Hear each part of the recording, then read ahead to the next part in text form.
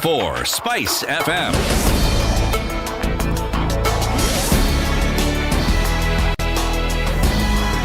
Good morning, this is Newswire. I'm Dennis Aseta. We start this bulletin on a sudden note where Rabai MP William Kamoti is dead.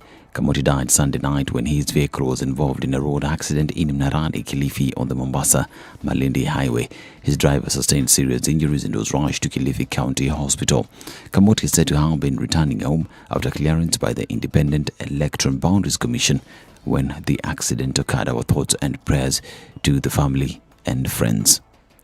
Now, Justice and Freedom Party presidential candidate Justice Juma and his running mate Anno Vinya might be struck out of the presidential race for insufficient documentation. Juma, who appeared Sunday for vetting, failed to furnish the commission with requirement documents of soft copies of supporters, as well as failure to present the threshold of 48,000 supporters. The commission gave Juma until June 2nd to reapply for vetting again once he obtains the requisite documents required before he is officially cleared as an aspirant. The commission also declined to clear Peter Kingori for the presidential race in August due to insufficient signatures. According to the Electoral Board's chairperson Ofula Chebukati, this is after he presented only 65 of the 48,000 signatures required. Kingori has, however, been given until June 6th to comply. This as the IEBC cleared Ford Kenya leader Moses Wetangula to vie for the Bungoma senatorial seat. Wetangula has tied his quest to the senatorial race despite being a principal in the Kenya Kwanza coalition. Wetangula was handed the certificate by Bungoma IEBC County Coordinator Grace Rono. Similarly, Wiper senatorial candidate Daniel Manzo has been cleared to vie for the Senate seat. Manzo, who is the current Makueni MP, is among the first to be cleared by IEBC in the two-day exercise carried out at the Water Technical Institute. And United Democratic Alliance Vice Chairperson Kipruto Kirwa has ditched the party and officially joined the Azimio coalition. During a campaign rally in Serisia Market in Bungoma County, Kirwa announced his resignation from the Deputy President William Ruto-led party to join Raila Odinga. He was officially received by Odinga and his running mate Martha Karua. The former agricultural minister stated that in order to ensure that Odinga obtains the 50+1 support, he decided to join his political bandwagon, saying he believes the Azimio camp will clinch victory. Kirwa revealed that his move to leave UDA was influenced by Odinga announcing Martha Karua as his running mate. He added that in the last week, he has been contemplating the decision, which ultimately he made. Now, President Uhuru Kenyatta has rallied Kenyans to continue being cautious of COVID-19, saying despite the relaxation of disease containment measures, the danger of infection spreading still lurks. The head of state spoke at State House, Nairobi, when he presided over the 92nd inspection parade of the St. John Ambulance, Kenya, where he announced a 150 million shillings annual government sponsorship for the organization, starting with 100 million shillings this financial year. The president, who is chief patron of the humanitarian institution, challenged it to include more young people in its activities by engaging learning institutions at primary, secondary and tertiary levels. This as the Ministry of Health announced triple-digit COVID-19 cases to 128 from a sample size of 2,303 tested, marking an increase in the positivity rate to 5.6% of the cases. 104 are Kenyans, while 24 are foreigners, 82 are males and 46 are females, while the youngest is 1 year old and the oldest is 85 years old. This is Newswire continues to urge you to continue observing the COVID-19 measures. Now, a Kenyan teacher has received global recognition for his efforts in fighting tobacco use and addiction among local youth.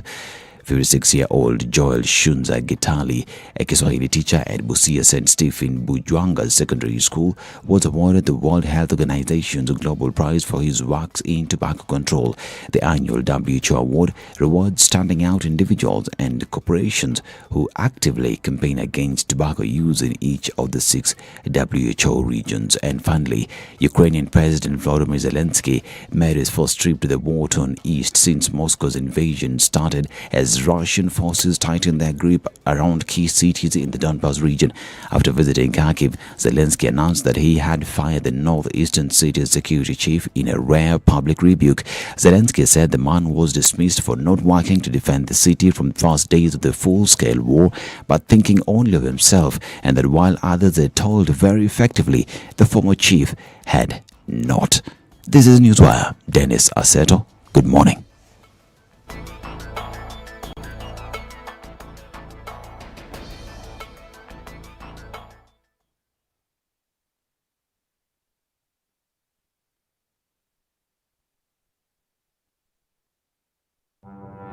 I hope you don't believe that Hustler is a poor person. Hustler is a person who is making a living through hard work. The group of leaders we are having now, Kenyans, listen, the chemical composition is the same. You will mold them to ODM, then NASA, you mold them to Kano, mold them to Jubilee, mold them to any other different color sometimes, but the chemical composition is the same. It's not about me as Nurdin Haji, but it's about the constitution that I swore to protect. So when individuals attempt to hoard those powers and they want to be investigators and also prosecutors, then of course I have to defend that position because that position is in the constitution and that's what Kenyans wanted. I'll tell you what happens is that when you ignore court orders, you're creating and quoting anarchy. Then you create a very dangerous precedent. A story is told of the first president of the country who also went to visit Mathare, presidential tour. Yeah? And of course, he went to this place and he introduced himself. So one of the enemies says, hata wewe kuna jina kama yangu.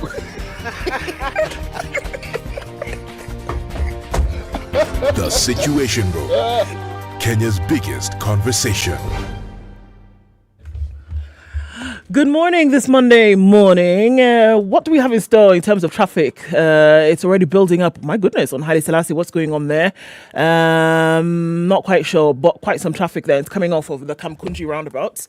Getting into the CBD looks like it's going to be very crazy today because in and outbound traffic is already doing its thing. Landis Road, quite busy as well. In and outbound traffic. Jogger Road starts from Hamza all the way through to the roundabouts at the City Stadium. We're looking at Langata Road and that's picking up quite some. The construction on that interchange will continue to bring quite a lot of traffic on Langata Road, and this is just after the Nyeri Stadium, out through and through into Langata itself. Lunga looks pretty good, getting into that little quadrant of industrial area.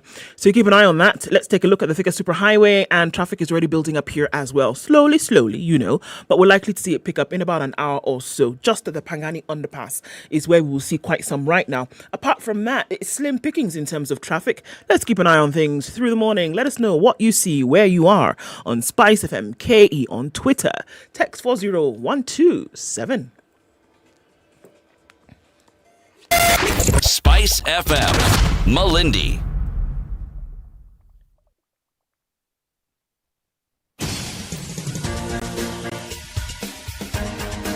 This is the Situation Room, the home of hard-hitting political commentary and penetrating insights about the state of the nation. This is a talk radio experience like no other. The Situation Room, a place for hard truths, debates, and elevated conversations. The Situation Room, witty, political, engaging, deep, controversial. In the room, we have C.T. Muga, researcher, academic, seasoned political observer, a fountain of wisdom in these politically uncertain times. Ndu Okoh, Nigerian by birth, Kenyan by choice, communications expert, Pan-Africanist, a truth seeker and believer in people power, and Eric Latiff, agent provocateur, the man in the chair, seasoned journalist, news hound, a man who believes in punching up, not down.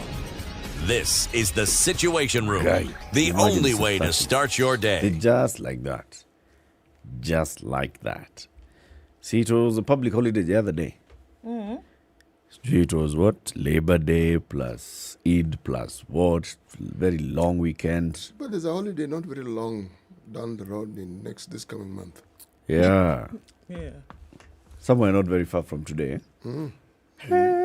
Hey, these holidays are just come and go. Come and go. How you doing? Welcome to Kenya's biggest conversation. 9 minutes after 6. It's Monday. Happy Monday, Ndu. Happy Monday, Eric. How you doing? I'm all right. How about you? What's pink? What pink is that? It's purple. It is not purple. So what? Fuchsia. It is light purple. Oh, is this what they call lilac? Actually, you're closer to lilac than you are to purple with this. Yeah. Uh-huh. Yeah. So what is it's it? just pink. What color are you wearing? Pink. It's lilac pink. Okay. No such thing as lilac pink. My friend, It's pink. if something can be rusty brown That's Or different. burnt orange. Ha! Like it can be lilac pink. Oh, yes, it can. It can be anything. You had a good weekend? I did. When I did, yes, I did. And when you didn't? I didn't.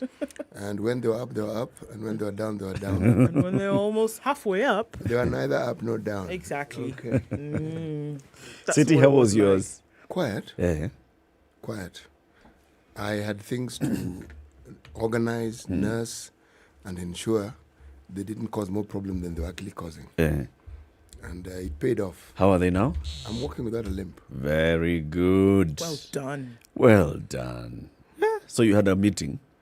You guys said You had like a CT, conference. Charles and Charles Timothy. Now let's Come just together. talk about this thing. Come, let us reason together. Come, let us reason. Did you see that age mate of ours who just climbed Mount Everest? Same. And he's walking straight? Why are you behaving like Like this? this. What Can you just- kuchoma? Choma bwana. Then CT says Nyeri. Yeah. Then Charles says okay. Mm. Then Charles Timothy says Nisa. We agree.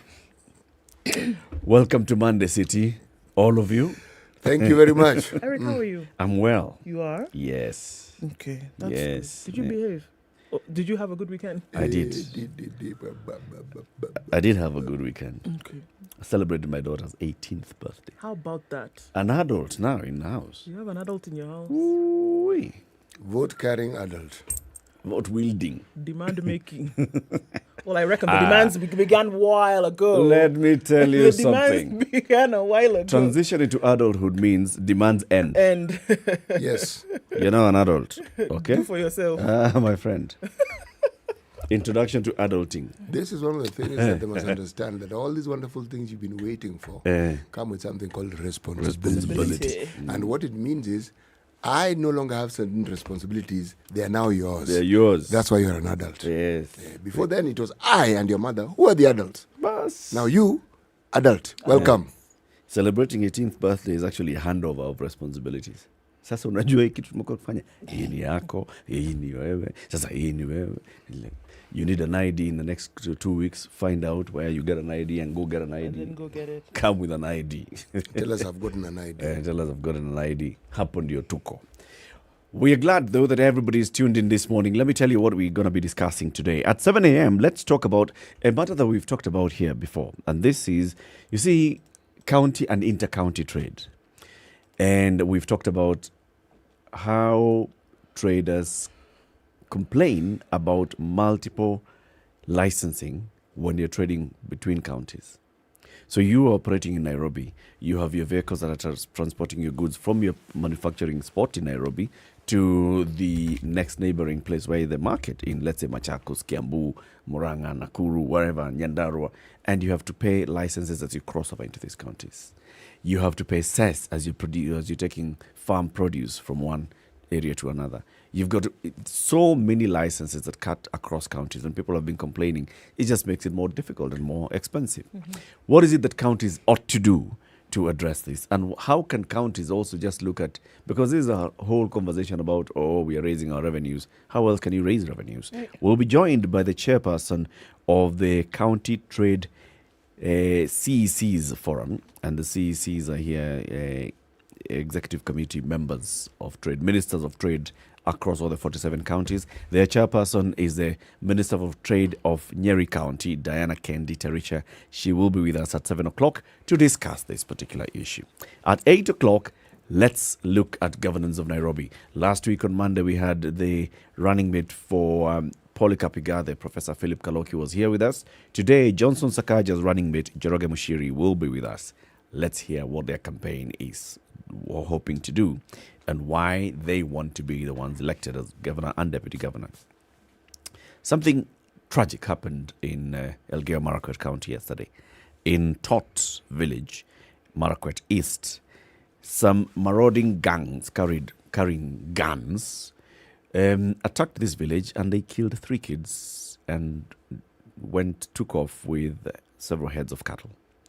This is a big issue. The children who were killed were the ages of 8, 9, and 11.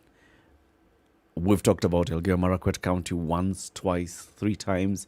We've talked about this entire region, Elgeyo Marakwet, Samburu, West Pokot, and what's happening in that region. So we want to seek answers from the Senator for Elgeyo Marakwet County, Kipchumba Murkomen, who will be joining us at 9 o'clock to discuss this particular issue. What's the issue? What's the problem? What are the solutions? Let's talk about COVID. Let's be cautious of COVID-19 is what President Uhuru Kenyatta is telling Kenyans. This is coming off the back of increased cases of COVID-19 in the country. Let's look really quickly before we come back to what he said.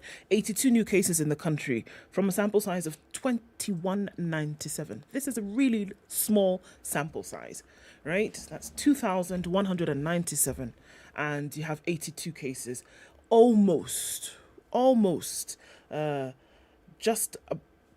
So we're looking at about 5% of that resulted in positive cases. So we're looking then at a positivity rate of 3.7%, the highest, again, in the last 2.5 months. It is off the back of cases like this that the president says, you know what, guys, despite a relaxation of disease containment measures, the danger of infection spreading still lurks. I quote, I urge all Kenyans to get vaccinated or receive your booster shots so that we may put the pandemic behind us once and for all. He was speaking at State House yesterday as he presided over the 92nd inspection parade of the St. John's ambulance. And he said the danger of infection still lurks. He said, I know that we've relaxed, but then from the numbers that we are seeing, we need to get something done. And this was the call that, you know what, if you've not been vaccinated, come out and get vaccinated. Are vaccinations available in the country? Yes, they are. If you've received your double dose of vaccinations, go out and get your booster shot. Because, look, the thing is, hands in the air, we are not sure what we'll be able to do in terms of containment if this does, again, become a 5th wave in Kenya, which is essentially what it would be. Right? So that's the call. We're looking now at a story coming out of Hong Kong where more than half of those who died from COVID in the last few days, number 1, were care home residents. Number 2, it took just 10 days for them all to be infected. And most of them who died were those who were caring for other people. All right? So we're looking at a situation that they were not moving about, but they were taking care of people. More than 9,000 people have died of COVID-19 in Hong Kong since the start of this year. Wow. Giving it one of the highest fatality rates in the world. Over half of those who die in the latest wave were home care residents. And the Chinese arm of the BBC was given rare access to this home. There's a video on the same. And just looking at that story earlier, what it was is that those who are caring for the elderly, caring for the infirm, etc., are the ones who died. 100% of the home care residents who got COVID died from COVID. Wow. 100%. So it's bizarre. It's bizarre in this in the manner in which it happened. But it was serious enough for it to be given, this kind of attention. Hong Kong still bearing the brunt of the COVID-19 infection rate. So we're looking at global numbers now of 531,656,506. Let's take that break then. It's 18 minutes after 6. Take a look at the weather. And then we'll be saying hello to everybody who's locked online. Good morning.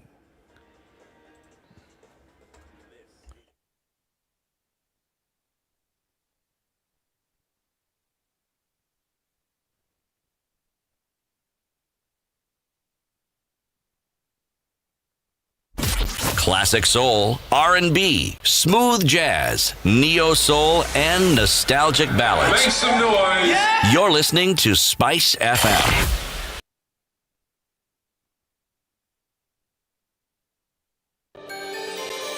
Are you looking for employment and are tired of sending job applications without any response? Gone with no response?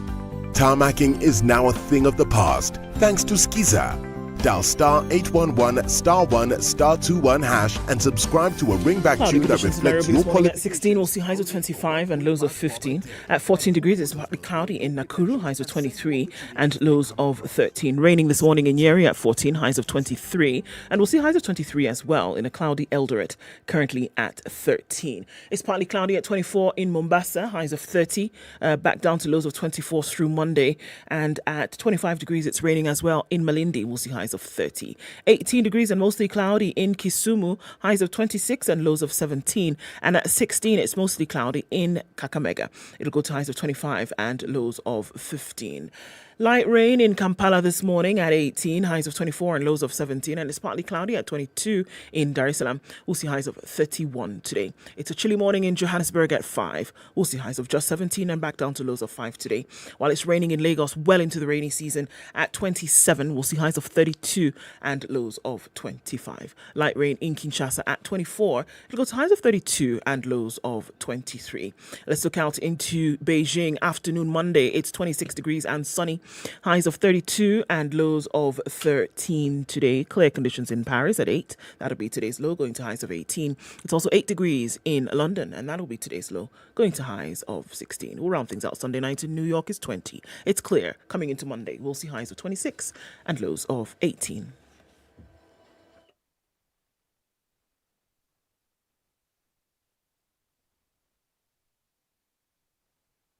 Mature, intelligent talk every morning.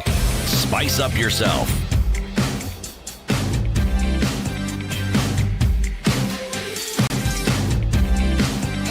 Mornings done right.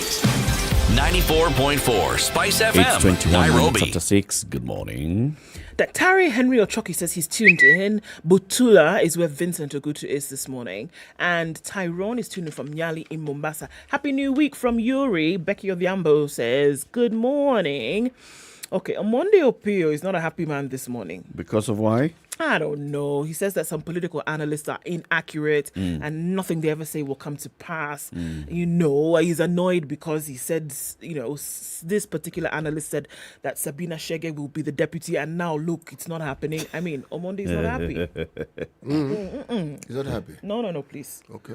So, you know, I don't know. He's not happy. No, he's not happy. Let's just leave it at that for now. Wa Ebubere Mumiasa, that's where Faristo Mugando is tuned in from. Pete Ongera says May, June, July fast. May, June, July fast. And he's from the Lucania train station this morning. El Bergen. Where exactly is El Bergen? Warufaka. Orufaka is after Joro. Hold on. I said El Bergen. Yeah, that's the same place. That's what I said. It is not. It is. It is not. Same. That is not what you said. Okay, for instance, if you ask somebody who comes from my neck of the woods, the name of this particular town that we're in, what would they tell you it's called? Nairobi. No, Nairobi. Others would say Nairobi. Yes, same place. So So I said El Bergen. Yeah, What Eric said is not Orufaka. even close. it's the same place. If you come from Nakuru, okay, you go to Joro. From Joro, you go to Erufaga. El Bergen, okay. Then from El Bergen, you go to Turi. Yeah, Then they have from Turi, been. you go to Molo. Yeah. Then you continue like that. Ah, okay, I get it. Then Mao Summit, I now know where it is. okay, Okay. Got it. etc., etc., etc. You've seen it now. I've seen it. like that. Eh? Eh. Yes. Benson Mumo is tuning from Mombasa this morning, and Yobesh says he's locked in as well. Good morning from Makutano. That's another place. Makutano is in Meru. No, there are Makutanos all over the country. Just so that you understand. There are Makutanos all over the country. Now, which Makutano is this? This one, he said he's in Makutano in Meru. Okay, fine. Which Makutano of Meru? There are many Makutanos. Meru town has a Makutano. Yes. On your way In to town. Meru, en route to Nyeri, there's a Makutano. Yes. Time out. See, Makutano is like the meeting place. Yes. So you can call it the meeting place. So there are many meeting Where places. roads- Where the roads meet. Where roads meet Ah, is a Manassas. Makutano. Okay, I get it. You see here, Chumvi, Salt. junction to Machakos. Yeah. Makutano. Okay. Damn it, I thought it was like one place only. I understand. You see, every day you learn something new. Yes. You get Isn't to it? Mount Summit, you get to the turn of going to Kisumu, Eldoret. Makutano. You go further up, Makutano, on the road to Eldama Ravine. I'm just explaining to you. You see how they can sell you in this country? Makutanos are like Mailinne, Mailisita. Yes. Every town has a Mailisita or Mailinne or Mailinane. In Nigeria, you have mile 12, many of them. I got it. Yeah, I'm more educated than I was 5 minutes ago. Okay. Nandi. Took on Danny. That's where Bay is this morning. Daniel Jamhuri says good morning as well. Alex Ogadi is tuning from Joro in Egerton. And good morning, guys. Like your show, tuning from Machakos, TTC specifically. That's Apollo Calvin. And Amimo Ven is tuned in as well. Vincent Ogutu is also with us today. Zachary in Kakamega says good morning. Good morning from Washington State, up in the northwest of the US. Andrew Chamoiwa says good morning. And Odera, unfortunately, is freezing at the Great Wall of Kino. Okay. Good morning. Tuning from Karaskari. Lovely day to you too, Berin. Good morning from Ayucha. Where is Ayucha? Okay, tuning from Kampala is Ntegeka. And good morning. Also tuning from Uganda, Havisuham as well. Tuning from Kisumu is George Toll, Robert Bogo, Evelyn, George, Abdul Abubakar. We see you all this morning. Thanks for joining. Karibu sana. Welcome, everybody. City? Yes. The proverb. 2 more days for Proverbs in Tanzania. TZ. All right. All right? Okay. Every bird flies with its own wings. Oops. Can I borrow yours? Can I borrow your wings? I'll return them later. Every bird flies with its own wings. Yep. It's true. N'est-ce pas? C'est ça. Ouais. Hey, Papa.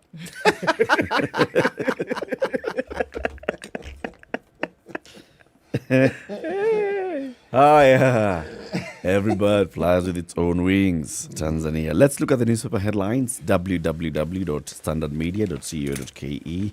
Are you a member of this online community? Just register. Log in, register, and get access to premium content. What are you looking at, Ndu? So, there's a wall.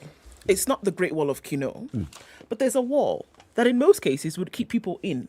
Right? Right. Said wall. Or out. Or out in Okay. this case.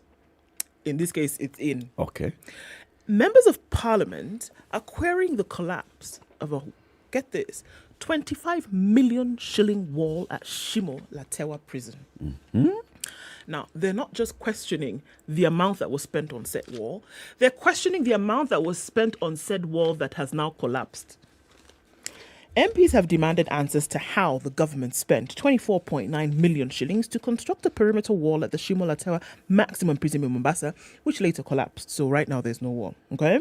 Auditor General Nancy Gathongo has flagged the 225-meter wall and the speed at which the contract was awarded to the accounts of the State Department for Correctional Facilities for the 2020-2021 fiscal financial year. Interestingly, the department's accounting officer awarded the contract to the Transborder Enterprise Company Limited through restricted tendering, contrary to the procurement law. Appearing before the Public Accounts Committee of the National Assembly, Kenya Prison Services Commissioner General Brigadier John Warioba admitted that the collapse of the wall is a grave matter that should attract the attention of the National Security Council, which is chaired by the President. He said, "This is a matter that requires the attention of the NSC." He had accompanied the Correctional Services Principal Secretary, Safina Kwekwe, and told the PAC chair, according to the MP's report, PAC Chairman Opiyo Wandani had sought to know whether the collapse of the wall could jeopardize the security of the country, considering the facility holds high-risk convicted criminals. The Watchdog Committee was also baffled by the speed with which the contract was awarded in defiance of the Public Procurement Asset Disposal Act of 2015. Documents presented to Ms. Kwekwe showed that a letter of notification of award of the deal was issued to the contractor, who accepted the offer 1st April 2017. The contract was signed on the 4th. The second day of the notice of award. This is contrary to procurement law. Section 135 of the Act requires the contract to be signed within the period specified in the notification of award, but not before 14 days following the notification. The response provided by Kwekwe shows that the construction commenced just 3 weeks later on the 21st of April 2017, and the first certificate of payment worth 16.95 million shillings was raised on the 5th of May by the State Department for Public Works, the project supervisor, in favor of the Transborder Enterprises Company Limited. A second payment of 4.97 million was made on the 2nd of July 2017. while a third was made on the 10th of October same year and paid. So the payment was brought up in October and paid the next year on the 26th of June. Although the scheduled contract period was a duration of 16 weeks from May 4th until until December 23rd, 2017. This was the period within which the work should have been, done and completed. It was later reported that on July 24th, 2018, 95 meters of the wall collapsed in the area between watchtowers 2 and 3, as a result of which an officer manning the watchtower 2 at the time sustained injuries. So to date, the wall obviously has not been fixed. Documents before the House revealed that although construction resumed, the contractor abandoned the site while the wall was just 60% complete. How long is this wall? 225 meters. Ati? 225 meters. Shall I say it one more time? High security, reinforced concrete, blah, blah, blah, blah, blah. I mean, we're talking about security, fence, blah, my friend. blah, blah. We're not just talking about a Tiaka hedge here. Why I ask Kayaba. is because I know exactly. Kayaba fence. Or barbed wire. Yeah. Or stone wall with broken glass on top. Why I ask is because Shimulatewa prison has a fairly massive compound. Yeah. So when the said amount is mentioned, my thoughts were this The entire perimeter. Yes. Not This no is place. what I was thinking of. One side, sir. And how many layers of wall are we talking about? Because it could be the inner wall, the outer wall, the outer wall, and the inner. Is it just one? It is. So the part that collapsed or the whole wall that was built? The 25 million bob wall. Okay, so let me tell you. It's wall or wall. It's wall. It is not it is the outer wall. This is why there is concern. It is the outer wall, which is why there is concern. These walls inside are scalable, my friend. That is why when asked, Wandai said, "You've told us that because it's a maximum security prison, you need 2 walls. Now you say you have enhanced manpower, but is it sufficient to guarantee the prison its status of a maximum security facility?" Suna East MP Peter Masara asked, "When the contract was being awarded, it was an emergency. You even used the restricted method of tendering to award it, and its entire cost was paid for at record speed. So when the wall collapsed, it's this being an emergency? What has changed the situation? This was a scheme to siphon public funds. The concern was never about building a wall for the good of the country's security architecture, but an avenue to assist some people make money." And that's what he has decided. That's the issue. Yeah. We are spending too much time on something that should be very straightforward here.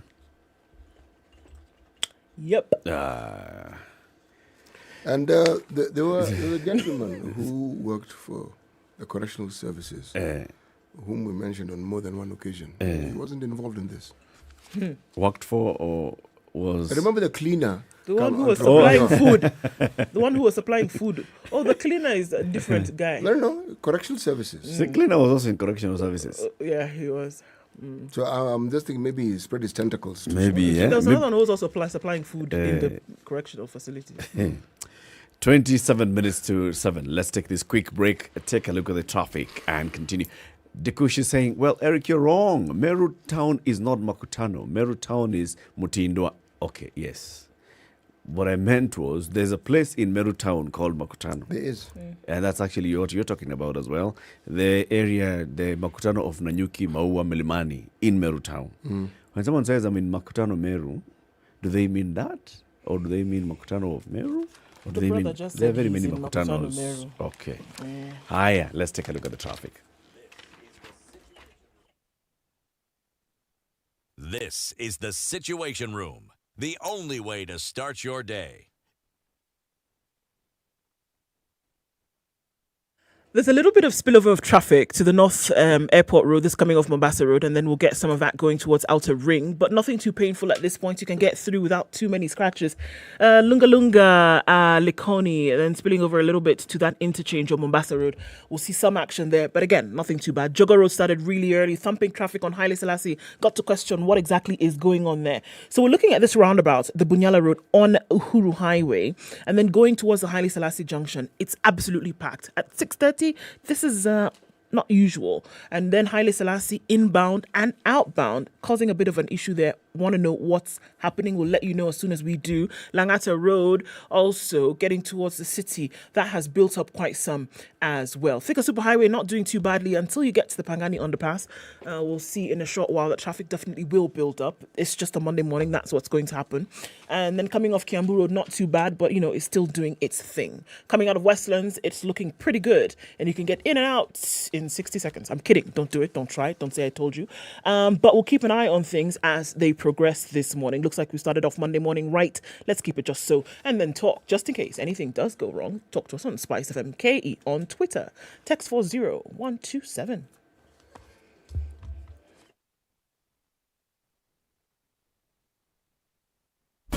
Classic soul, R&B, smooth jazz, neo soul, and nostalgic ballads. Make some noise. Yeah. You're listening to Spice FM.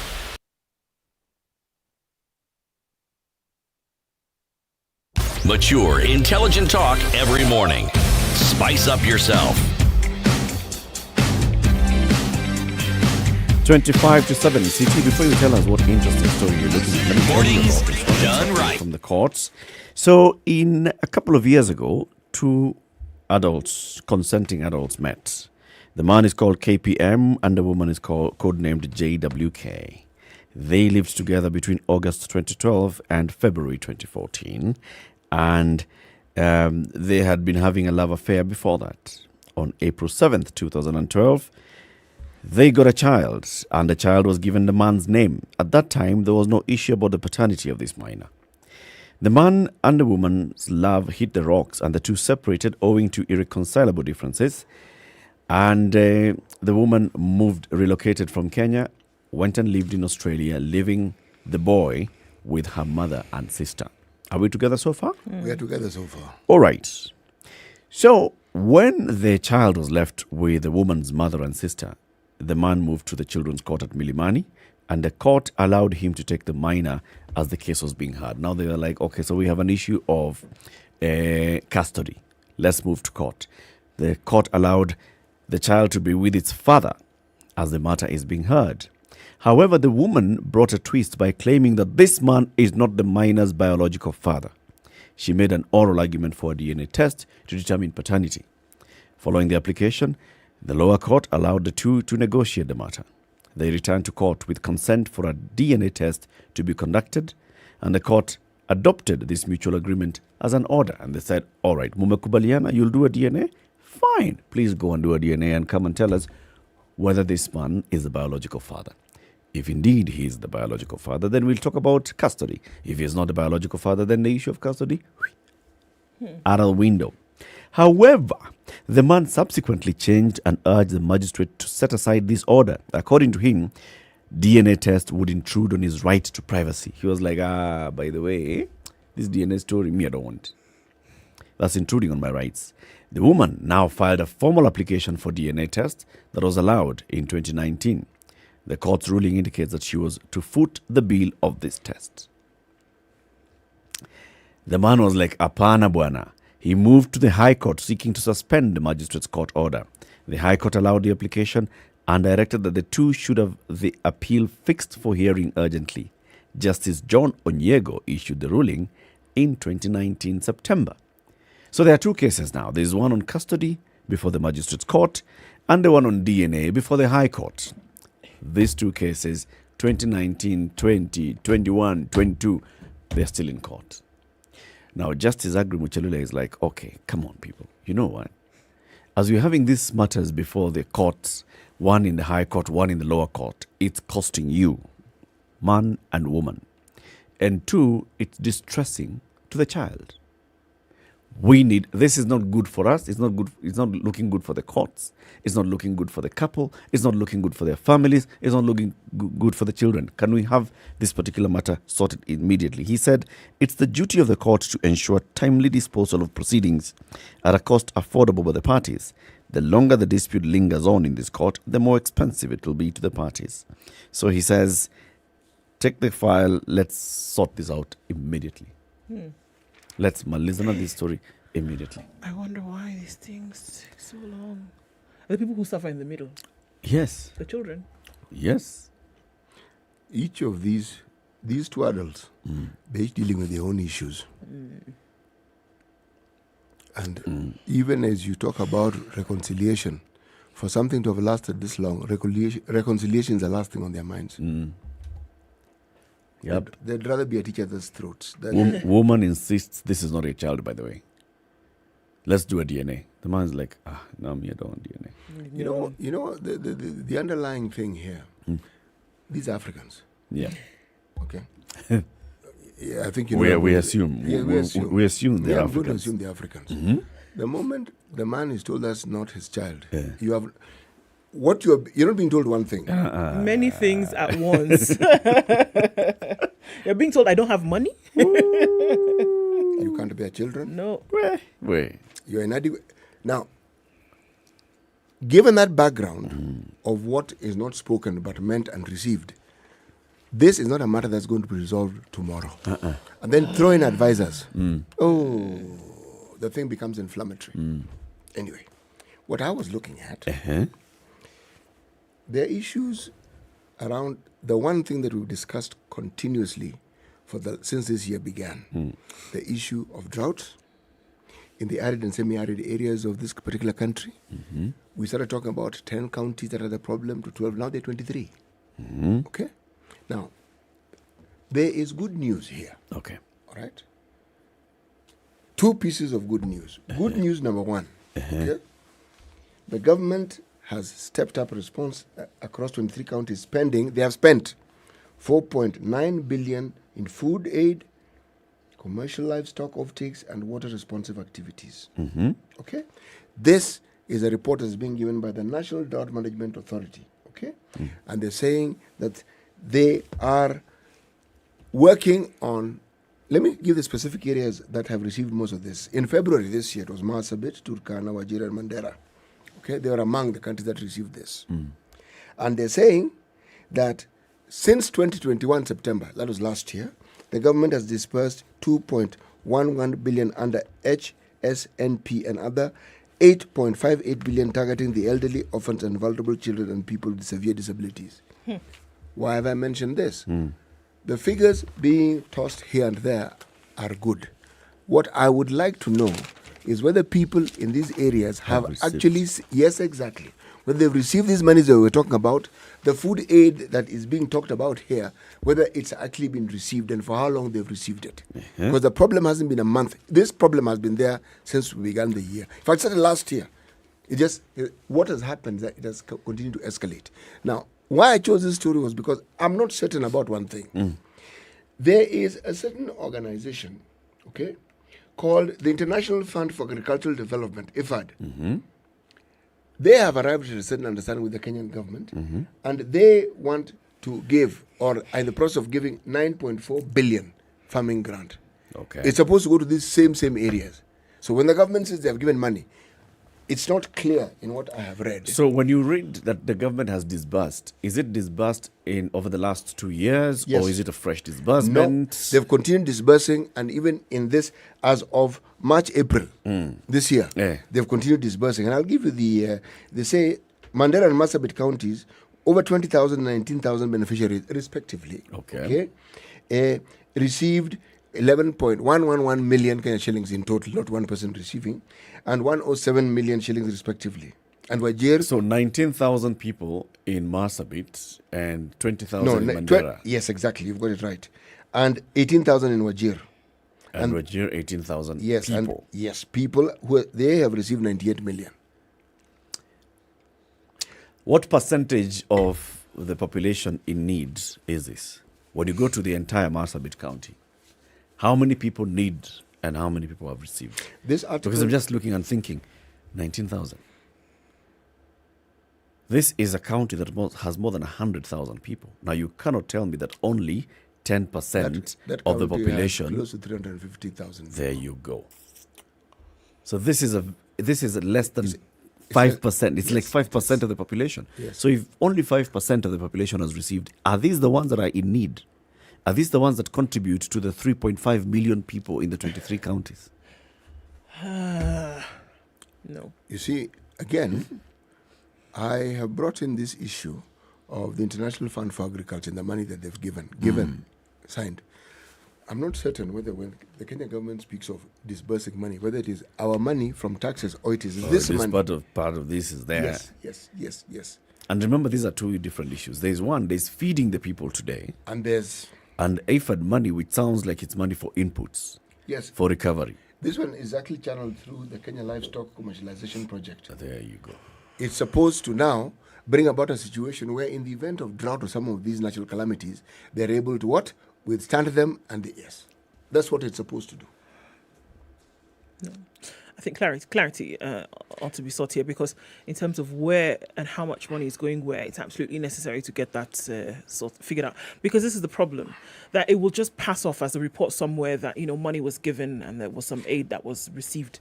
But in terms of longevity of the project, number one, and then able to see that it's sustainable, that's what these monies that you get from development partners then essentially is for. You see, most of the money that they're speaking of in the matter that I spoke of first, because these are two different articles, they were actually cash transfers, okay?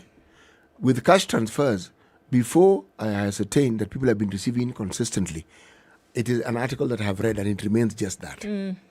If I didn't come to town yesterday, no, they've been around for some time. What I'd also like to see is an account from from the parent ministry of what it is that they have been doing with this, actual evidence of where this 9.4 billion and the other billions that have been given before have gone into, and how they've been used to avoid this particular disaster that we have year in, year out. Yeah. Because it isn't for lack of people who are willing to assist. It isn't. So how then do you have a situation that keeps escalating? Because it isn't becoming less, it's escalating. How? Okay. All right, so all eyes are going to be on the IEBC for the next few months, no doubt. But unfortunately, it could be bad eyes today. Technical hitch causes delays as IEBC begins to clear aspirants. We saw that list that we were worried about has been whittled down quite some of presidential aspirants because they just did not meet the mark in terms of some of the requirements. Several aspirants have been cleared by the IEBC to vie for elective seats. In the exercise that started yesterday, some of those submitting their papers had to wait for close to 3 hours to be given the green light to contest in the polls on August 9th, even as the commission experienced technical hitches in some counties. According to the general election regulations gazetted on the 20th of January, the clearance of aspirants will run from May 29th to June 7th. All the aspirants were required to show that they had resigned from office if they were public officers and to present the identification document used to register as a voter according to the election regulations 2012, among other requirements. For example, Nakuru West MP Samuel Arama was the first in the county to present his papers to the IEBC in the constituency, despite earlier doubts about his candidature. His was a moment of great pressure after he's misplaced some of the statutory documents needed for him to be cleared. One of his proposals was missing in the Jubilee Party records, but a supporter jumped in to save the day. So there are quite a number of things that just did not go along. And the IEBC is now saying, you know what, guys, it's taking long, but we're going to sort it out. We're just going to get, in place with the technology and ask it to do what it needs to do for us to be able to sort this out for you. So there were issues around the country, from Kirinyaga County, Nakuru. We're looking at Mombasa County, where there's problems here and there with the verification of documents, back and forth. Nyamira, Ugunja and Siaya County, etc., etc., etc. IEBC says they continue with the exercise until the 7th of June and that any hitches are regretted, but they're doing the best they can to make sure that everybody is in the pile if they should be. Okay. So people have been presenting themselves and getting cleared or not cleared. Yes. So don't worry about this big fat booklet. It would appear come voting day, because the numbers that were presented would not necessarily be those who will be verified. People will not just be getting in and, okay. Sawa, it's a good thing. There's today's piece by a partnership and special projects editor at the Standard Group, Andrew Kipkemboi, is quite interesting. He says, the headline, spare a thought for matatu, the bell tolls for this unique industry. He talks about the matatu. You know, matatu in this country is one, means of transport, two, is a culture. And because of what the matatu culture is, Andrew Kipkemboi is feeling, my goodness, it's coming to its end. Last week, the design of the new Central Railway Station and Public Realm, part of the wider Nairobi Railway City Development Program, was launched. For the second year in a row, the 2022 economic survey indicated that fewer matatus and minibuses were registered. So the previous year, 1,024 matatus and matatus were registered and 822 minibuses. If you drive along Mombasa Road, you quickly realize that the number of private cars far outnumber matatus. There were times when the newest fleet of cars on the roads were matatus. You only spot a few nowadays, and far less people taking matatus than ever before. Now, because of the advent of Uber and all, fewer and fewer people using matatus. And then you have the BRT that's being launched by the government and saying we're going now to have some standardized buses. Yeah. So that is also applying pressure and sounding the death knell on matatus. So he's saying, look, I think the matatus will be no more in 10 years or less, with several forces buffeting it, including the rollout of BRT, road infrastructure that don't favor random bus stops like the expressway. It might be a matter of time before the matatu makes the last lap. It might reappear in another format, especially as the government moves back into public transport, translating to cheaper, orderly, reliable and efficient means of moving people from one place to the other. But you know what? It is sounding a death, the toll on the matatu. What does the death of the matatu portend? Kenya holds the dubious distinction of being among the countries in the world with more road fatalities, more than those with more cars and people on the road. The matatu sits atop the bribery enterprise that's choking and turning private enterprise into an unworthy venture. Additionally, on average, because of the greed for higher markups, most are badly, if ever, maintained, leading to increased wear and tear. So matatus, as we know them today, may not be here in this form in another, he says, 10 years, maybe more. It's an interesting article, but again, there's certain factors about the matatu industry that one notices on the roads. The bulk of the matatu on the roads for the longest time were the 14-seaters. Yep. But we now see some of the bigger matatus plying the very same routes that the 14-seaters used to ply. And we also see it is not just a matatu. No, it's a fleet belonging to either what they call SACCOs, as I call them, or they have a certain brand. Now, if you have a 14-seater and then you find 28 seaters, essentially you're saying you're finding one matatu instead of two. Yep. It has the same capacity. So the number of matatus being reduced on the road, yes, I quite agree with Andrew Kipkemboi, are as a result of the factors that he mentions, everything that he mentions. But also, again, remember, you also see full-scale buses, bigger buses that carry up to 50 people, again, on the roads. Before it was Kenya Bus, and then it was the green and yellow one, what were they called again? City Hopper. City Hopper, yes. But there are others on the road as well. Yep. But he is right. One sees fewer and fewer of these vehicles being new. That is true. There's a less and less investment in this sector, and which tells you that the government ought to move very fast with this BRT program of licensing new, better bus operating companies. Hiya, another story that you're looking at? Matatu. Matatu still? Matatu. Yeah. It's on my mind. Okay. I'm looking at why smokers puff after eating. Okay? This is the section. Why smokers puff after eating. Smokers. Oh, eating. Wavutaji wa sigara. Okay. Yes. Wale ambao wanavuta sigara. Yes. Kunywa sigara. Wanakunywa sigara. Okay. Do you have any idea as to why it is people smoke immediately after eating? It's that feeling of satisfaction. Yes. Yeah? Yes. In everything. Yes. Maybe after finishing a race, they smoke. Precisely. And are you aware that there is a World Tobacco Day? Yes, I've heard of that. You've heard of it? Yes. Okay, Ndu seems to have heard of it and she considers it interesting. Yes. Now, there are people, experts in this field. There is a nutritionist who's being quoted here and says that smokers may suffer from malnutrition and nutrition deficiencies as nicotine from cigarettes affects the brain and suppresses one's ability to taste flavors. Eh? All right. Nicotine suppresses one's ability to taste flavors, thus affecting the enjoyment of food and reducing the appetite. Ah. Yes. Uh-huh. So when people smoke, put it this way, people understand that nicotine is affects them in certain ways, but among the other ways that it affects you is it stifles your taste buds. And as a result, there's this feeling that, one, you can't really taste what you're eating, but number two, you feel you do not really need to eat much. Okay? Yes. That's quite interesting.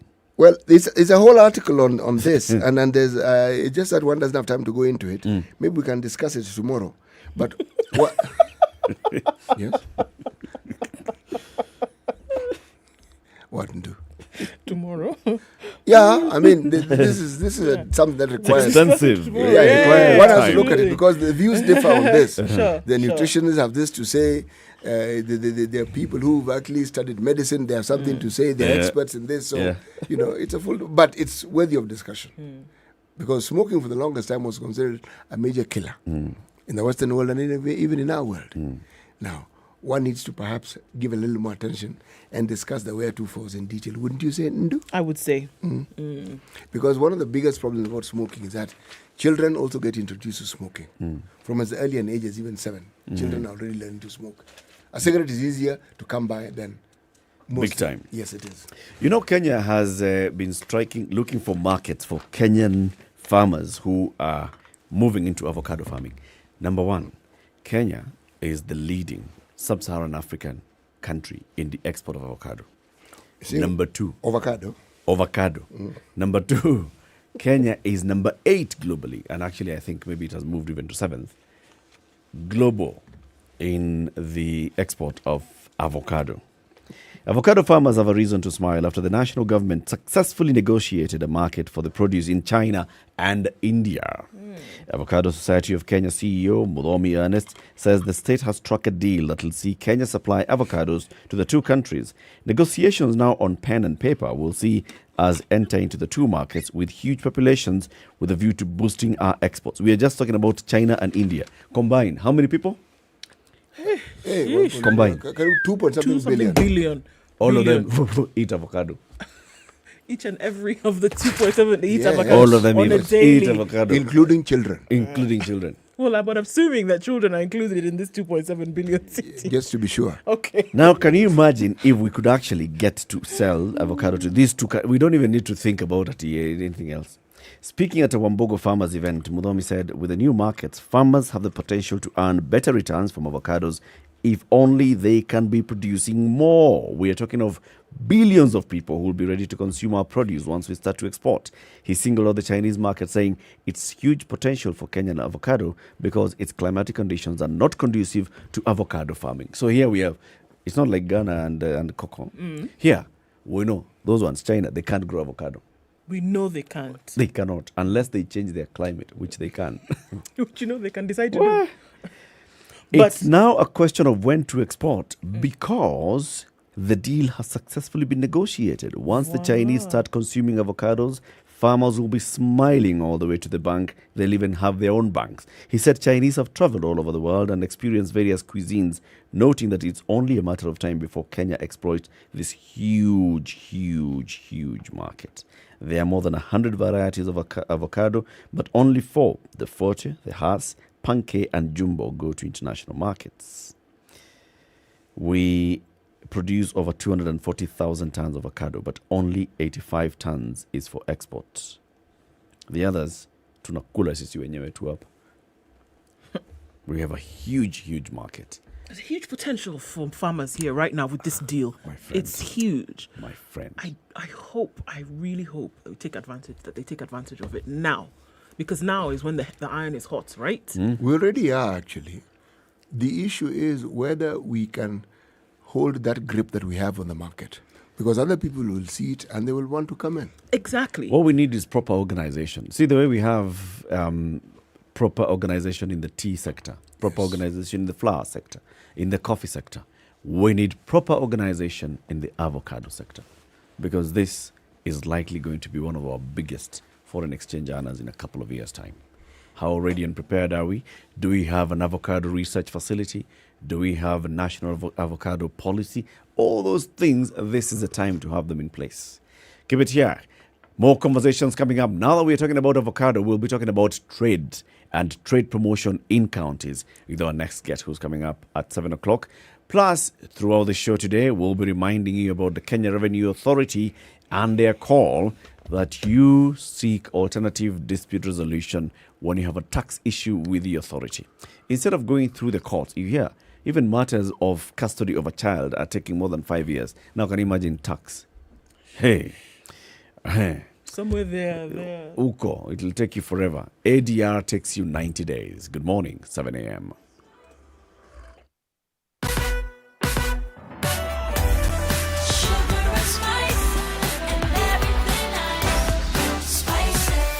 Spice up your life.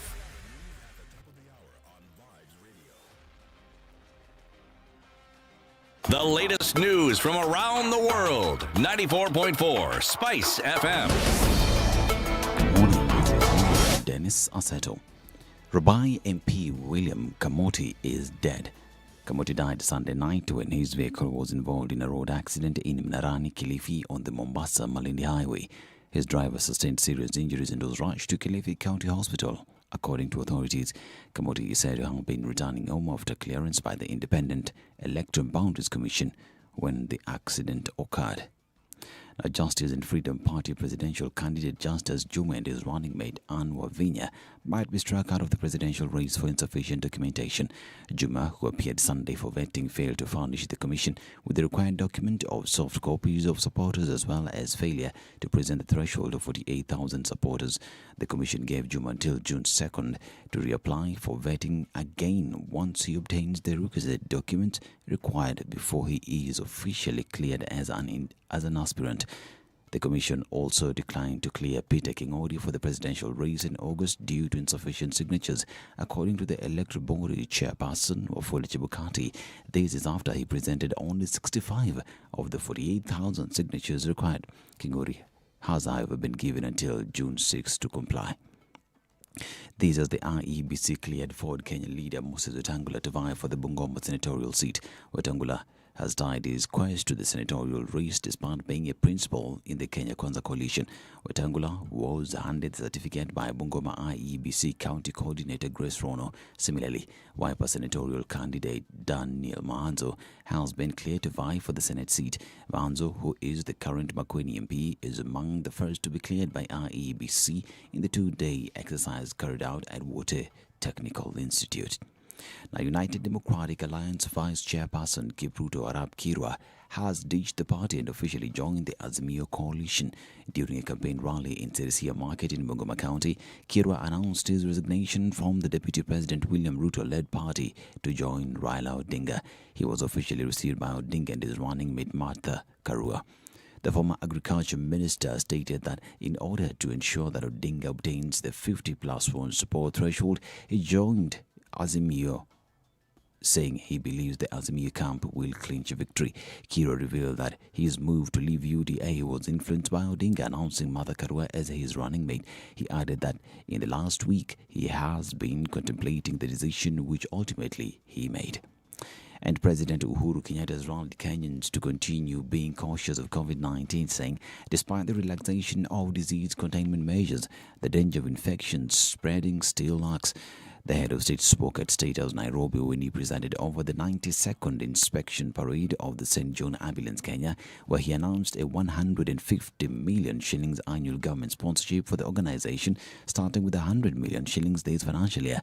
The president, who is the chief patron of the humanitarian institution, challenged it to include more young people in its activities by engaging learning institutions at primary, secondary and tertiary levels. This as the Ministry of Health announced triple-digit COVID-19 cases to 128 from a sample size of 2,303 marking an increase in the positivity rate to 5.6%. Of the cases, 104 Kenyans, while 24 are foreigners, 82 are males and 46 are females, while the youngest is 1 year old and the oldest is 85 years old. This as Newswire continues to urge all Kenyans to continue observing the COVID-19 protocols and be careful, take care of yourself and those that you love. Now, a Kenyan teacher has received global recognition for his efforts in fighting tobacco use and addiction among local youth. 56-year-old Joel Shunza Gitali, a Kiswahili teacher at Busia St. Stephen Bujwanga Secondary School, was awarded the World Health Organization's Global Prize for his works in tobacco control. The annual WHO award rewards standing out individuals and corporations who actively campaign against tobacco use in each of the 6 WHO regions. And Ukrainian President Volodymyr Zelensky has made his first trip to the war-torn east since Moscow's invasion started, as Russian forces tightened their grip around key cities in the Donbas region. After visiting Kharkiv, Zelensky announced that he had fired the northeastern city's security chief in a rare public rebuke. Zelensky said the man was dismissed for not working to defend the city from the first days of the full-scale war, but thinking only of himself, and that while others had toiled very effectively, the former chief had not. Earlier, Zelensky's office posted a video and telegram of the president wearing a bulletproof vest while viewing destroyed buildings in Kharkiv and its surroundings. This is Newswire. I'm Dennis Asato. Good morning.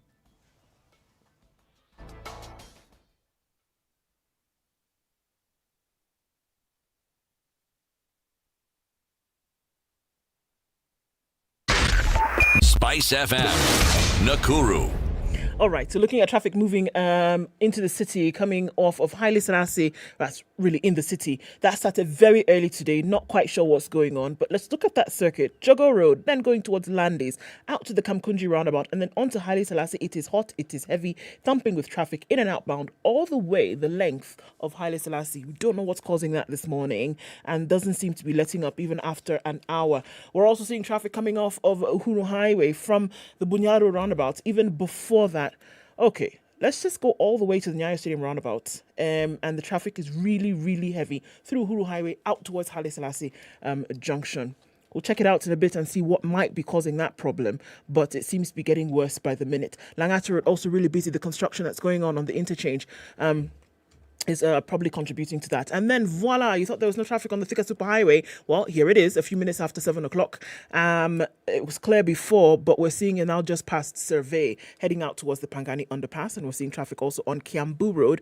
We're looking at 2-3 lanes now as we try to get towards Muthaiga Square. That's going to continue for some time. Monday morning traffic is now starting to live up to what it usually is Monday morning.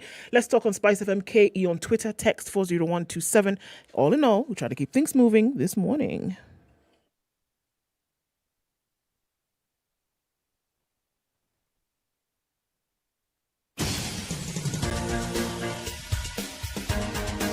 This is the Situation Room, the home of hard-hitting political commentary and penetrating insights about the state of the nation. This is a talk radio experience like no other. The Situation Room, a place for hard truths, debates, and elevated conversations. The Situation Room, witty, political, engaging, deep, controversial. In the room, we have C.T. Muga, researcher, academic, seasoned political observer, a fountain of wisdom in these politically uncertain times. Ndu Okoh, Nigerian by birth, Kenyan by choice, communications expert, Pan-Africanist, a truth seeker and believer in people power, and Eric Latiff, agent provocateur, the man in the chair, seasoned journalist, news hound, a man who believes in punching up, not down.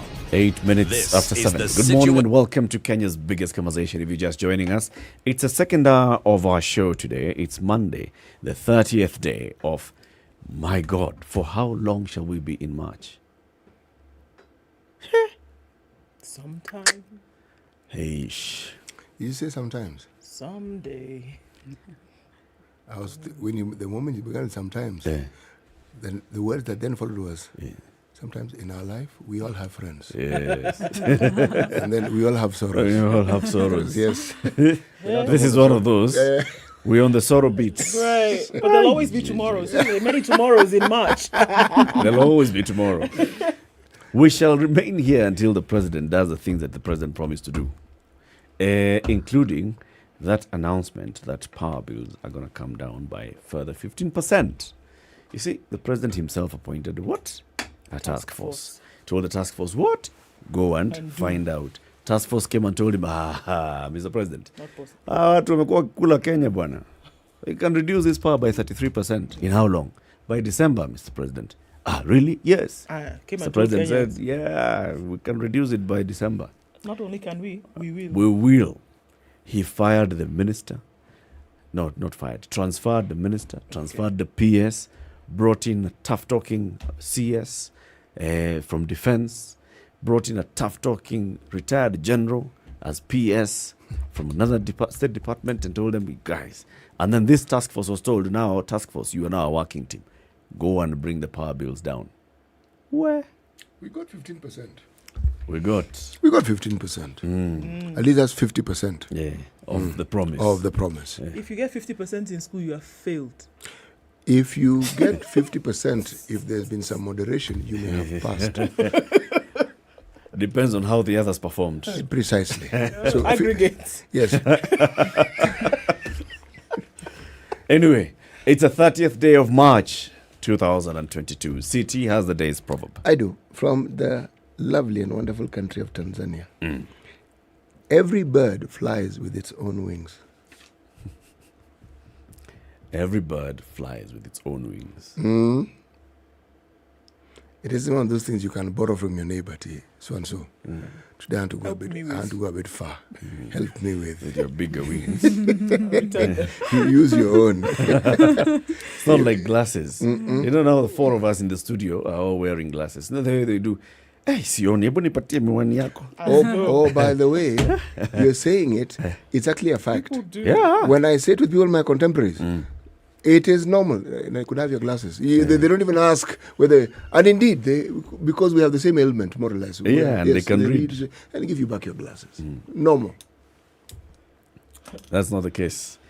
Our guest this morning, who is also bespectacled, is from the county of Nyeri. She is a county executive committee member for trade, tourism and cooperatives in Nyeri. She also holds several other positions. She is the Trade Caucus chairperson for the Central Kenya Economic Bloc that brings together several counties in Central Kenya. And nationally, she is the national chairperson of the County Trade CECs Forum that brings all the CECs from the 47 counties in charge of trade together. She chairs the forum. Hey, big person, Diana Kendi Terichia. Good morning. Good morning. Good to have you in the show. Welcome to the hot seat of the Kenya's biggest conversation, the Situation Room. Thank you. Early morning for you, but it's warm. This is not like Nyeri. Not. It's good temperatures, right? Very good temperatures. Yeah. Diana, you've worked in devolution. Well, when we look you up, you've worked in devolution since devolution was devolved. Right. Yeah. You previously worked in Machakos County before you went to Nyeri County. What were you doing in Machakos? Thanks, Eric. In Machakos County, I started off as a deputy director for county image in the office of the governor. And I was there for 2 years. Then I moved on to be director for county image still. So it was really a promotion. Then I was moved to the Department of Trade. My background is in international business administration. So I was happy to also serve as director for trade and economic planning in Machakos County, which I continued to do until 2017 when I moved to Nyeri County government. And you went straight to being a minister in Nyeri? Yes, I did. Hey, okay. How old were you when you first started working in Machakos? I was 25. Yes. Say that again. 25. Ndu may have missed it. I was 25, yeah. I was director at 25, yeah. Wow. You know, there are several things that we're hearing here. Number one, it's young woman being appointed to a senior position in a new structure of government. You are director, you are assistant director in charge of county image. What is that, by the way? What's county image?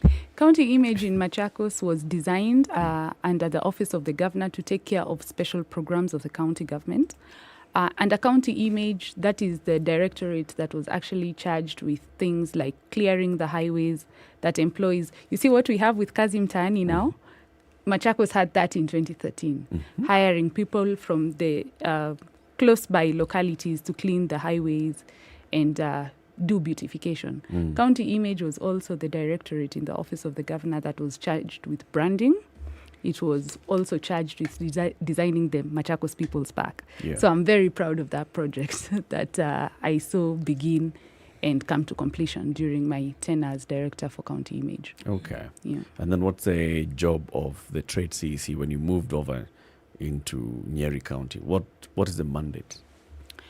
Well, the general mandate of a CEC, so like what we know in the national government, there is the president, that is the structure. There's the president, then there's the cabinet secretaries, and there's the permanent secretaries. The equivalent in county governments is there's the governor, there's the CECs, which is the county executive members, then there's the chief officers. So effectively, what I do at the county government of Nyeri is what a cabinet secretary does at the national cabinet, which is largely to advise the cabinet on matters concerning the docket, in my case, trade, tourism, culture, and cooperative development. So I am an advisor to the governor. We originate legislation that then goes to public participation and through the county assembly. We are also in charge of budgeting, controls, directing, staffing, the usual sort of management roles in the county government. Okay, so I mean, just taking Nyeri County then as an example, what are we advising? What are you advising on right now? There's so many things that seem to be up in the air in terms of trade, and if we're just going to look specifically at trade, I know that your docket is larger than that, but if we look specifically at trade, which many have said is then a driver, for county income or county revenue, then what are some of the specifics that we are looking at? We've just come off reading a story about avocado and what it can mean for traders in the country. So what projects right now are receiving attention and funding from county in terms of trade? Thanks. The trade, what is devolved, because there are roles that fall within the national government, there are roles that fall with the county governments. Domestic trade is the arm of trade that is actually devolved to the county government. But the two levels of government work in collaboration and cooperation. So every county government, and I'm saying this because I also represent all the other counties as their chairperson, they have their own focus areas when it comes to trade based on their comparative advantage. For us in Nyeri County, traditionally we've been an agriculture-based economy. So we have focused on agriculture, specifically coffee, tea, and dairy. If you are just looking at the news and if you've been following the county, you have seen the county has done a lot, especially in the area of agriculture, to be able to, we have what we called a liming program. So what we noticed is that especially in the coffee sector, what would happen is all these fertilizers would be dispatched from the national government and then they'd come to NCPBA and then people would just apply. Everyone would apply the same kind of fertilizer to their coffee, but the quality of their soils is different. So we started with soil testing to say, okay, what is the problem with our soils? How come we are now getting an average of 2 kgs per coffee bush when we could be at 20? All right. So we realized it's the quality of our soil. So the next thing, the county government invested in buying a lot of lime to issue to the coffee farmers through the coffee cooperatives, so that to improve on that. And now we did that in 2018. Now, the statistics do tell us that the average production per coffee bush is 5 kgs per tree. We are up more than 100%. So these are the kind of things that we are trying to do. We are lucky that, the exporters are lucky that there has been gains in foreign currency. So when we started out, the average amount of money that a coffee farmer would get from their cooperative after they sell their coffee would be 50, 60, 70, at best 80 shillings per kg. Right now, if you look at the numbers, every coffee factory is paying northward of 100 shillings per kg. And this is what we are really looking at. We are really looking at the indicators to tell us, are the things that we are doing giving us the outcomes that we are looking for? The other thing that we've done in trade, Nyeri is big on trade, by the way. And the county government, over time, all of these years, under His Excellency Mutahi Kahiga, has invested a lot in public markets. So you will see, currently we have slightly less than 10,000 people, the mamambogas, the people who sell in markets. Because as I started by saying, we are a largely agriculture-based economy. So we have created markets where these people can have decent trading environments, where if you're driving to Nanyuki or just going by the highway, you would find a proper structured market that you can buy from. And it also gives us then a structured way of collecting revenue, because I know we are going there. Because what the county does not charge taxes by law. What the county charges is fees, rates. So basically, you're mainly charging for things that you're providing services for. So now we are providing you a good trading environment. We are making your place comfortable for the customer to come to you.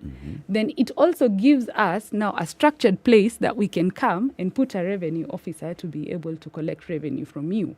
So if you're making money, it is reasonable for your government to say, a little bit of that money that you're making, you need to contribute to revenue base. Yeah. Your docket is a fairly big docket. Yes. Trade, cooperatives, culture, tourism. Yes. Huge. Yes. Then you throw in agriculture. Yeah. Okay. Now,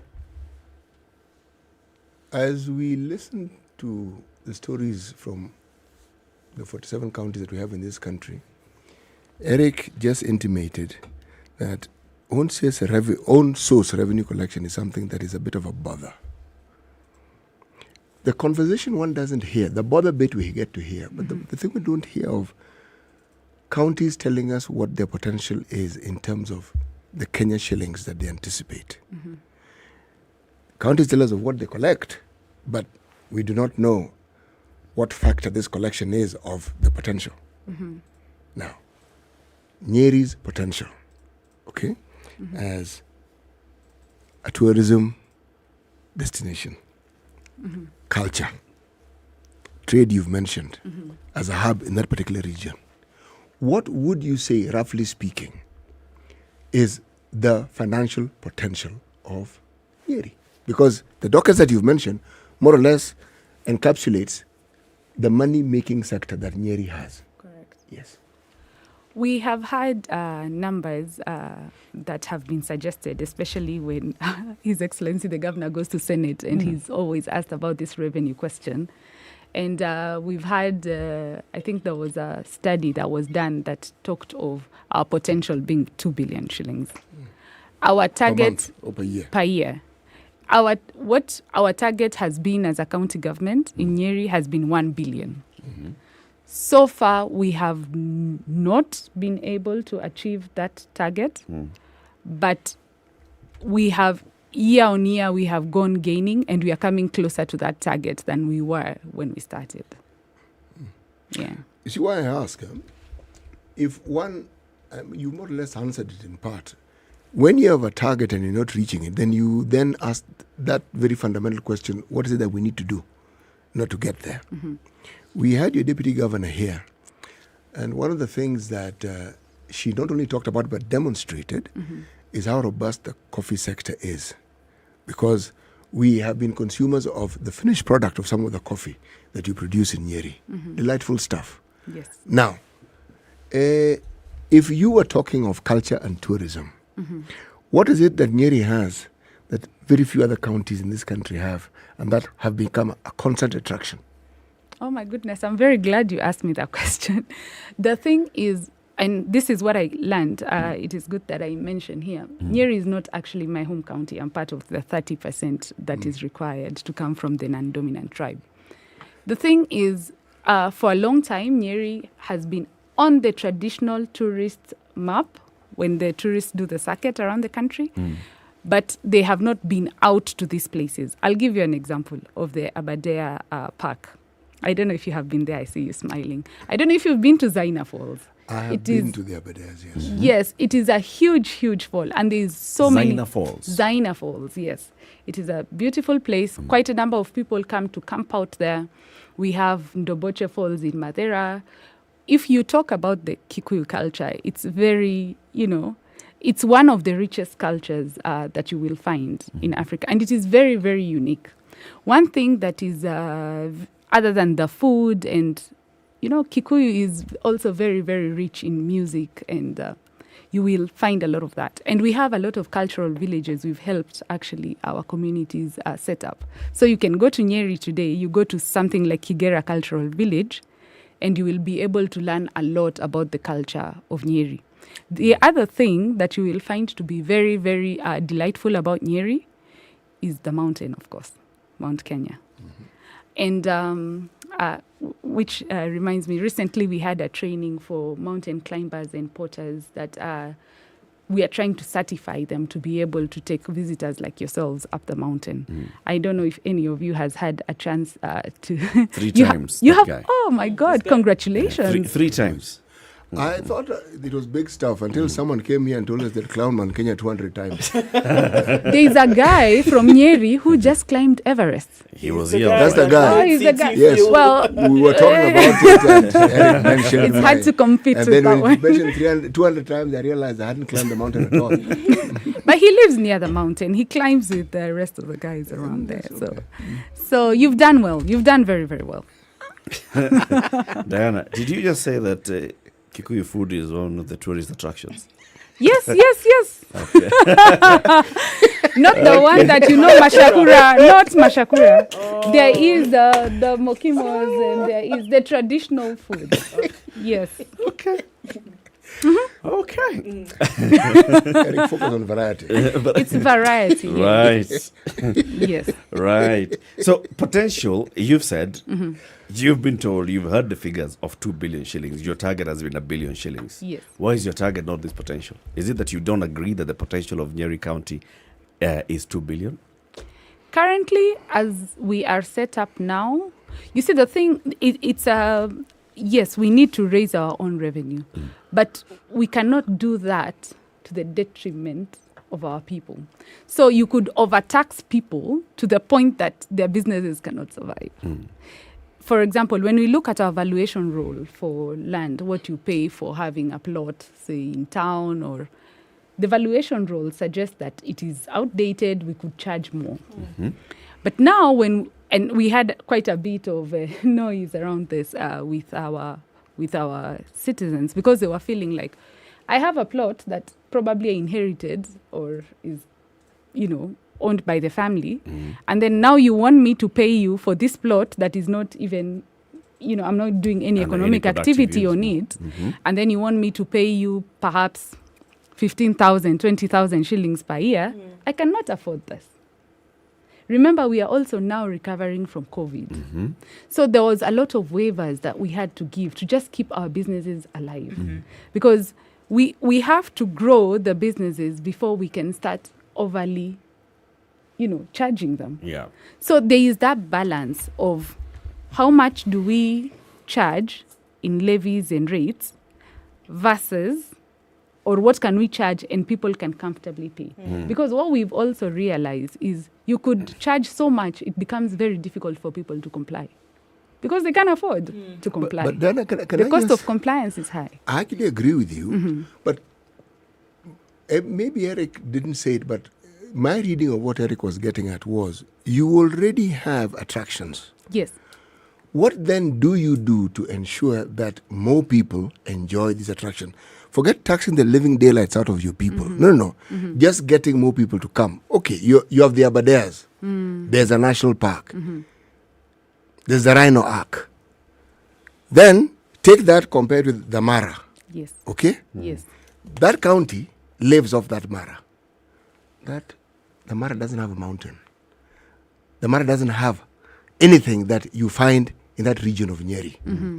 And yet, the Mara gets its fair share of business because of what is done to add value to it. My question, and which is really what I was getting at, is what you already have that already brings people, what do you add to it? Agreed. So we have done quite a bit of, like I started by saying, and maybe I didn't say it very clearly, is that we have amped up our marketing of these tourist attractions. The thing, though, the difference between probably the Mara and the Aberdare is that the Mara is considered a community reserve. Yep. So the revenue that goes to the Mara goes to the county government. As it is in the current setup in Nyeri, the Aberdare and the Mount Kenya forest, as much as the Nyeri, they are under the national government because they are classified as national parks. And one of the strategic importance of the Aberdare is not really, well, there is the park, there is the animals, there is the revenue we get from it. But more so, it is protected because it is one of the main water towers for this country. So it is a resource of, it's a strategic resource. Yes. So the revenue that goes to the Aberdare, there's a lot of visitors we get in the Aberdare. The interesting thing I have observed, a lot of the visitors we get to the Aberdare, other than the Kenyans, we have seen a surge in domestic tourism in the past 2 years. But we have also seen huge numbers from Asia, the Chinese. A lot of them come to the Aberdare. And it's one of those attractions that they are really into. So to really answer your question, for the parks, as it is, they are still under the national government and the revenue goes to the Kenya Wildlife Service and the Kenya Forest Service. However, we're in conversation with the national government to say the county government does provide services to enable this park keep running. For example, we enable the roads that go by there, right? We have the water provider, which is under the county government. We collect your garbage. We deal with your garbage. How do we have a revenue share model with you for the amount of money that you collect from these parks? What do you do to encourage investors? We do a couple of things. One of the things that we do, and I would urge everyone who's listening and yourself to probably, when you have some time, to check our investment profile. There's an investment profile that is available on our county website. And what we do is, one of the things is we can have a discussion with the investor to say, okay, you want to set up here. What is it that you require? Do you need for us to waive for you probably building plan charges? That does not mean that we will not approve your building plans. It just means that we will not charge you for it. Right? We are willing to work with the investor, especially if it's an investor who's not very conversant with what happens around, to work with you to say, you need power connection, we will talk to Kenya Power for you. Because it's not easy for a lot of people to do that. You need water, we will talk to the water service providers for you to be able to get this water. Even when you need capital, we have very good relationships with the banks. I think you're aware that Nyeri County is home to some of the biggest SACCOs, cooperatives. So there's all these SACCOs that are also able to lend you to the tune of a couple of 100 millions to set up business in Nyeri. So there are very many opportunities for investors coming in, and the county government is willing to give some incentives and walk the talk and walk the journey. We are willing. We have officers that actually do that. Another thing that is useful for me to mention here, and sometimes when we think of attracting investors, we think of those very big ones with hundreds of millions of shillings to come and set up, probably the international ones. We also have in mind, those are good and they create a lot of jobs, but they are not that many. So we are looking at somebody like you to say, look, you can, somebody like you. Someone like City Muga. Yes, you can set up a holiday home in Nyeri that you can run as an Airbnb. And, this is what you need to do. This is the license that you need to have. This is the services that we are willing to provide you. City, the lady has read you. It's done. Because this is what City has actually been talking about. Is it? Yeah. He has some cash and he's been wondering, where do I put this money? Now you know. City, this is it. Makutano, where this ideas meet. Hapa. Makutano Junction. Hapa. And also, let's not expose him too much because Kenya Revenue Authority may actually hear you about his money and start questioning the sources of his. KRA, though, even if they come for you and you have issues about tax and they say, all right, so we can see this amount of income and you have not declared this income and you need to pay some taxes for it. You have an issue with them, you go through the tax dispute tribunal, you feel aggrieved, you want to go to the court. They tell you, listen, before you go to court, Kendi, just come. Let's have a conversation between you, us, and a neutral mediator. So this alternative dispute resolution mechanism started in 2015, and they say it's cheaper. 90 days. Yep. Within 90 days, this shall be resolved. Number one. Number two, it's faster. Number three, it's confidential. It's an issue between us, so it doesn't have to appear in the papers. Oh, CT owes the Kenya Revenue Authority 100 million shillings because of undeclared incomes. And so that money, if you have a conversation, at the end of the day, so CT may end up paying KRA 30 million and end up with 70, which you can invest in Nyeri. You're most welcome, sir. Thank you. 26 minutes to 8. Let's take this quick break. Take a look at the traffic and weather. We'll be back shortly. This is the Situation Room, the only way to start your day. Classic soul, R&B, smooth jazz, neo soul, and nostalgic ballads. Make some noise. Yeah! You're listening to Spice FM.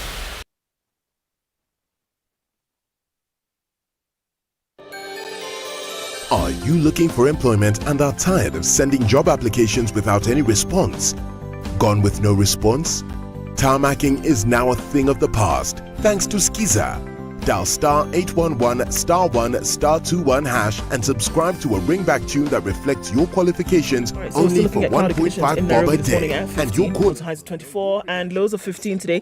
At 16, it's mostly cloudy. Nakuru highs of 23 and lows of 13. Nyeri County raining this morning at 15, highs of 23 and lows of 14. 14 degrees and cloudy in Eldoret, highs of 23 and lows of 13 today. The rain is coming down in Mombasa now at 25, highs of 30 and lows of 24. It's also raining in Malindi at 25. We'll see highs of 30 and lows of 24. Mostly cloudy conditions at 19. In Kisumu, highs of 26 and lows of 18. While in Kakamega, it's cloudy at 16, highs of 25 and lows of 15. Kampala raining this morning at 18, highs of 23. We'll see lows of 17, while Dar es Salaam sunny at 24. It'll go to highs of 31 and lows of 22. Joburg, temperatures dropping now at 3 degrees. We'll see highs of 17 back down to lows of 3. And it's raining in Lagos at 26, highs of 32 and lows of 25, while cloudy conditions rule Kinshasa skies at 22. We'll see highs of 32.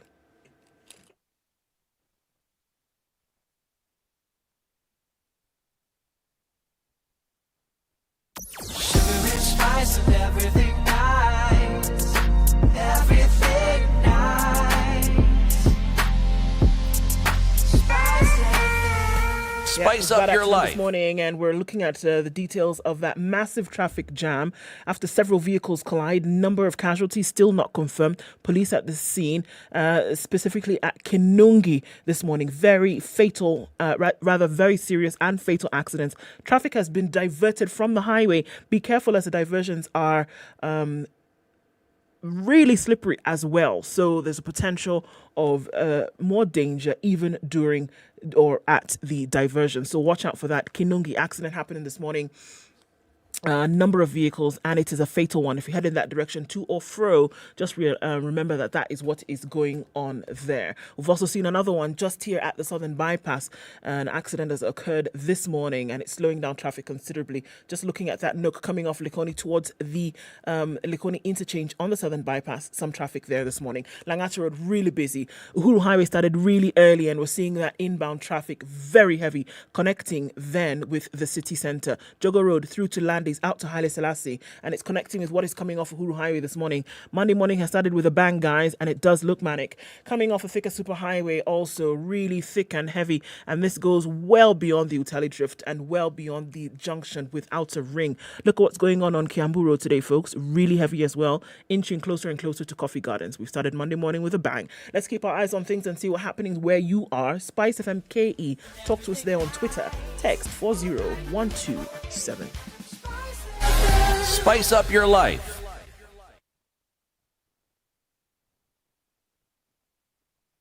Mature, intelligent talk every morning. Spice up yourself.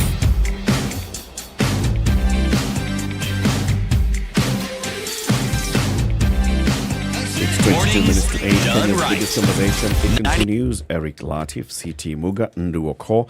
Our guest this morning, Diana Kendi. She is the Trade CEC for Nyeri. Trade, tourism, cooperatives, culture. What else?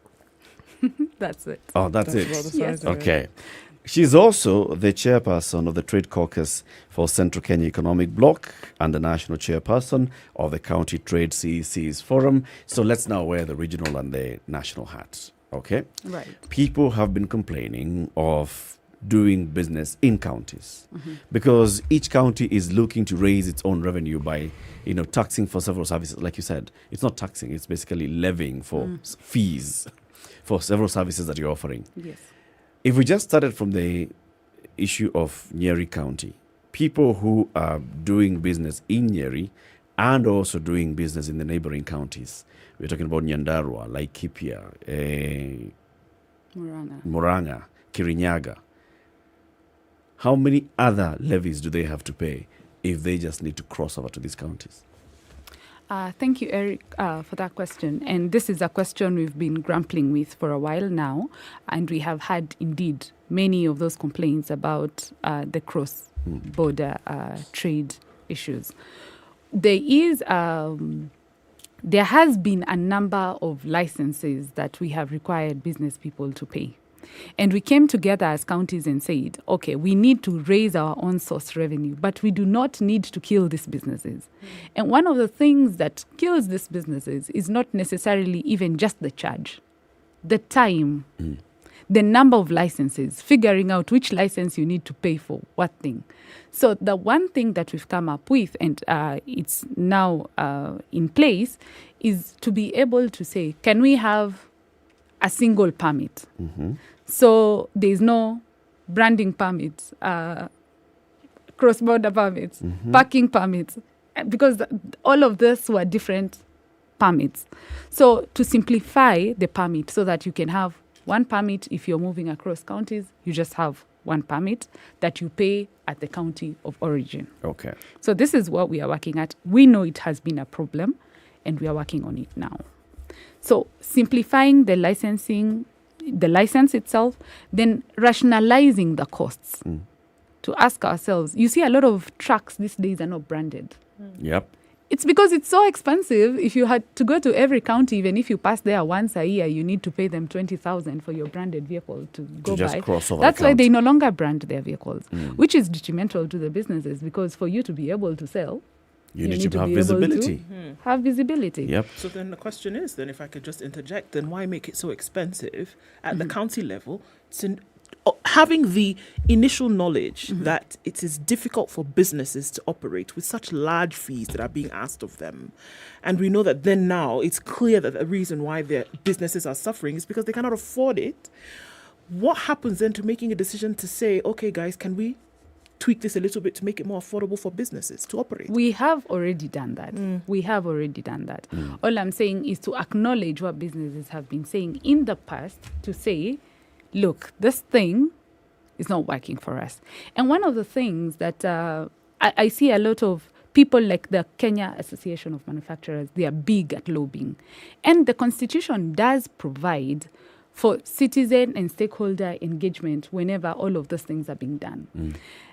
I don't know whether it is that the citizen does not have sufficient information to know that they need to participate in these conversations. Because it is not one day that Nyeri County or Laikipia County wake up and say, guys, you're going to pay 20,000 shillings for a branded truck passing through here. There is a whole process you need to go through. And this process is what then creates the finance bill, the county finance bill. Then it has to go through some public participation and go to the county assembly, and then it is passed. So it's not just one morning that this is decided.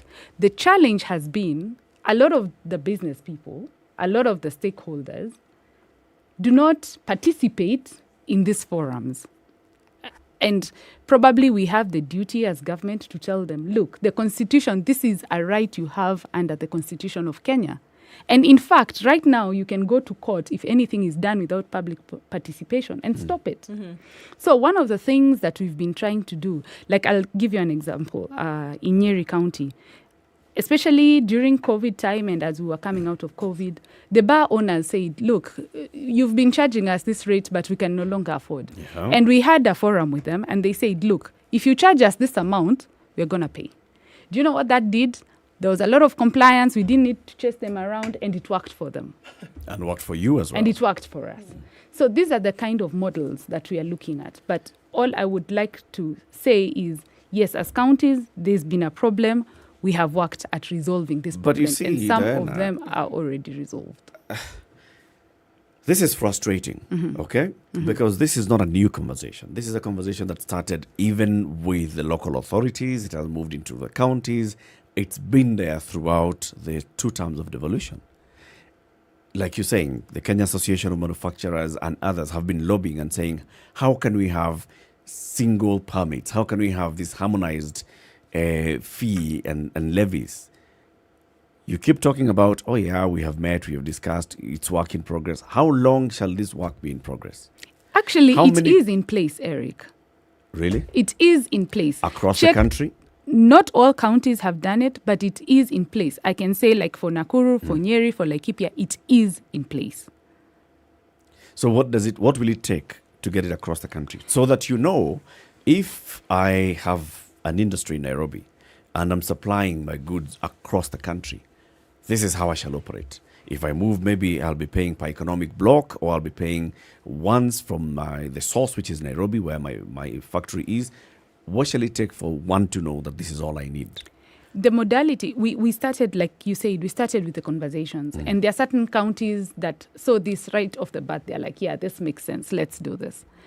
But remember, counties are also independent governments. Right. There is indeed a committee, which I am privileged to have sat in, where we were trying to look at these issues, and it was being led by the CS for Trade, Madam Betty Maina. We gave a proposal to say, if we do this, this is the revenue that we are going to forego.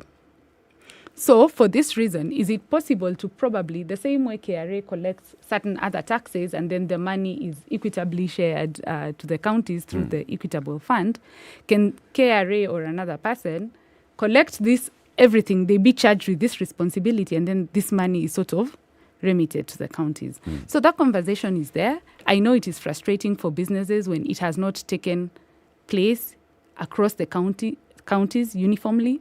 But also, Eric, we need to appreciate that devolution is fairly new in this country. Yep. If I remember when we started in devolution in 2013, there were a lot of structures not in place. Those days you could spend money at source. So basically you could go and get money from the quarries, and then it is banked, and then you go and request, get some money from a cash office. And now you cannot do that. It is not proper accounting practice to do that. So now the money has to go to, there has to be just one account. There is IFMIS. You have to procure through IFMIS. It's no longer an LPO that is written to you by an officer and given to you. And then you come with a delivery note and you're paid. So all I'm trying to say with all of this is that we've come a long way. No, we are not moving as fast as we would like. I but hear we've you. come a long I'm way. just not buying it, and I'll tell you why. So devolution, yes, is fairly new. The concept of government is not new. It isn't. It is just a new level of government. Yes. The people who are in charge of all these governments are people who have experience with national government. If you look at all the counties, look at the governors. They have worked at senior level in government. All of them. All. Whether you're a member of parliament, or whether you have been a minister, whether you've been a PS, whether you've been a head of public service, whether you've been an assistant minister, all these guys who are His Excellency Governor, this and the other, most of them, well, apart from your governor, have been senior in government. Even your governor has been a senior working for government, right? So they all understand government. They all understand what buttons need to be pressed. I just sit back and I ask myself, what are we having a conversation over? The trade CS has been the head of Kenya Association of Manufacturers that is leading this conversation. So businesses have a spokesperson at ministry level. Businesses have spokesperson at the county level. Governors have... What is this? I mean, yeah, you're doing a bit, but that's not enough. Can I muddy the waters a little more? Please. Okay. Would you say that our county assemblies are legislation-making assemblies? Yeah, they do make legislation. Yeah. Do they have the competence and the ability to make legislations? There's a reason why I ask. You see, a lot of what we discuss in terms of on-source revenue collections, they have to do with the legislation. You need to have the right sort of laws to be able to support some of these activities. I remember at the beginning of devolution, the Kenya Association of Manufacturers and the Commission on Revenue Allocation actually set about trying to get councils, long before we started, getting confused with all these things, to actually understand the importance of this, so that when it comes to actually trying to raise revenue, trying to encourage business people, you have a mechanism, a legal structure that enables them to do so. I ask because if you have the intentions, but you do not have the legal structure to support it, it doesn't matter how hard you work, my view, you will not be able to do the very things that we're saying ought to be done. Agreed. I agree with you, and it's good that we are on this point, especially now going to the election. Because we have, for example, at county level, we have the members of county assembly that are elected by the people. Yep. Right? And they're elected by the people to represent the interests of the people in their areas. Yeah? So then, it follows, or it does follow that it is the MCAs to be able to look at the proposed bills and see if they are representative of the aspirations of the people that they represent in the House. Yep. Now, when we go to the question of competency, it takes me to the conversation of the duty of the citizen in the governance of any country. As we are going to vote this August, what question are you, Eric, asking yourself when it comes to who you will vote for your MCA, for your MP, for your governor, for your president? Because remember, the county assembly is independent of the county executive. Yeah. So there has been a lot of effort in sort of, I don't want to use the word educating, like sensitizing the members of county assembly on legislation. Is it enough though? I think we could do more because we are still not where we want to be. But again, for me, having started out in devolution back then, the quality of leaders, I say, in county assemblies is so much better. Now, if you ask me... So the second-term MCAs are better than the first-term MCAs? I feel that I could say yes to that question, but also probably because they know what it is about. Okay. Remember, when devolution came about, many of us didn't know what it meant.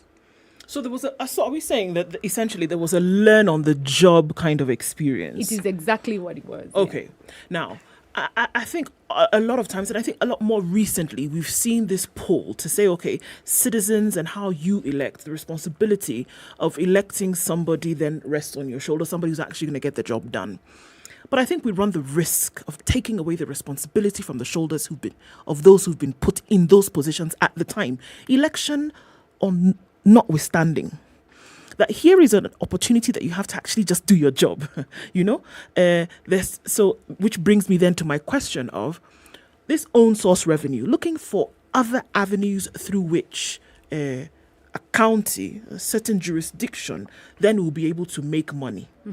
Because in the absence of such, we get back to the situation whereby the levies and the licenses and the taxes on the people of the particular county then get heavier and heavier. Because unfortunately, there's just not enough in terms of creativity to actually get something done. So, election notwithstanding, can we say without a sliver of doubt that there are mechanisms in place, the legislation that CT may have mentioned, or that there are ideas in place to widen the bowl or to widen this sea of opportunity when it comes to what counties, and I'm speaking across board now, that what counties will be able to do to guarantee revenue and to make sure that everybody is playing in this pool. Can we say that those things exist? If you ask me, it doesn't fall on the shoulders of the citizens when it comes to then electing who their MCA will be.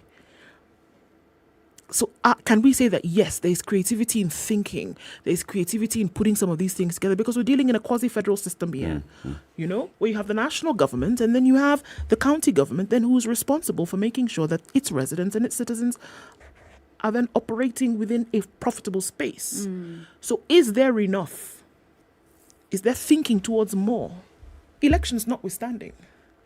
Yes, there is thinking towards more. And what we are trying to do now is to ask ourselves, as you're saying, how do we, first of all, broaden the base? All right. Yeah. And that's why we are having these conversations with stakeholders to say, okay, what is a reasonable charge? How do we collect? What challenges are you having? So these are conversations that are being had, and these are things that we have found to be working. But more so, I like the model that, for example, this is, of course, being done by the Kenya Forest Service, of Karura Forest. If you think about it, a few years ago, Karura has always been there, but there was nothing much happening at Karura. It was a forest. Now, what have they done? They got creative. Now, all of us can go to Karura Forest and exercise, and we pay a fee, right? Yep. Right now, the millions, I had a conversation with some of the officers there. They generate millions of shillings from the forest, a resource that was always there. It's always been there. It's always been there. So it's the same kind of model we are looking at as counties to say, especially with tourism sites, for example. We have in Nyeri, we have where it is the home of, you could argue it is the home of the Mau Mau, because Field Marshal Dedan Kimathi is from Nyeri. We have done a small tourist site. So now that we have developed this site, are we able to put it, to take it to a level that we are able to charge, and you're happy to pay, to be able to make money from something that we already have? Calls on creativity. Calls on creativity. And this is what we have been doing to try and keep the creativity up, to be able to have more channels of revenue generation as opposed to relying to the traditional cess, market entry fee, and so on. So it is a challenge that we've taken up seriously. And personally, I think the county government of Nyeri, especially working with the MCAs in Nyeri, I don't know, it has probably to do with our education levels. We have a very good house.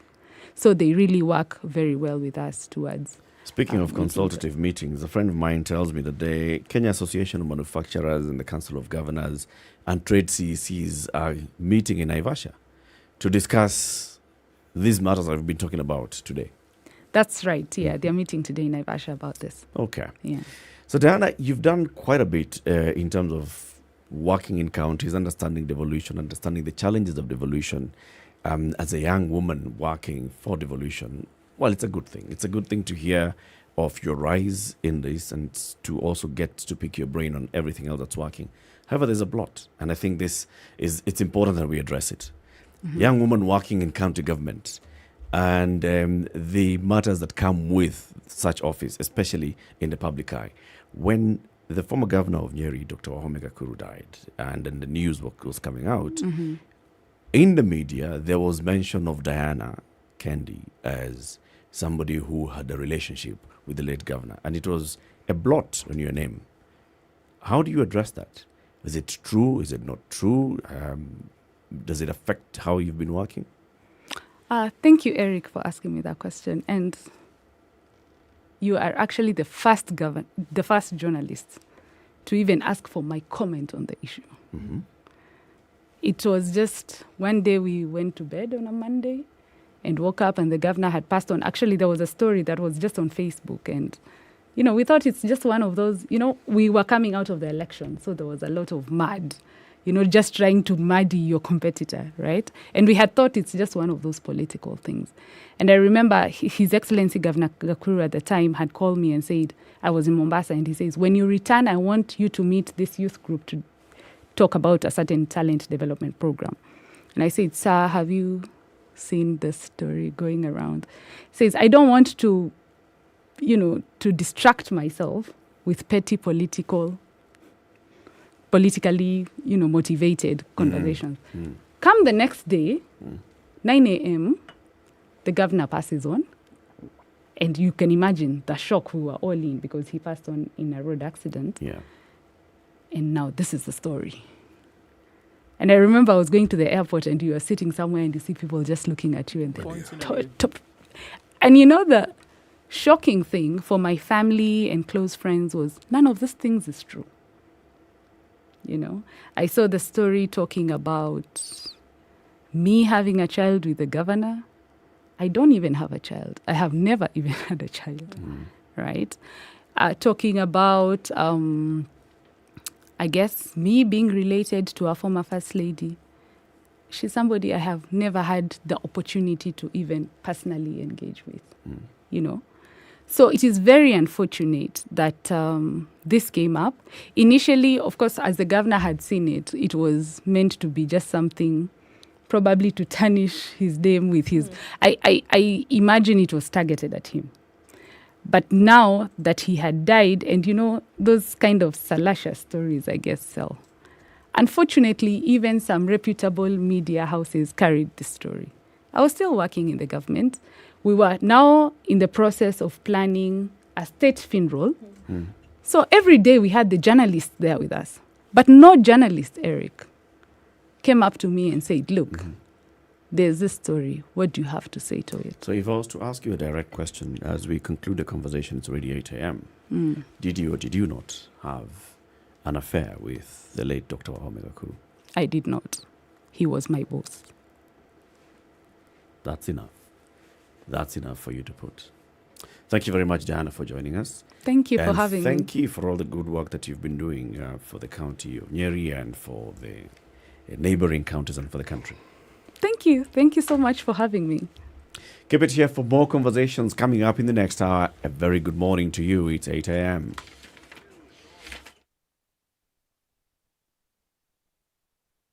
The latest news from around the world. 94.4 Spice FM.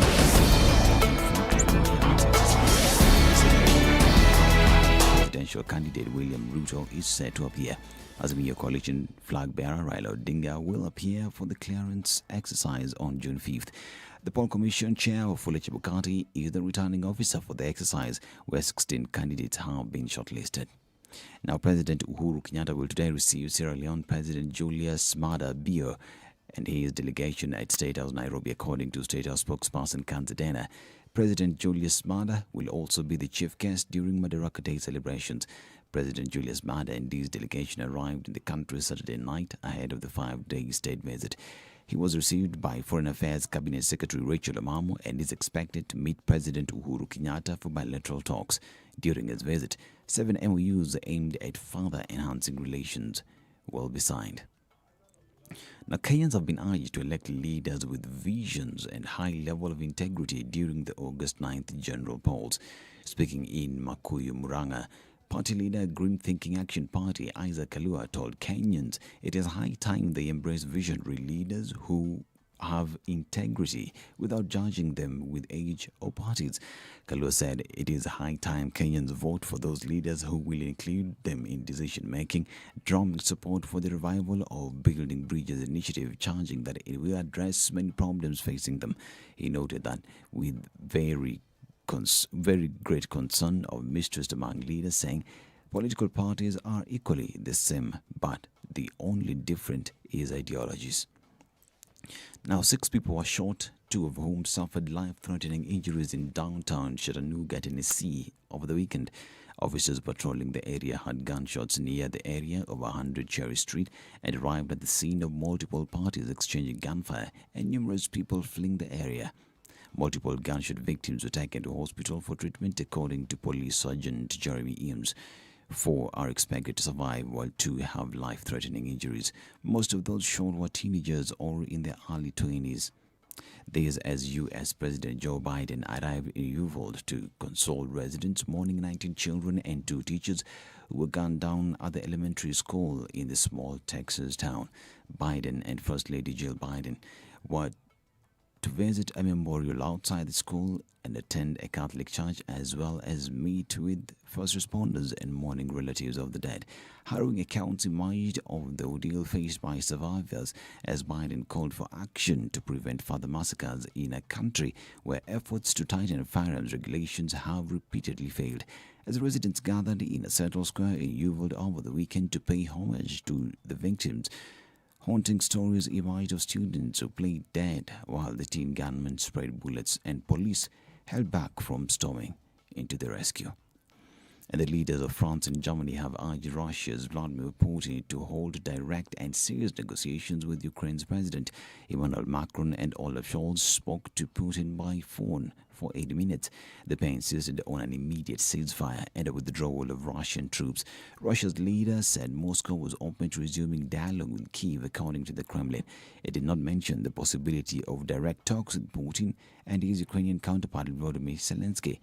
The Ukrainian president earlier said he was not eager for talks, but added they would likely be necessary to end the conflict. About sports and Football Kenya Federation Premier League top contenders Kakamega Homeboys suffered a setback in their title bid after a 2-0 defeat against former Giants AFC Leopards at Bohungu Stadium in Kakamega County. Goals in either half from former Tusker defender Colin Shivachi and Nigerian Ojo Olaniyi were enough to hold the 12-time Kenya Premier League champions back 3 maximum points.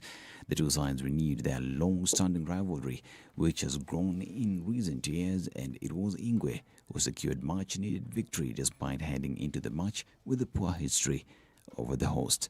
This is Newswire. Dennis Aseto. Good morning.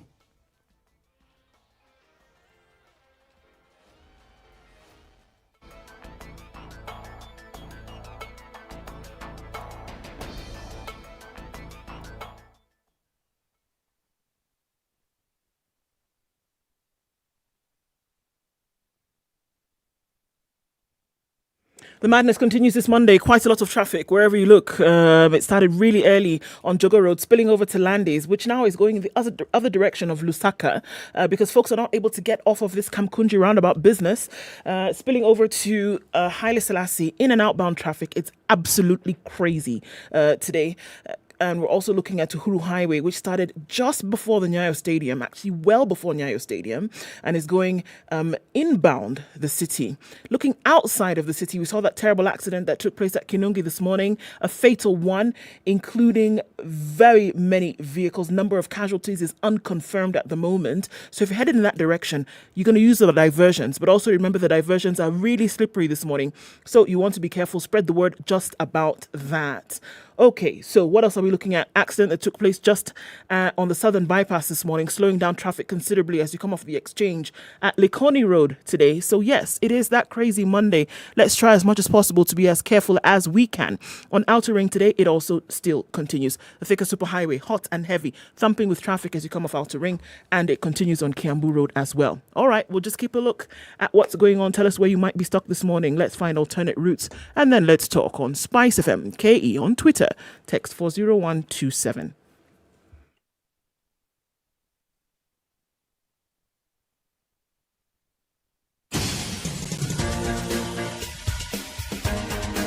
This is The Situation Room, the home of hard-hitting political commentary and penetrating insights about the state of the nation. This is a talk radio experience like no other. The Situation Room, a place for hard truths, debates, and elevated conversations. The Situation Room, witty, political, engaging, deep, controversial. In the room, we have C.T. Muga, researcher, academic, seasoned political observer, a fountain of wisdom in these politically uncertain times. Ndu Okoh, Nigerian by birth, Kenyan by choice, communications expert, Pan-Africanist, a truth seeker and believer in people power, and Eric Latiff, agent provocateur, the man in the chair, seasoned journalist, news hound, a man who believes in punching up, not down.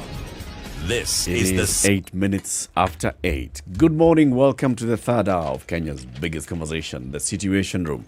We broadcast on SpiceFM every weekday morning, 6 a.m. to 10 a.m., where we also live stream the show on Facebook and on YouTube And between 8 a.m. and 9, like now, we're also live on KTN Home. We have a new guest in the studio. Before we introduce the guest, who is the running mate for Johnson Sakaja in the Nairobi gubernatorial race, let's hear the day's proverb, City. The proverb for today comes from the country of Tanzania. Every bird flies with its own wings. Every bird flies with its own wings. Yes. You don't share wings. You can't sort of like ask your neighbor to lend you their wings for the day or for the weekend. Yeah. The weekend. Yes. So, you know, Chalifiki hapa. No, the ones you have are come. the ones you use. If you can fly with it for 2 meters and something like around a meter off the ground, that's it. If yours allows you to sort of like stream the air and be able to glide with the breeze, that's yours. Yes. Now that you're giving us this proverb, by the way, there's somebody else who's also called you a sage. Just scroll down to that comment by Julia.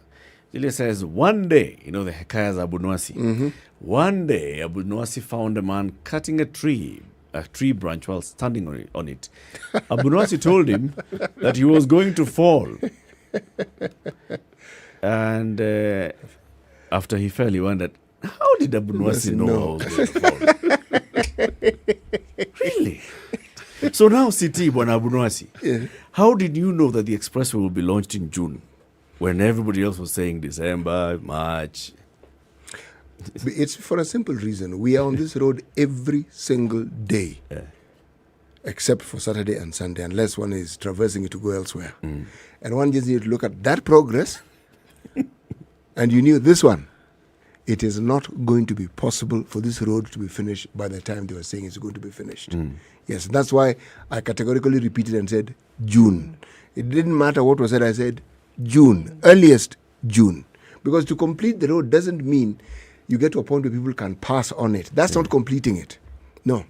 Completing it is launching it and it being fully operational. Everything we're seeing right now is piloting it. And finishing it means everything which existed on the old road, whether it is the bus parks, whether it is the walkways, all those things need to be even out, and we need to have exactly what was in the plan when the season. But right now, it rains, there's a mud patch. If you're walking, you don't even know where to walk. Not complete. Yes. So this expressway, it's not just that elevated path. It's everything that has to do with it. It's incomplete.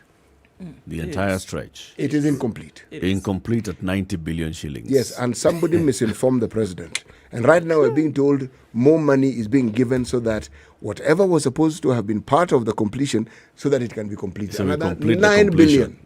Yes, so. Aye. Mungu saidia sisi. Joro Mushiri is Johnson Sakaja's running mate for the Nairobi gubernatorial race. He's with us in the studio. Very good morning to you, sir. Good morning. Happy to be here today. It's good to have you. That is the hot seat of Kenya's biggest conversation. And now that you've occupied the seat, just make yourself comfortable, sit back. Yes. Hold tight, have some water. Thank you. As we continue, we'll soon be cruising at an altitude of 45,000 feet above sea level, and we're not coming down until August 9th. Yes, indeed. You know, we've hosted Johnson Sakaja here, the senator, a number of times. We've talked about Nairobi as senator for Nairobi, what he's been doing in Nairobi, as candidate for Nairobi, as aspirant rather for Nairobi, what his dreams were for Nairobi. And then we saw in the media that here Johnson Sakaja has picked Joro Mushiri as his running mate. So people were like, who? Joro Mushiri. Yeah, Okay, I've heard the very name. good. Who is that? Joro Mushiri. He had first wanted to vie as governor in another county. Then now, so please, give us a good account of yourself. Introduce yourself, Mr. Joro Mushiri. For example, wondered, was there not an MP some years ago called Mushiri? Yes. Is he the relative of that Mushiri? Yes. Yes. No, that's not my relative. But anyway, I'll tell you who I am. Yes. Like you said, my name is Joro Mushiri, and I've been in the corporate world. I've been in the corporate space for quite a while. I left banking as the chief operating officer of Absa Bank. Ultimately in the last 4 months or so. I've been working in the banking sector here in Kenya. I've worked as the managing director of NIC Bank in Tanzania. I've worked as director of Standard Chartered Bank in Botswana. I've worked in project management work in many parts of the world, working for Standard Chartered in Europe, in the Far East, in Tanzania, and in the Far East in Brunei.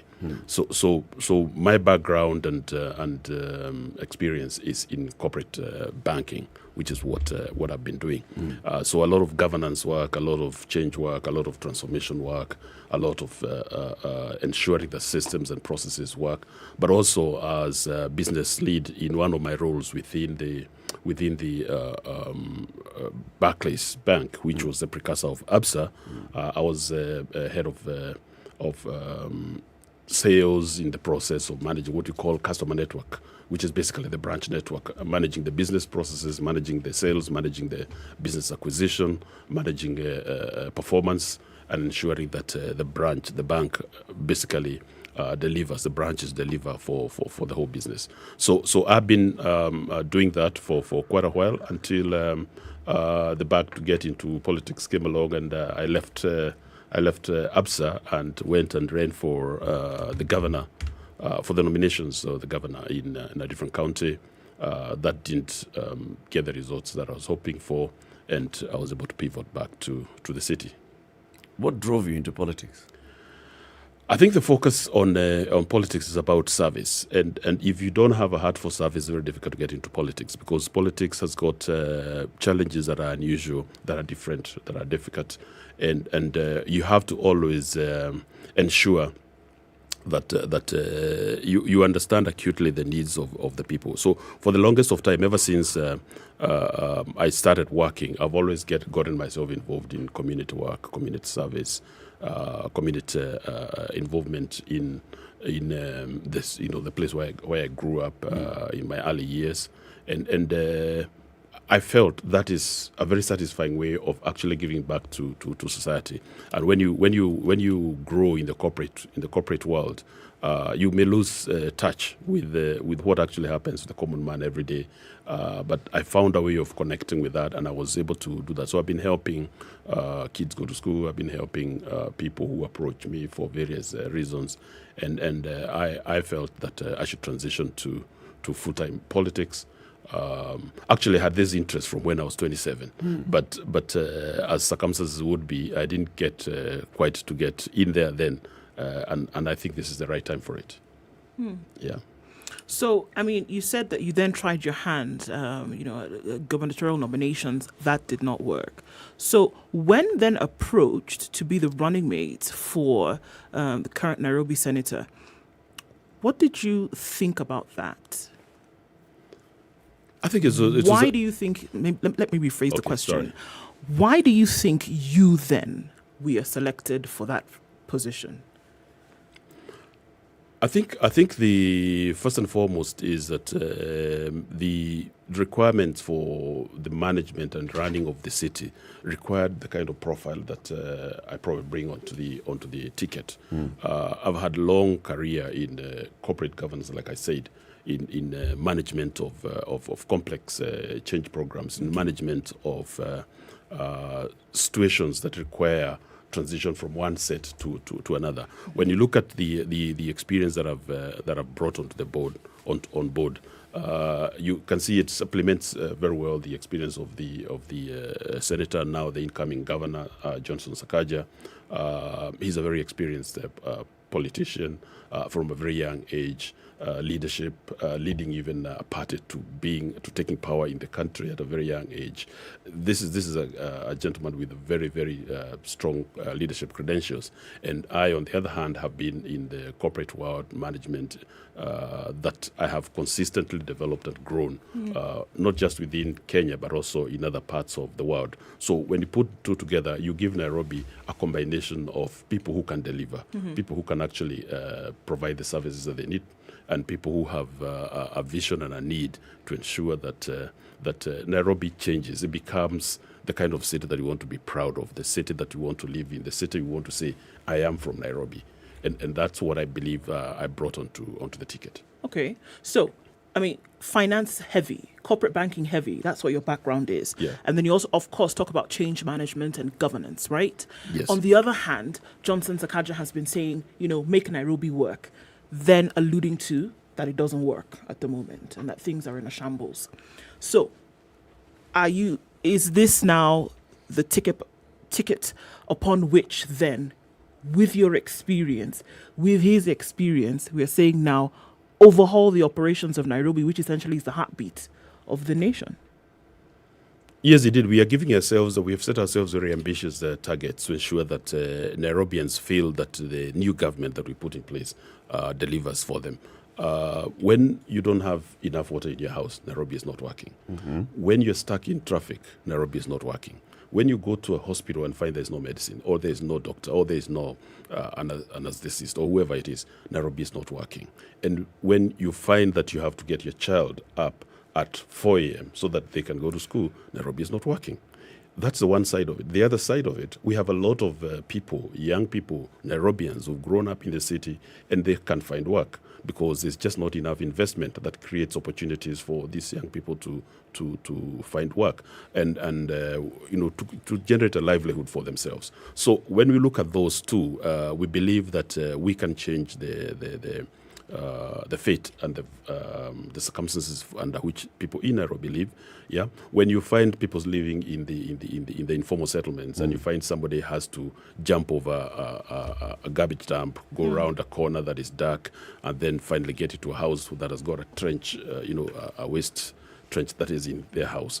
Nairobi doesn't work. Okay. So we need to deal with that, and that is what we are promised to do. There's a very clear demarcation between what can be referred to as the public and the private sector. Yeah. But at the heart of it, the real difference is in one of ownership.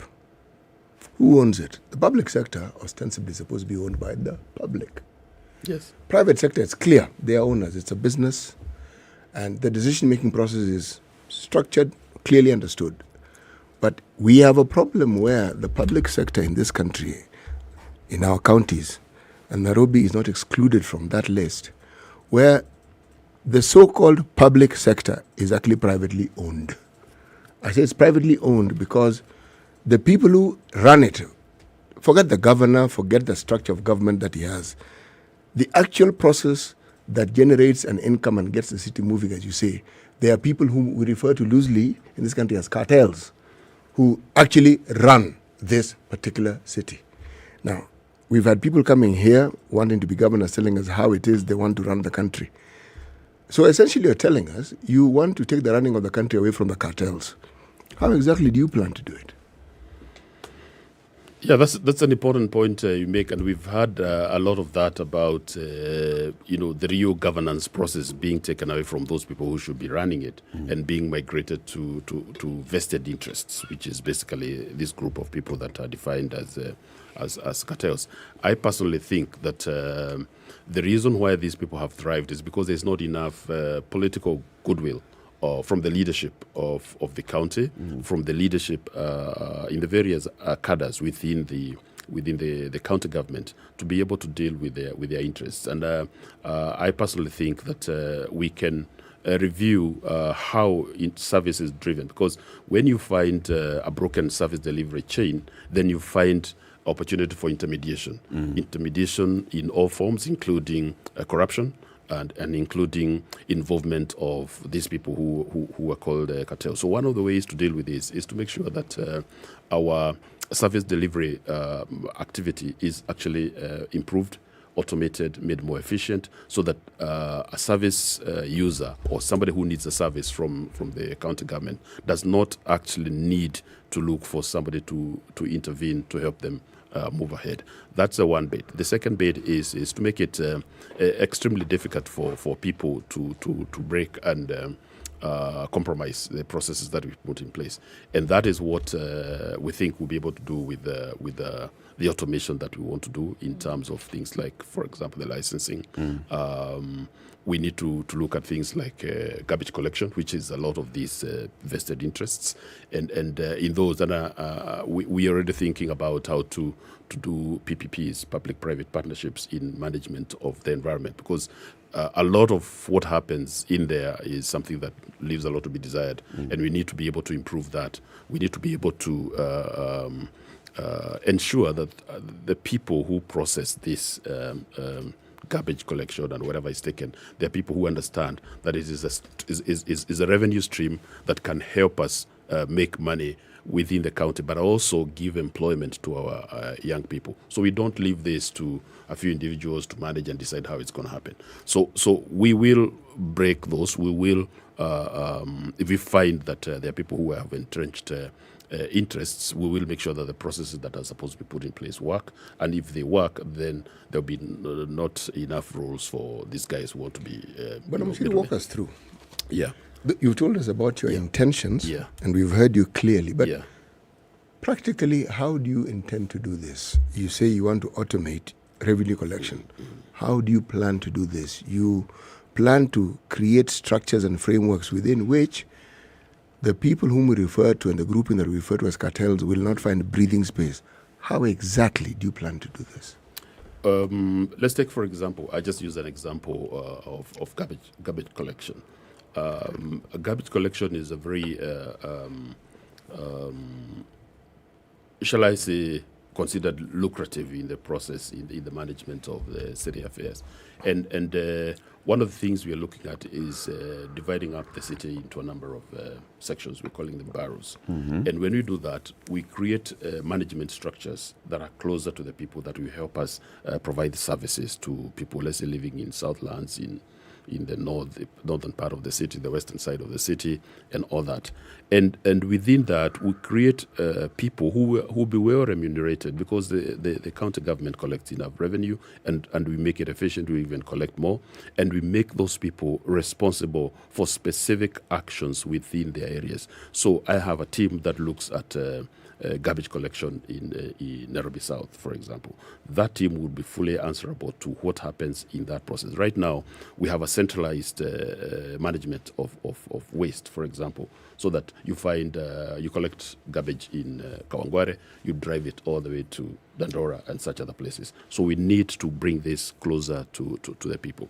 And we also need to make sure that the people who work in these systems are actually well remunerated, because part of the problem that we get is that when somebody doesn't get sufficiently empowered, whether it's the tools they need or it's a sufficient compensation, then you find they always invariably have to look for something else to do to keep themselves going. And this is what we need to take out of. So when you look at, to get out of, sorry. So when you look at how do we intend to manage this, we are going to look at examples. There are other parts of the world. I've seen other parts of the world that I've lived in where garbage collection is actually an exciting job. You see the guy who does garbage collection enjoys it. Yeah, I'm sure you've seen them. You know, he drives his truck up, he comes, he's happy to pick the beans, he's happy to come out and put them up. We can do that in the city. When we do that, there is no place for intermediation. And I think the people we'll employ doing that will also be happy, because we'll be making a revenue out of it. And if we can process this and recycle what we can recycle, we'll actually be able to kill that chain. I think it takes effort. I think it takes commitment. And I know it is not an easy thing, like you say, but it's something that we are determined to do. Privatization of garbage collection, or let's say solid waste management, is not new. I mean, Nairobi has been experimenting with this in various ways, licensing various companies that have the oldest lorries on the road, and they're just strewing garbage all over. So what new will you do? I mean, what fresh idea will you inject into privatized waste management? I think, and you're right. I've seen all those trucks. I've always wondered how come the trucks that collect garbage are the oldest you can find, and it's probably because the rules and maybe the regulations around it don't require that we have structures that work properly. So we intend to actually look for proper investment, because I think the garbage collection is managed by people who have not sufficiently invested in this process, because it's essentially a cash cow. You know, you collect garbage, you take it to Dandora, you're supposed to have it weighed. I'm not sure it's weighed, because I don't even think there are scales. So it's just a guy looking at it and saying, yeah, that's 10 tons. So he fills it up and gives you a form, and you go and collect your pay. So we need to make sure that process is properly controlled. That's why I'm saying we must have proper tools, we must have proper trained people, we must have proper automation to be able to get this done. We will be able to do it. I think a lot of these things fail on the back of lack of political will, lack of support, lack of commitment by the leadership to ensure that the processes work. You know what the cartels have always done? Yeah. They've always used the youth as one of the things that that they'll push back on the county government on with. So number one, when you say, don't bring in these old trucks, they tell you, garbage collection ni kazi ya vijana in Nairobi.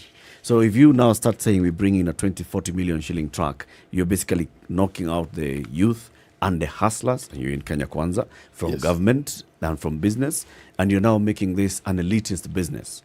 How will you address that? Because the moment you touch it, be sure that the next thing is you're going to have youth demonstrating in this city saying, Kina Njoroge and Sakaja are taking away business from us. Actually, we will not get away with the youth. Contrary to that, we will actually give them a lot more work to do. They are the guys who will actually be collecting this. We don't have to take out the youth from whatever they do. Even today, when you go to a place like Dandora, we went to Dandora the other day for a church service, and you see those roads, the garbage on those roads has not been collected for maybe years, I don't know. The way it looks is piled up on each other. So what has been happening to the department that is supposed to deal with this? This youth, and then the youth that come out, there are so many, there is capacity for these people to work.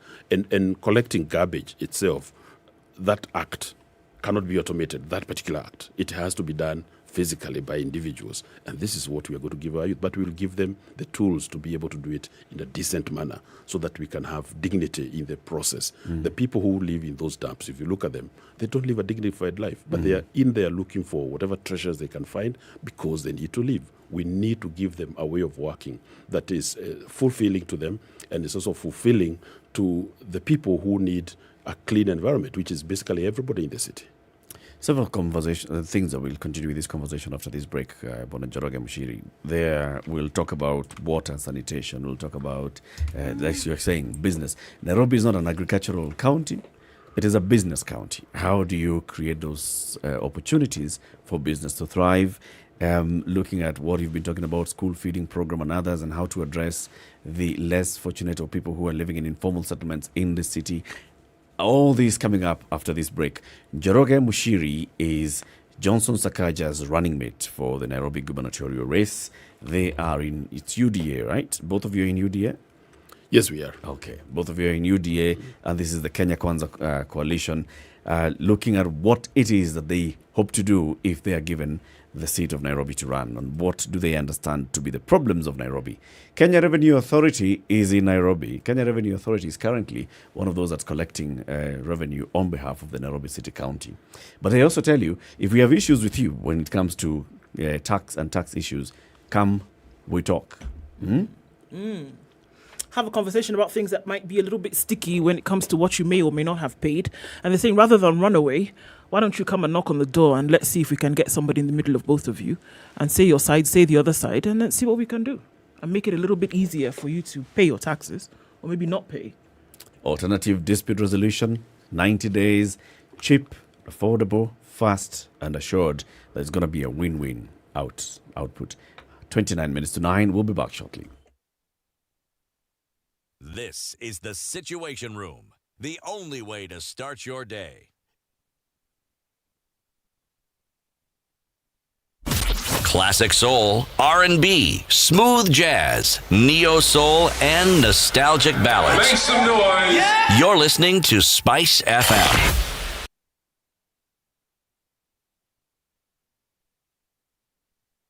Standard Group's Farm Kenya initiative is the umbrella entity for all agriculture-related channels, activities and investments. The media platforms under the Farm Kenya initiative include the Smart Harvest Weekly Pullout in the Saturday Standard, KTN Farmers TV, a 24-hour agribusiness TV station, Maisha Kilimo, a weekly agriculture show on Radio Maisha, AgriTalk on SpiceFM's morning show The Situation Room, and Grind na Agribiz on Vibes Radio morning show Morning Vibes.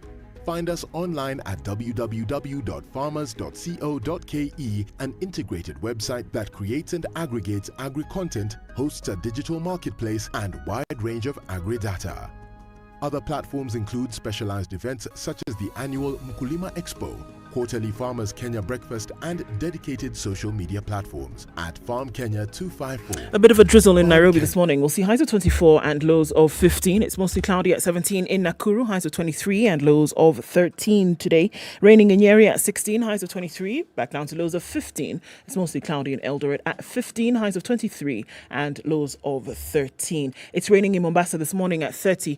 Rather, that will be the high today. It's currently at 25 and it'll see lows of 25 as well. Mirroring the same in Malindi, we'll see lows of 25 and highs of 30. It's currently raining at 26. Mostly cloudy conditions at 20 in Kisumu, highs of 26 and lows of 18. While in Kakamega at 20, it's also mostly cloudy, highs of 25 and lows of 15. The rain keeps coming down in Kampala at 20, highs of 23 and lows of 17. And we'll see lows of 22 in a sunny Dar es Salaam today, currently at 25, going to highs of 31. It's sunny but chilly in Johannesburg at 4, highs of 17 and lows of 3. And the rain keeps coming in Lagos at 25, highs of 32. And we'll see highs of 32 as well in Kinshasa, where it's currently sunny at 22.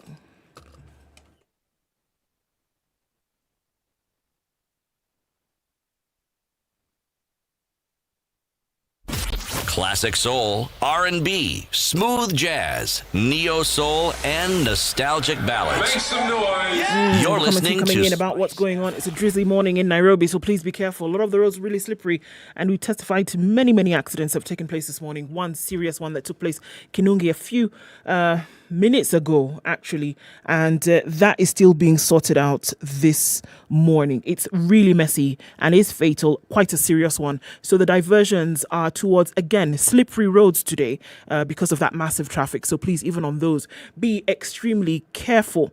Let's look at other parts of the city coming into Nairobi. Jogger Road towards Landis and out towards Haile Selassie has been an absolute mess this morning, and it still continues to be just so. It's connecting with traffic coming off highway, Huru Highway. It's also connecting with what's coming off Ngong Road into the city today. Langata Road also really busy, and we're looking at the Thika Superhighway is an absolute mess this morning, and it's not letting up. Neither is it on Kiambu Road. Eyes on things at 8:30. Let's see what happens in half an hour. SpiceFM KE on Twitter. Text 40127.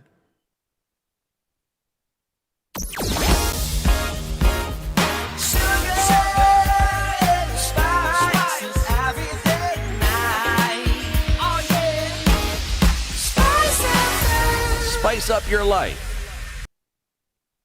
Mature, intelligent talk every morning. Spice up yourself.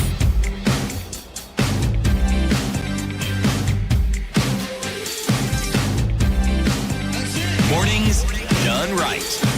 94.4 Spice FM, Nairobi. This is the Situation Room, Kenya's biggest conversation on Spice FM, on YouTube and Facebook, Spice FM KE. We're also live on KTN Home. Our guest this morning is Joro Mushiri. He's Johnson Sakaja's running mate for the Nairobi gubernatorial race under the UDA Kenya Kwanza ticket.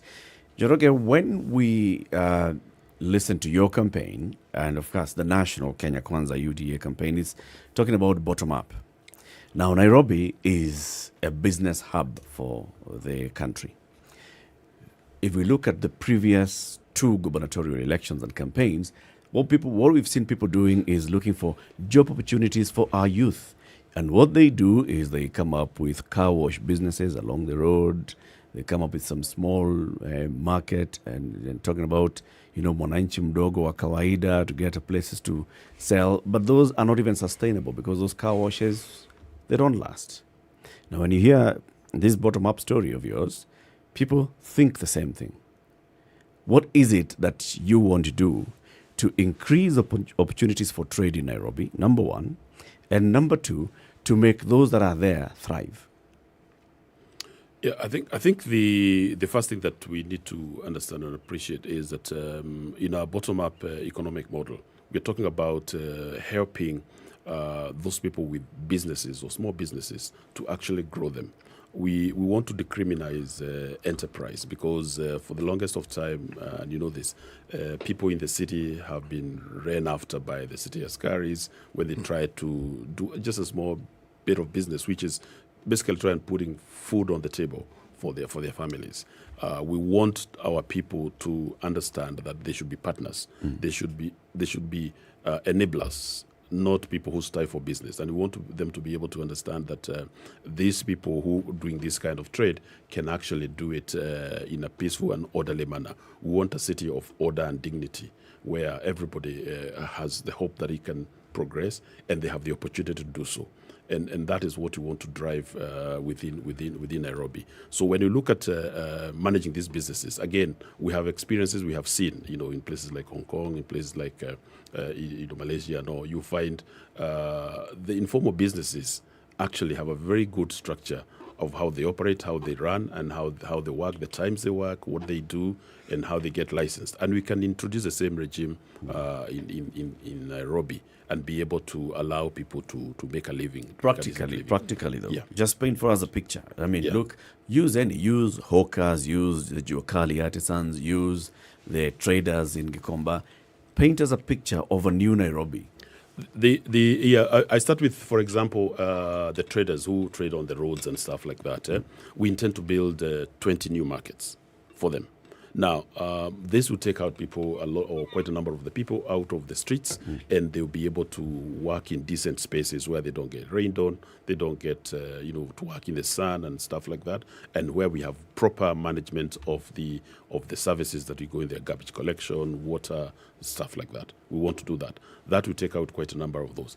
And 20 markets. 20 new markets. Across Nairobi? Across Nairobi. Capacity per market? We'll determine based on the spaces where we are going to, but we'll be able to take out a lot of the informal traders that we see on the streets. Have you identified these 20 areas so far? We've already spoken to areas like Zimmerman, Kahawa West, Joro, Mushiri, all those places we have actually been looking at, and that's actually my responsibility as a deputy governor, because I'll be a deputy governor with a portfolio to manage business and to manage licensing in the city. Will this be new markets, or will you be expanding on the markets that already exist?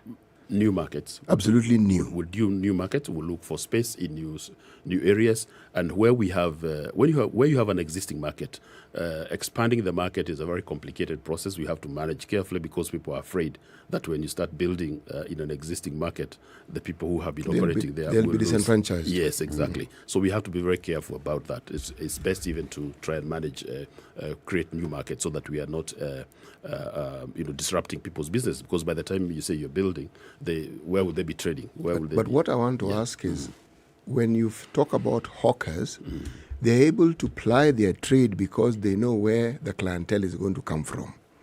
That's correct. How then do you guarantee that when you put up these new places, that the clientele that they had before, or there will be sufficient clientele to justify the existence or the moving of their businesses to these new premises?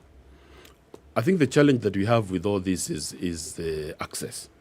Because the reasons why people come onto the roads is because our people go through certain routes, and therefore that's why you want to go and trap them and make the business. If you create a market where there is sufficient parking space, there is sufficient transport, people will be able to actually move to those markets. You find even the private supermarkets. You find some private supermarkets that provide people transport to be able to go to the market and get back. Yeah, even today in Nairobi, there are people who do that. So it's doable when you create a catchment area, and you must think of. Or we must think of how do you get customers to these people.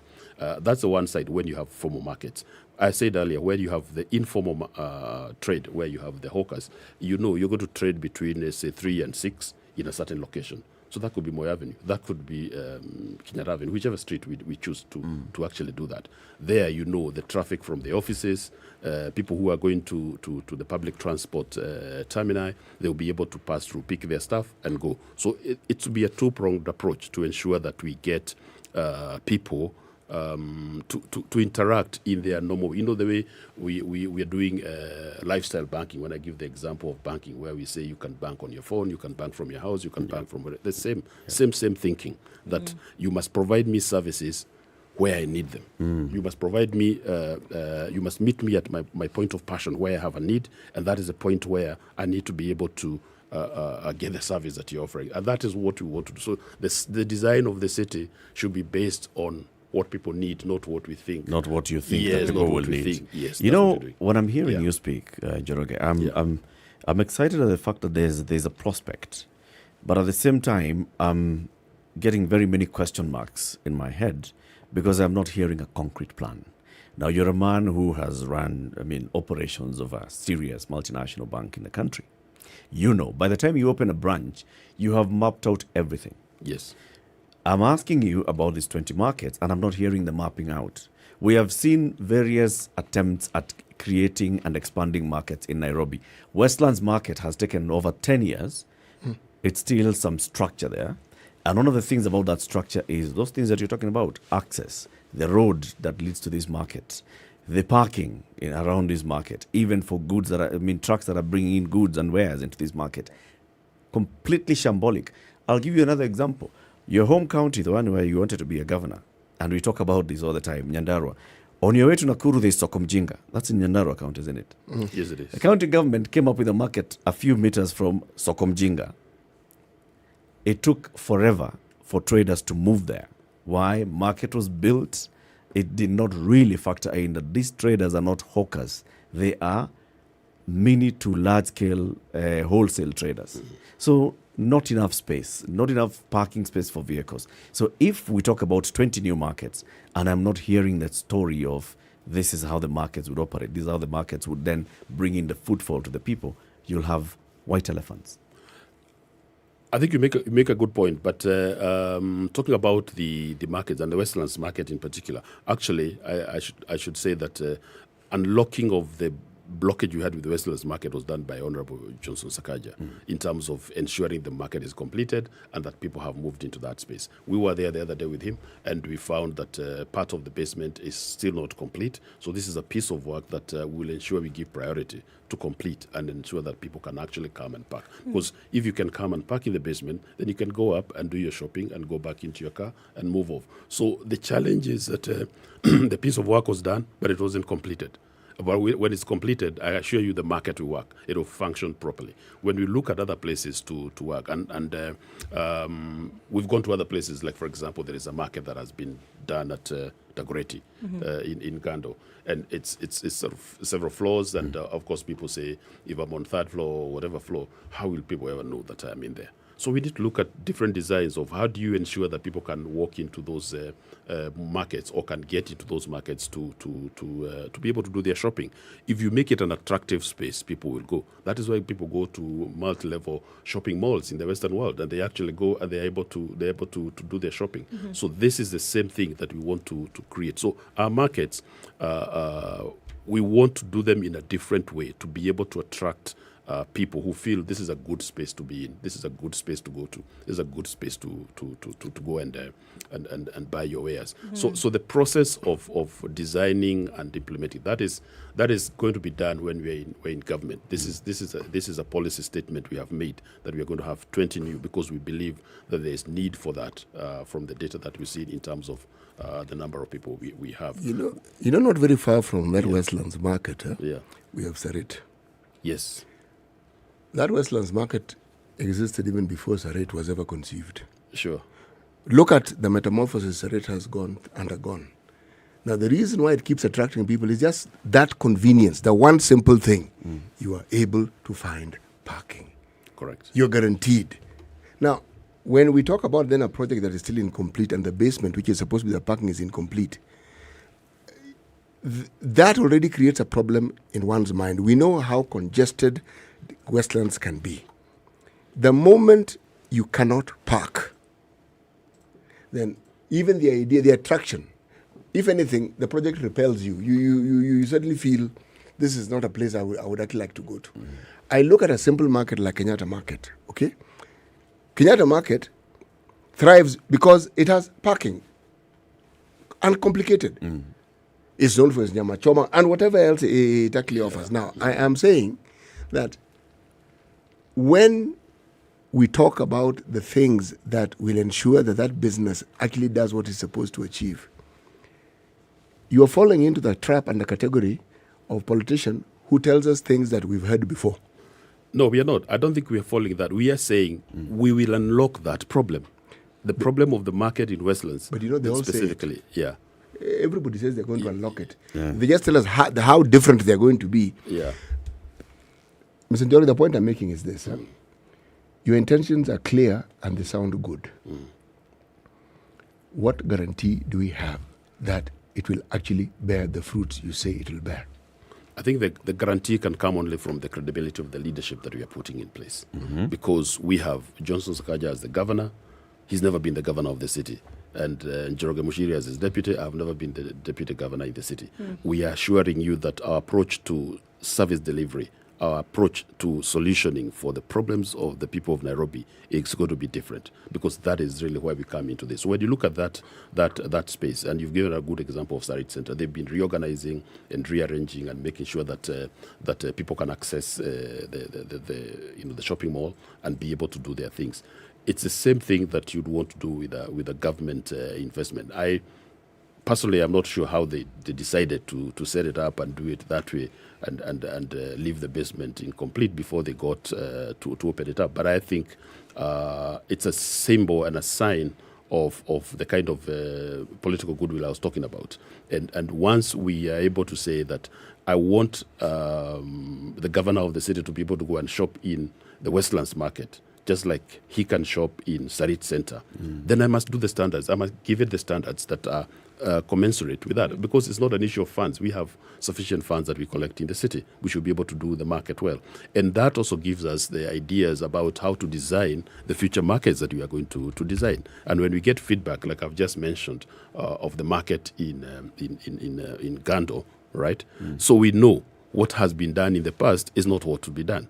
So we know we have to get away from those models, and that's why we have to use designers and people we work with that can create spaces that we are happy to go to, that we are happy to actually get to, because it can be done. I don't see why a government or a county government infrastructure or hospital, whatever it is, should be of a lower quality than that one that is set up by a private investor.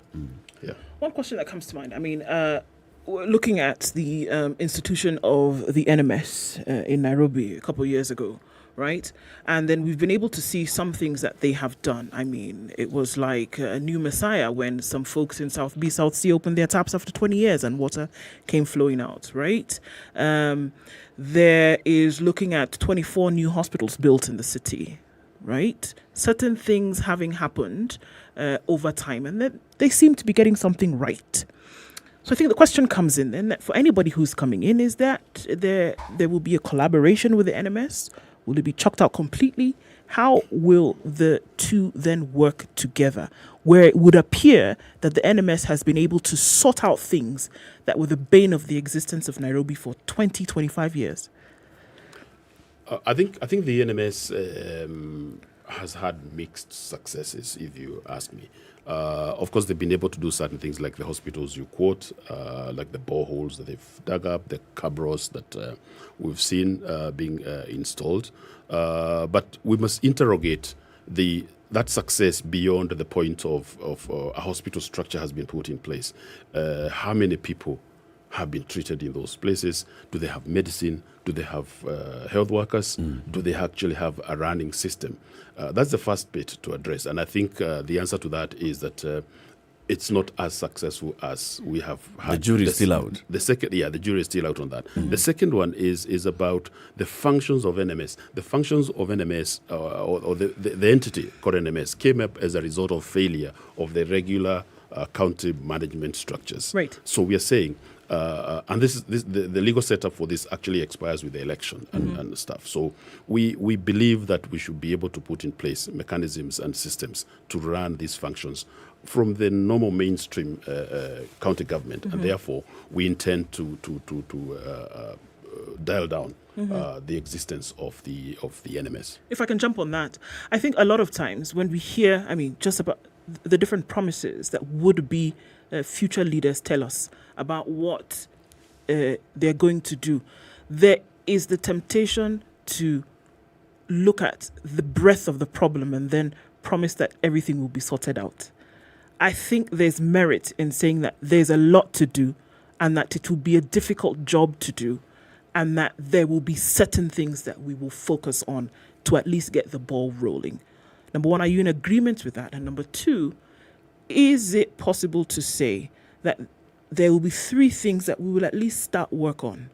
Because unfortunately, what you get is that people hold you to account on everything.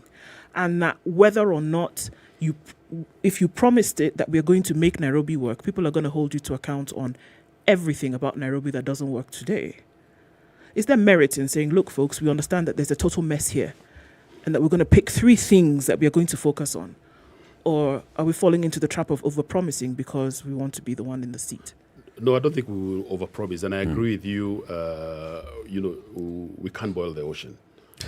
But we can take bit-sized chunks and actually sort it out. And this is what we want to do. And we identify and we can see the scope of the problems that we have to solve. And then we look at the things that we need to start with and start with those and start delivering things that are feasible. For example, there's one promise that the governor has been making, like from day one, for all the 209 public schools. The senator in Nairobi. He's a governor. He's going to be the governor in a few short months. So we're going to have a school feeding program for all the children in those public schools. Public primary schools. Not only ECD. Not only ECD. Okay. We know that the schools belong to the national government because that part is national government, but it's undertaken and because of the things you see that helps the children actually be able to learn, become better learners, that we're going to have a feeding program. It's been started off in one of the constituencies by one of the MPs, KJ, and it's something that we can actually develop and drive that. So that's going to happen. The second thing is, because we said we want to create a city of order and dignity. We want to get away from people living like subhumans in a lot of these settlements. So the cleaning up of the city, we must work on that. We must make sure that it moves on.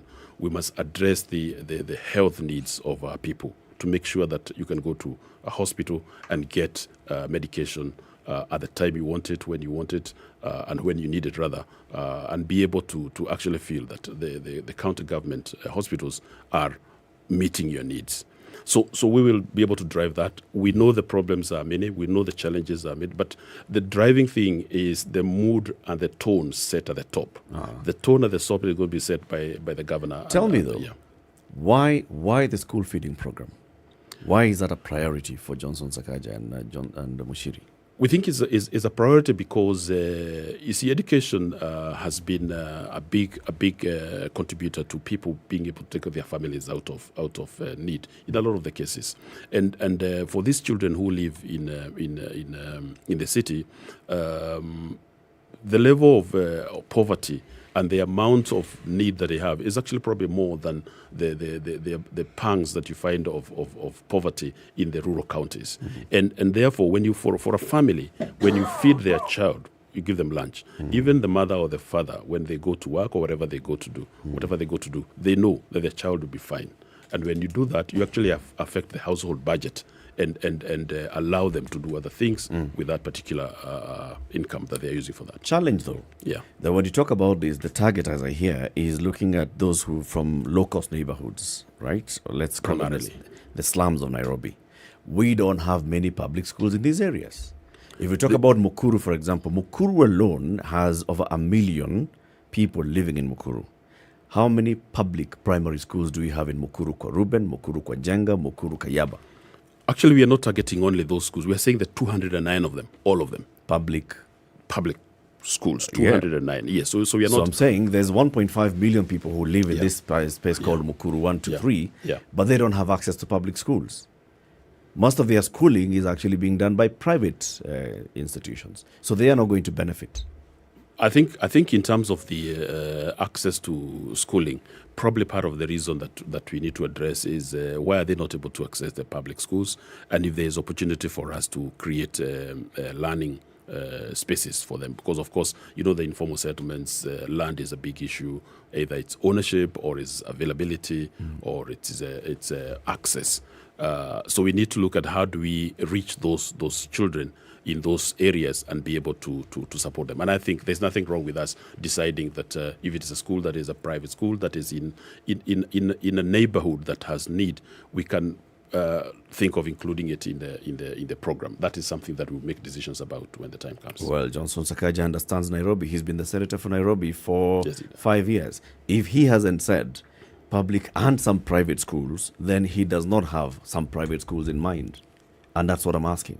I think the thing is, like I said earlier, you start solving a problem from one end. You can't take on the whole challenge and probably start including every school, because then you introduce. If you can go to private schools in the slums, why can't you go to private schools that are also in the well-off neighborhoods and stuff like that? So there has to be a criteria, and the criteria that you start with. So you start with that, and then you grow it. I think when you do the private, the public schools, you have covered a huge percentage of the children in schools in Nairobi. And as we grow our revenues, as we grow our capacity, we'll probably be able to extend that in the right way.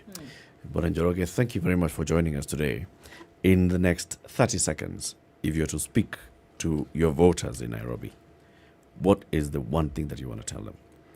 I think the one thing I'll tell the voters in Nairobi is that they should trust Johnson Sakaja and myself to lead the city for the next 5 years, because we want to make the city a city of order and dignity, a city that has opportunities for all, and a city where you are proud to call yourself a Nairobian, a city where when you wake up every day, you know the city looks out for your welfare. The city actually ensures that you live in a decent space and that human dignity is restored to every single individual that lives in the city. All right. Asante sana. Thank you. Mr. Joro Mushiri is a man who is running on the ticket with Johnson Sakaja, wants to be the next deputy governor of Nairobi City County. We've been having a conversation with him, seeking to understand their understanding of the problems of Nairobi and what Nairobi then needs going forward. He's been explaining that to us. The ticket, Johnson Sakaja and Joro Mushiri on UDA, okay. We've also had the competitors here as well, and we'll keep inviting more of them, because we need to understand everybody who is seeking your vote. What exactly do they want? Keep it here for more conversations. Coming up in the next hour, we'll be talking about Elgeyo-Marakwet County, that whole area called the Kerio Valley. We know that the violence continues. Yesterday, some 3 children were shot dead, point-blank range. And we have heard nothing from government on this particular matter. What exactly is happening in these areas? We'll be continuing this conversation on SpiceFM. Good morning, 9 a.m.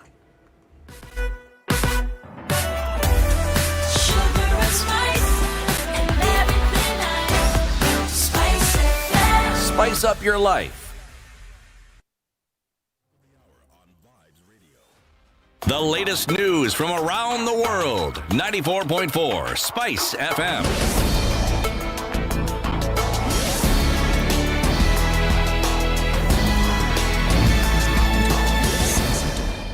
Professor George Ojakoya of Roots Party and Walter Mungari Laz Nyambani of Umoja Summit Party are today expected to appear before the Independent Electoral Boundaries Commission at the Bomas of Kenya for the presidential registration exercise.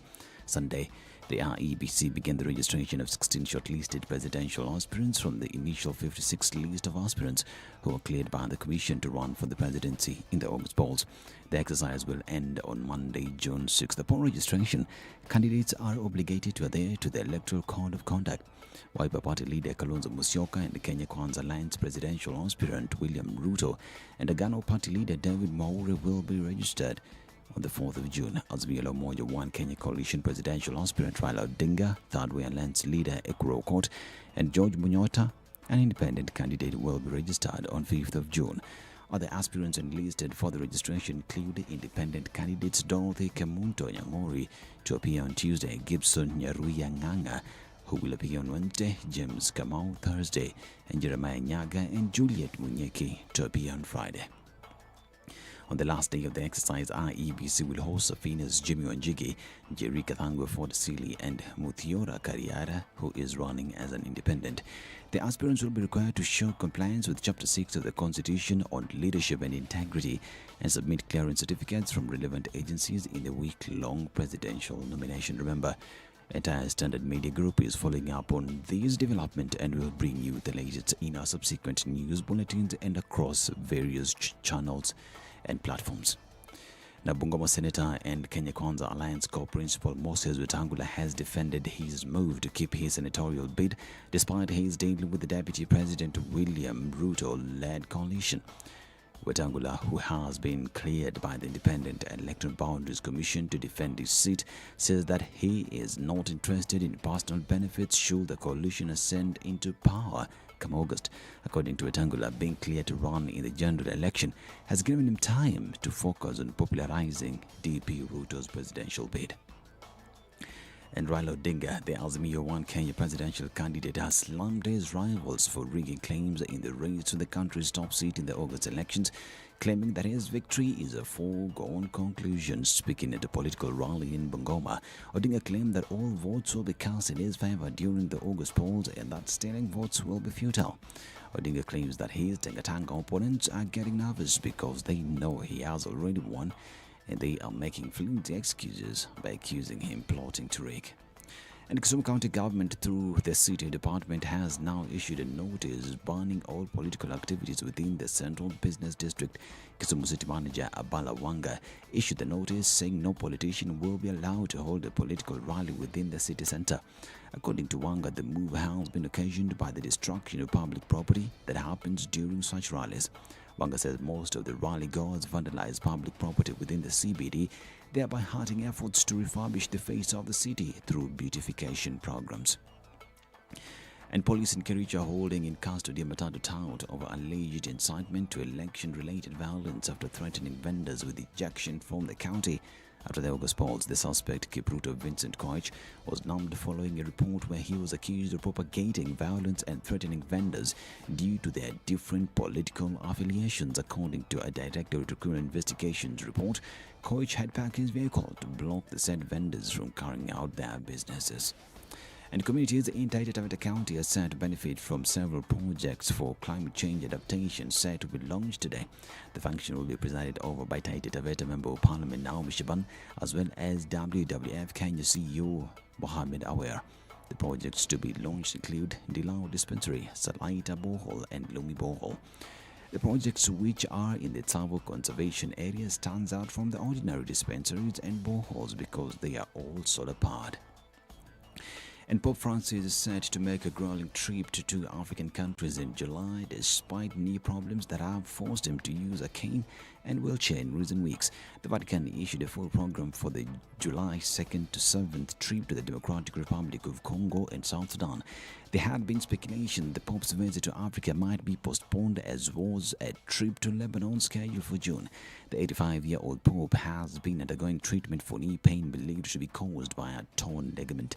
Francis will spend 4 days in Democratic Republic of Congo, visiting the capital Kinshasa and Goma in the restive eastern region. The July 5th to 7th stop in Juba, capital of South Sudan, is a visit that has repeatedly been delayed because of security concerns. This is Newswire, Dennis Assetto. Good morning.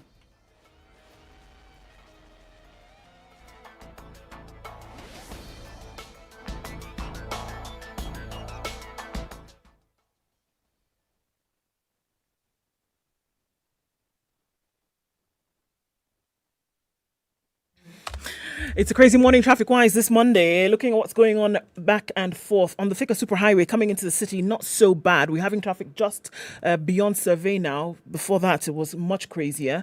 In the CBD today is a bit of a headache. Thumping with traffic everywhere you look. Coming off Jogger Road, that's where it started really early. And then going towards Landis Road. That whole area, Jogger Road, Landis Road, Kamkunji at the roundabout, and then on to Haile Selassie, even connecting with Gong Road, that has not stopped. And then you look at where else everybody else is getting a headache. Raila Odinga Way, looking at Valley Road, the CBD in general, going out towards Muranga Road, out towards connecting with Juja at the Pangani Underpass. Everywhere you look, Kiambu Road also still continues with that drama. Not to talk of what's going on now on the Nairobi-Nakuru Highway. Absolute mess because of the traffic that happened at Kinungi. It's crazy, guys. So if you're heading out in that direction, heading out west from Nairobi, that is what is happening today. Really slow in both directions, and it looks like it's going to be there for a while. So if you can stop or at least postpone your journey, or you know, have some patience to sit it out, just so you know that's what lies ahead. Let's talk in about half hour and see how things may have changed. SpiceFM KE on Twitter, text 40127.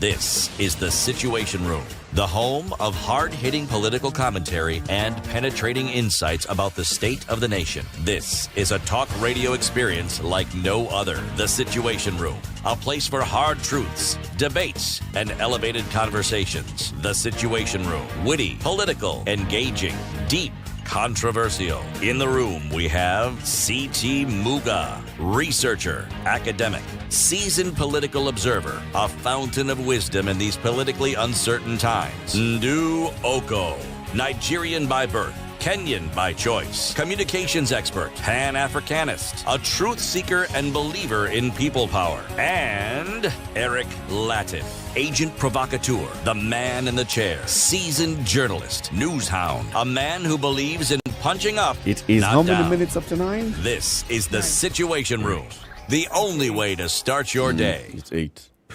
Still 8. Kenya's biggest conversation, getting into the final hour of the show this morning. CT has their day's proverb. I do. I most certainly do. The wings of a dove. Well, yes, bird in general. Dove is also bird. But every bird flies with its own wings. Every bird flies with its own wings. Hii kutoka kwa ndugu zetu wa Tanzania. This one, yes it is.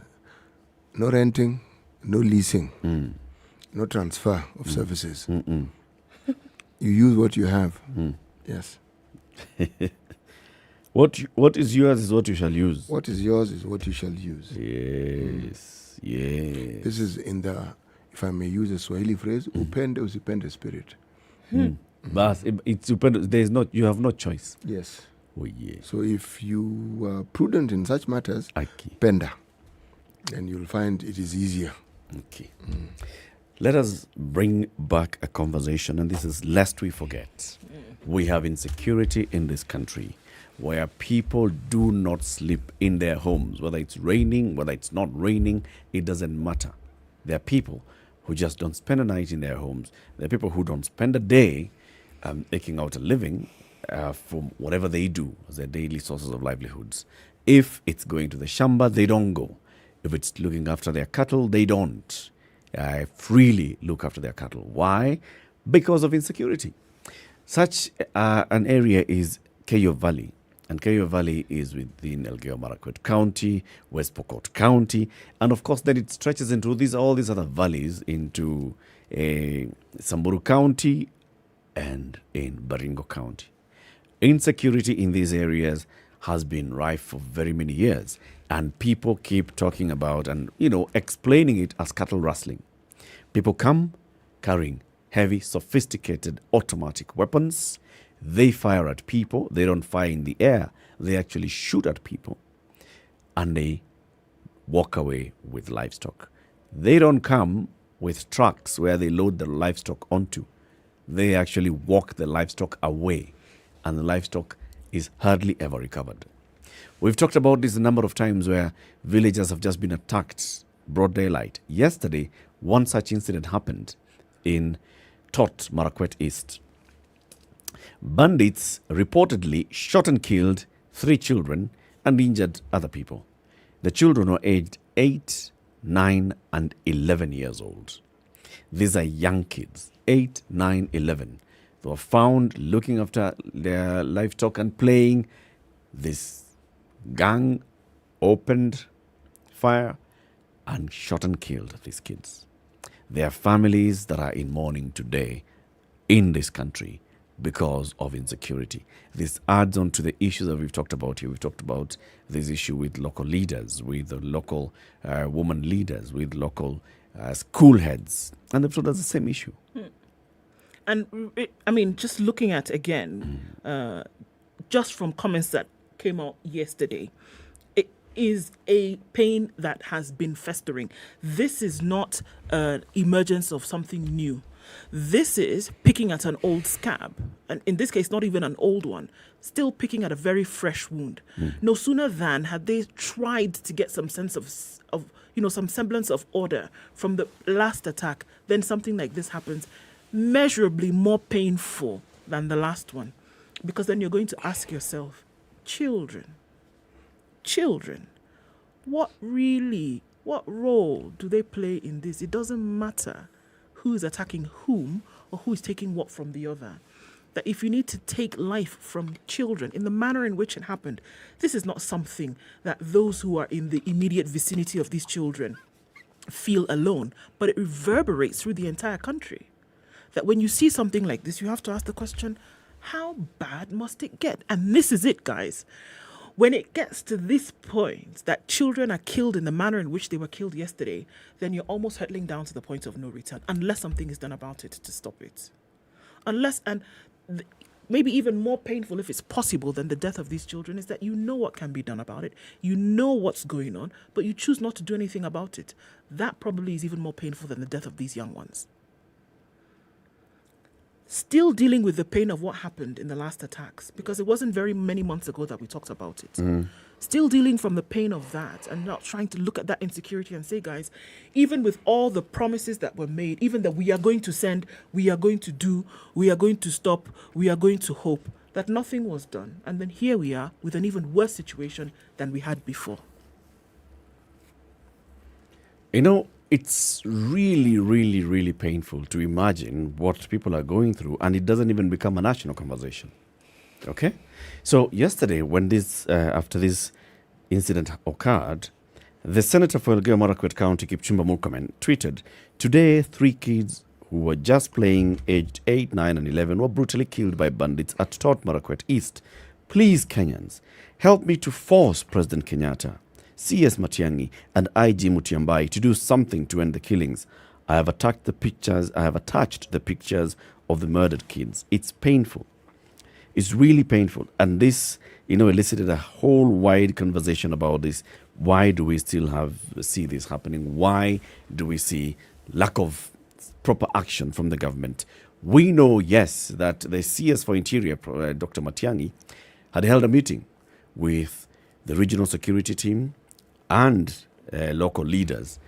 This meeting took place in Nakuru earlier this year, and they were addressing the issues of what's going to happen. And they promised that multi-stakeholder team of security was going to be deployed in these areas to address this issue once and for all.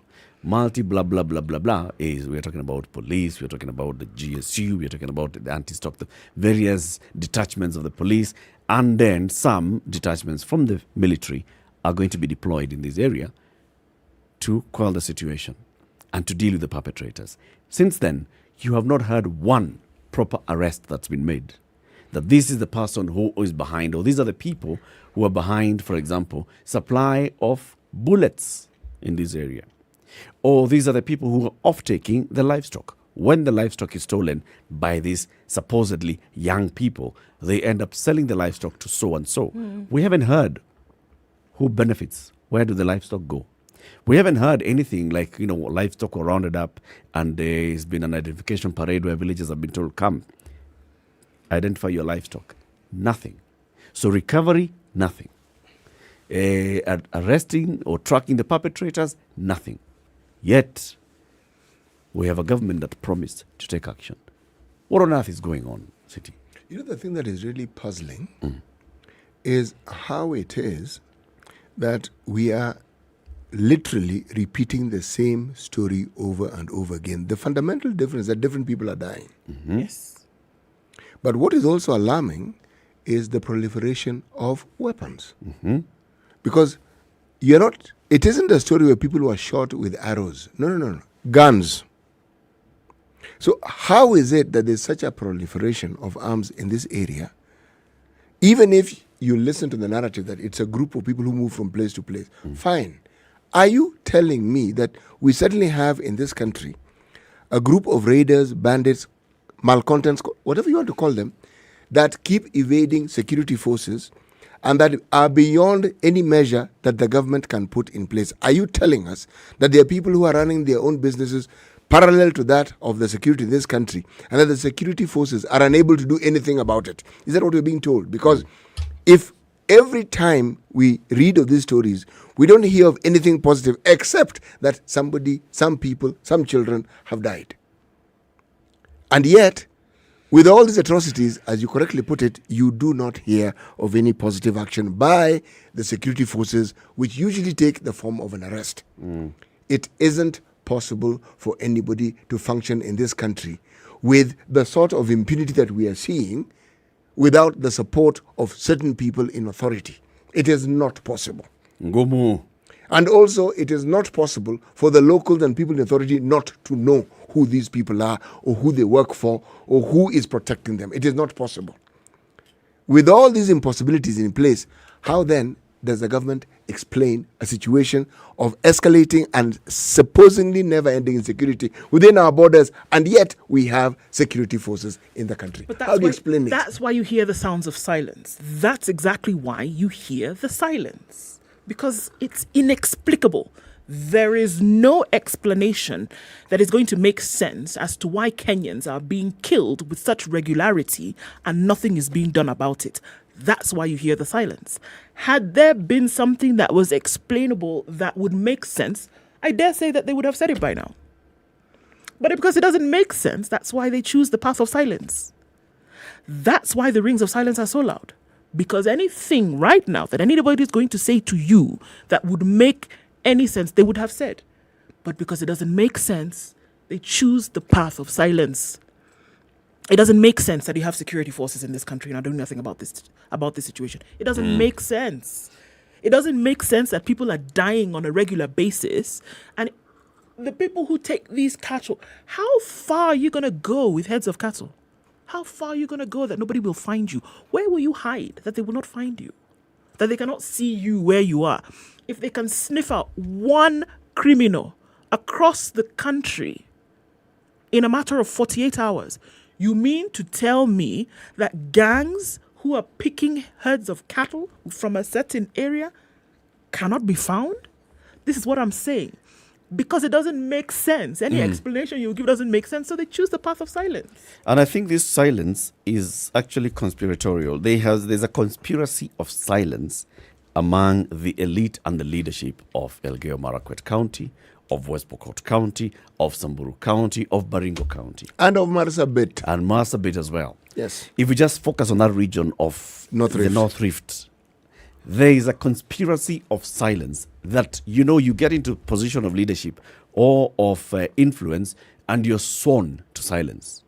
Or you are sponsored by whoever is behind this to silence. We had invited Senator Kipchumba Murkomen of Elgeyo Marakwet to come to the studio. He's just texted me. He says he's been holed up in a meeting with the Interior Cabinet Secretary, Dr. Fred Matiang'i, and they are due to join a high-level delegation that will be going to the ground to this particular area of Tot to see what's happening. Yeah. So he is asking for forgiveness that he'll not be able to make it. We'll try and have a conversation with him on the phone and hear what exactly the conversation with Dr. Matiang'i has been all about. But I say this, Senator Kipchumba Murkomen is a senior person. Well, he's a two-term legislator, all right, so he does not have a lot of experience in legislation. However, in his first term as a senator, he immediately became the leader of majority in the Senate. He was in leadership of the Senate. He had the ear of the president and both ears plus eyes plus nose of the deputy president. To date, Senator Kipchumba Murkomen is among those who are senior in the deputy president's campaign. He talks to the man one-on-one. The deputy president, we're not talking about the sitting deputy president, who sits in the National Security Council. We will talk about Senator Kipchumba Murkomen. Let me tell you about the National Security Council, okay? Mm-hmm. The National Security Council is a creature of the Constitution of Kenya. This is one organ that has 8 members. Count them as I tell you. Mm-hmm. The president, say 1. 1. The deputy president, 2. 2. The minister in charge of defense, 3. Minister in charge of internal security, 4. Minister in charge of foreign affairs, 5. The chief of defense forces, 6. The director general of the National Intelligence Service, 7. The inspector general of police, 8. Those 8 are the members of the National Security Council, created by the Constitution. That is the topmost decision-making organ when it comes to national security in this country. Okay? Mm-hmm. Those are the guys who will seek approval of Parliament to declare war in Kenya, to send our troops to Somalia or wherever, or to allow foreign boots into this country. That is the body that makes that decision, that makes that call. It is supposed to report to Parliament annually on the state of national security in Kenya. Every year, they should go to Parliament and give a report of this. We are safe, we are secure, every citizen is protected. Okay? Deputy President is a member of this. So we cannot say, oh, Raila, oh, handshake, oh. Constitutional creature, Ruto is a member. However, I want to focus on the last member I mentioned, the Inspector General of Police. The Inspector General of Police is another creature of this constitution, which is bringing together all arms of police and giving them one supreme leader.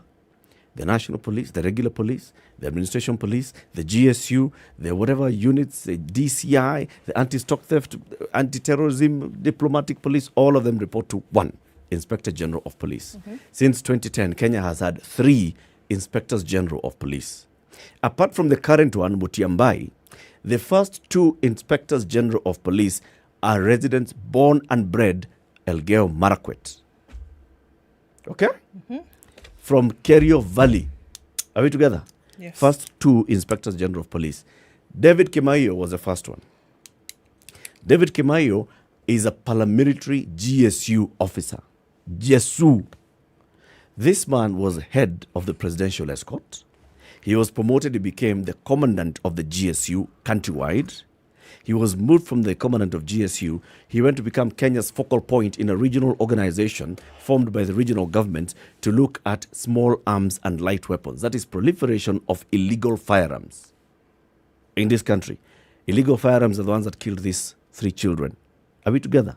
Yes. This man had access to intelligence and information on tracking who is selling or distributing illegal firearms in the country, who's involved in this trade. So as a focal point for this, David Kimaiyo knew where the firearms are coming from and where they're going. Are we together? The man was promoted, he became the Inspector General of Police, who can give an order and deploy police officers anywhere in the country.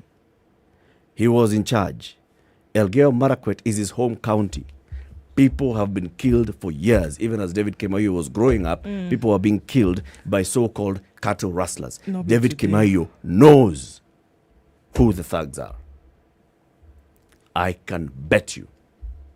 David Kimaiyo, after being removed from the president as Inspector General of Police, he was made chairman of Kenyatta National Hospital. Then he resigned and he wanted to be the senator of Elgeyo Marakwet in 2017. Okay? Kimaiyo, put him on side.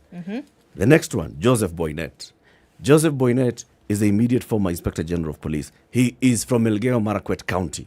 That's his home county. Are we together? Yes. This man, before he became Inspector General of Police, was a senior director of the National Intelligence Service in charge of data analysis. That means he was dealing with collection and analysis. He was dealing with raw data and putting it some sense into it and passing it onwards. This man obviously has, over the years, seen intelligence on what is happening in Kerio Valley. Joseph Boynet, dint of being Inspector General of Police and sitting in the National Security Council, has had access to intelligence on what is happening in Kerio Valley and what has been happening there over the years. Kimaiyo, Boynet, 2 sons of Elgeyo Marakwet, they know what had they done in their time in office. Did you see any address of this? No. So that's why, when I say there's a conspiracy by the leaders of this region, this is what I mean. You can't have 2 Inspectors General of Police coming from your neighborhood and then your people are still being killed. And you say, you know, Matiang'i should do something. Matiang'i what, bwana? The people who hold the very security of the nation in their hands, this is their home. It's like saying, there's a fire in my backyard. I am a fire marshal. I know what to do. However, what I'm waiting for somebody outside to come and tell me how to handle the fire. I am versed in matters fire. I have been handed the crown in terms of what to do for the nation when it comes to fire. in my backyard, as in I open the window and it is there in my backyard. But I say, actually, you know what? I need the people who gave me this authority in the first place to then come and tell me what to do. Absolutely not.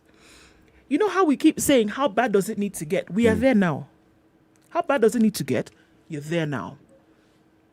When the most vulnerable in society have to suffer the brunt of this nonsense, that's how bad it can get. I'm going to go back to the children so that it paints that image in your mind. Again, that when you have children who've been shot at point blank range because of this kind of nonsense that we see happening on a regular basis, now it has gotten to the children. Now they're the ones, before they were running away from their houses being burnt or torched to the ground. Now they're dying. There's no what else needs to happen. That's where it is. That's how serious it's going to get. They're killed regularly. The other things that they've already done them. They've stolen, they've chased people from their houses, they've kidnapped, they've stolen heads of cattle. Now they're killing children. What else needs to happen? You cannot then say, we are waiting for the president to come and say, meanwhile, you've been handed the powers. You can do it. You've not done it for years. This is not a 2022 situation. This is decades old of nonsense that has been going on. Short of raising the entire valley to the ground, what more do you want to happen? What more do you want to happen? And who else? Who else all right. do you want to ask? So let's even go beyond this, all right? And let's look at these leaders. Okay, so there's a governor in Elgeyo Marakwet County. Is there not?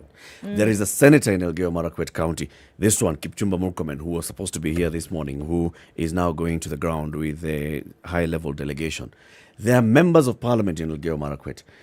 When is the last time that you heard these people, even members of parliament, addressing the press and saying, you know what?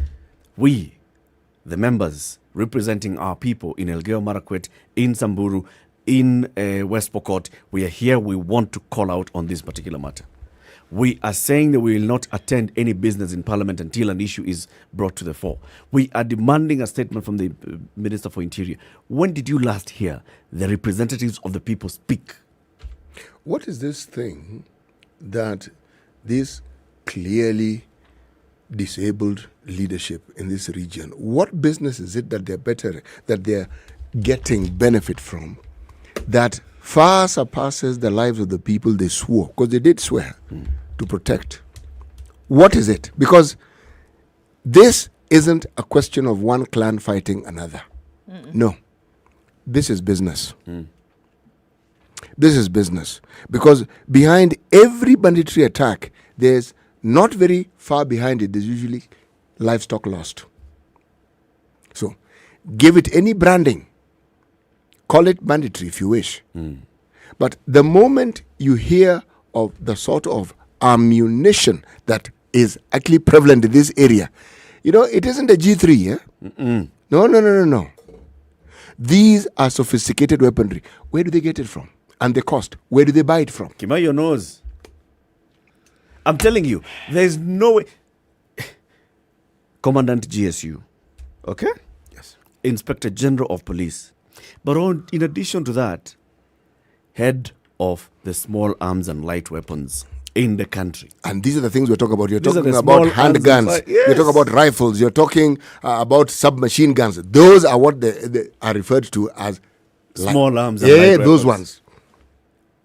And you have had somebody who has been here for all these years and is from Elgeyo Marakwet, and he wants to be the senator of that county to represent his people in parliament, telling people about what? That should be the measure of the and success. And yet he had the national job of being in charge of the security organ that would have kept his people safe. And constitutionally mandated power. Precisely.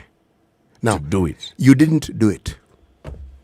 Then you want to come and tell people to give you an opportunity to be in the position do what of exactly leadership now? again. To come and do what?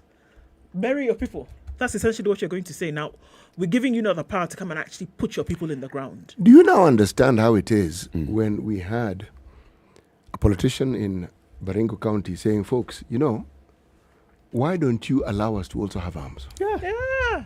And then they arrested her. And when she did that, we did not see Kina Kipchumba and others saying, no, we all agree. No, they didn't. What she's raising is a matter of national security, and we want to be enjoined in this conversation. For her efforts? Or this is what we want to do to see. For her efforts, she was arrested, handled by police, blah, blah, blah, blah, blah, blah. What absolute nonsense is this? There's a conspiracy by the leaders of these counties to make sure that their people continually get killed.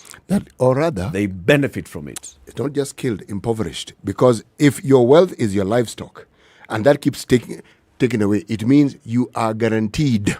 You guys. Yes. This cattle is going somewhere. Let's just say it as it is. It is going somewhere. It's going somewhere. It's not. Come on. It's not being hidden somewhere that you can't find it in the forest somewhere. You know, a cow is very difficult to steal and hide, you know. And then says it won't make noise. A cow. It is going somewhere. These fellas aren't just stealing and keeping. And I keep telling you that this business of conflict is very lucrative. Very, very lucrative. You think these guys are sitting around and then they say, okay, let's stay. One day, let's go here. The next day, let's go here. The next day, let's go here. And continue enriching ourselves. These fellas are from the community. Where do you think they're keeping these heads of cattle that nobody has seen them? Where are they keeping them that nobody has seen them? You know, we are not at war with any country. We're not. Let's take a break. We'll come back and talk about this. We'll try and get Kipchumba Murkomen on the line. We'll try and get other local leaders on the line and ask them, put them on the spot on this particular issue. What are you doing? What are you doing? If you're going around campaigning and you're not talking about this, when the deputy president talks about, what's his name, Matiang, he talks about Matiang and the threat of the vote being rigged. This is direct, man. The children of Elgeyo Marakwet, the children of Kerio Valley are not going to school. They're being killed. They're dying. That's a question that you ought to be asking. 27 minutes to 10. Tell us about KRA. I'm pissed. Okay, so KRA says that if you have an issue, now this is actually one that they will solve. That at least going towards, let us solve it. Here you are and you say, look, I paid this amount of money and I didn't pay tax. KRA says, come on, guys, you need to sort this out. Now, instead of running away or hiding under fear, KRA says, come, talk to our dispute resolution folks. Let's have a conversation. Bring your side of the story.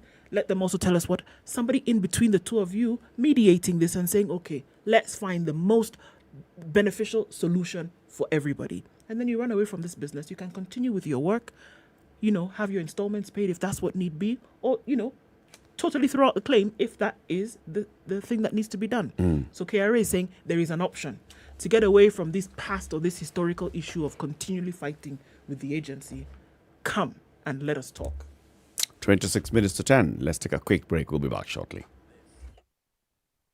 This is the Situation Room, the only way to start your day. Classic soul, R&B, smooth jazz, neo soul, and nostalgic ballads. Make some noise. Yeah. You're listening to Spice FM.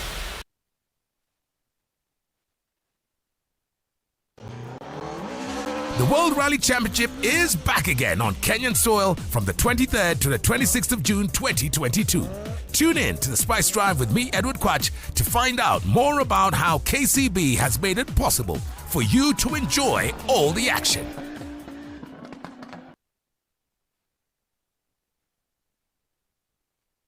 Classic soul, R&B, smooth jazz, neo soul, and nostalgic ballads. Make some noise. Yeah. You're listening to Spice FM.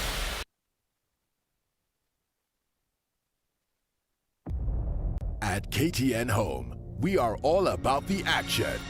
So you can enjoy unstoppable, unbeatable, unrivaled, unmatched movies from Hollywood. Get your popcorn ready. Tune in to KTN Home and buckle up to experience a new world of entertainment from the comfort At 18 degrees, it's mostly cloudy in Nairobi, a bit of a drizzle here and there, highs of 24 and lows of 15. It's mostly cloudy at 19 in Nakuru, highs of 23 and lows of 13. And we'll see lows of 15 in the rainy Nyeri at 17, going to highs of 23 today. At 23, that'll be the high in Eldoret. It's currently mostly cloudy at 16 and we'll see lows of 13. The rain comes down in Mombasa at 27, highs of 30 and lows of 25. And it's partly sunny now in Malindi. Malindi, highs of 30 and lows of 26. Mostly cloudy conditions at 22 in Kisumu, highs of 26 and lows of 18, while at 22 it's cloudy in Kakamega, highs of 25 and lows of 15. It's also raining in Kampala at 22, highs of 23 and lows of 17. 31 will be the high in a mostly sunny Dar es Salaam, currently at 26. It's 6 degrees and sunny, warming up ever so slightly in Johannesburg, highs of 17 and lows of 5, while Lagos still rains at 26, highs of 32. We'll see highs of 32 as well in a partly sunny Kinshasa at 22, coming back down to lows of 22. Out in Beijing, Friday afternoon, it's Monday afternoon, it's sunny at 32. That'll be today's high, coming down to lows of 13. Let's look into Paris, where it's sunny at 10, highs of 18 and lows of 8. 11 degrees and sunny in London, highs of 16 and lows of 9. And New York at 19 degrees, still Sunday night. Coming into Monday, we'll see highs of 30 and lows of 19.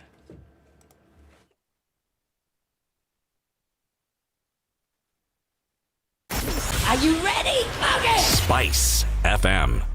The drama continues on the Nakuru-Nairobi highway, Nairobi-Nakuru highway, whichever way you might want to look at it. Quite some traffic. We're looking at in and outbound, and for kilometers today. There's an absolute mess there following that terrible accident that took place a couple of hours ago, but this affects traffic for most of the morning. We're still looking at heavy traffic on Jogo Road. Landis Road is an absolute mess. Going out towards Kamkunji, it's looking a little bit better on Haile Selassie today, and coming off Gong Road, that traffic has reduced significantly, looking a little better as well on Uhuru Highway going out into the city. And it's reduced significantly on the Thika Superhighway. Just at that Pangani underpass is where you'll see the most of the action right now, as well as the dregs of what was this morning on Kiambu Road. All right, we continue looking at it through the morning. Be careful, roads are slippery wherever you might be. No more accidents. Tafadhali. Let's talk on Spice FM KE through the morning and text on 40127.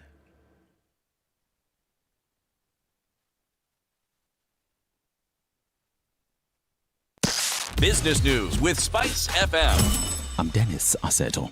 Kenyans are set to profit off the fifth straight month of unchanged electricity prices in May. This as the Energy and Petroleum Regulatory Authority (EPRA) makes no change to adjustable electricity tariff rates, including the fuel cost charge and the foreign exchange fluctuation adjustment.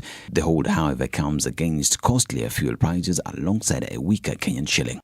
Centum Investment subsidiary Centum Real Estate has created a new tenant portal which seeks to link potential tenants with its mixed-use development projects. At the same time, the unit is set to provide property management services with a view of preserving the value of purchased residential houses. According to the firm, 9 of every 10 persons in its sphere of operations are tenants, with the balance covering homeowners.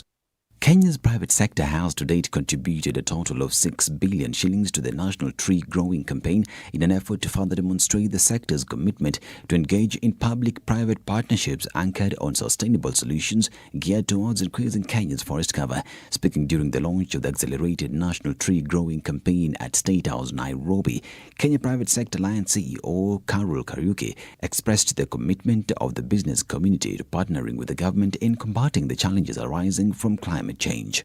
Lender I&M Group has taken over the remainder of a 35% stake in I&M Burbage Capital.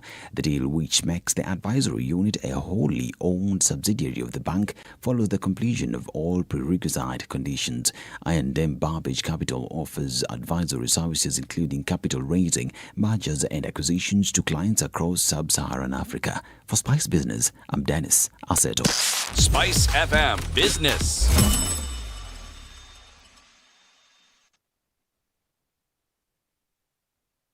Mature, intelligent talk every morning. Spice up yourself.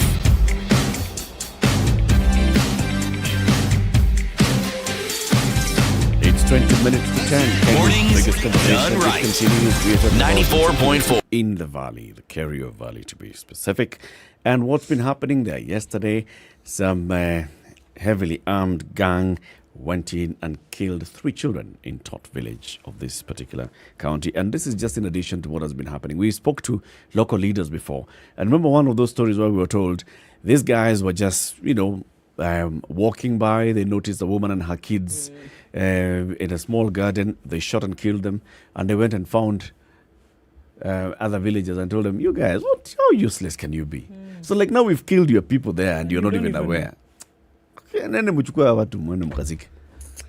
kind of nonsensical And yet, we have leaders from this area. We have people in senior government positions who have come from this area historically. We have current leaders from this area. We have a senator. We've got members of parliament. We've got a governor. We've got a deputy governor. We've got regional leaders. One of them is Marakwet East MP David Bowen. David Kangogo Bowen actually asked a question and was contributing to debate in parliament just about 5 days ago. And he was saying, lack of an implementation committee is failing Parliament. The National Police Reservist is provided for under the National Police Service Act. Many areas, including Laikipia, have the National Police Reservists. Why is it so hard to employ NPRs in Kerio Valley? It was raising the question of Kerio Valley. We are asking ourselves, are these questions enough? What is it that the leaders of this region have been doing? Kangogo Bowen is on the line with us. Good morning, Mheshimiwa. Morning.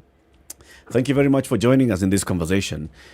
First of all, of course, our condolences to the people of Tot Village, and this is in your constituency. This has happened. This is not the first time such an attack is happening in Marakwet and Marakwet East specifically. Yeah, it's not the first time this attack is happening in Kerio Valley.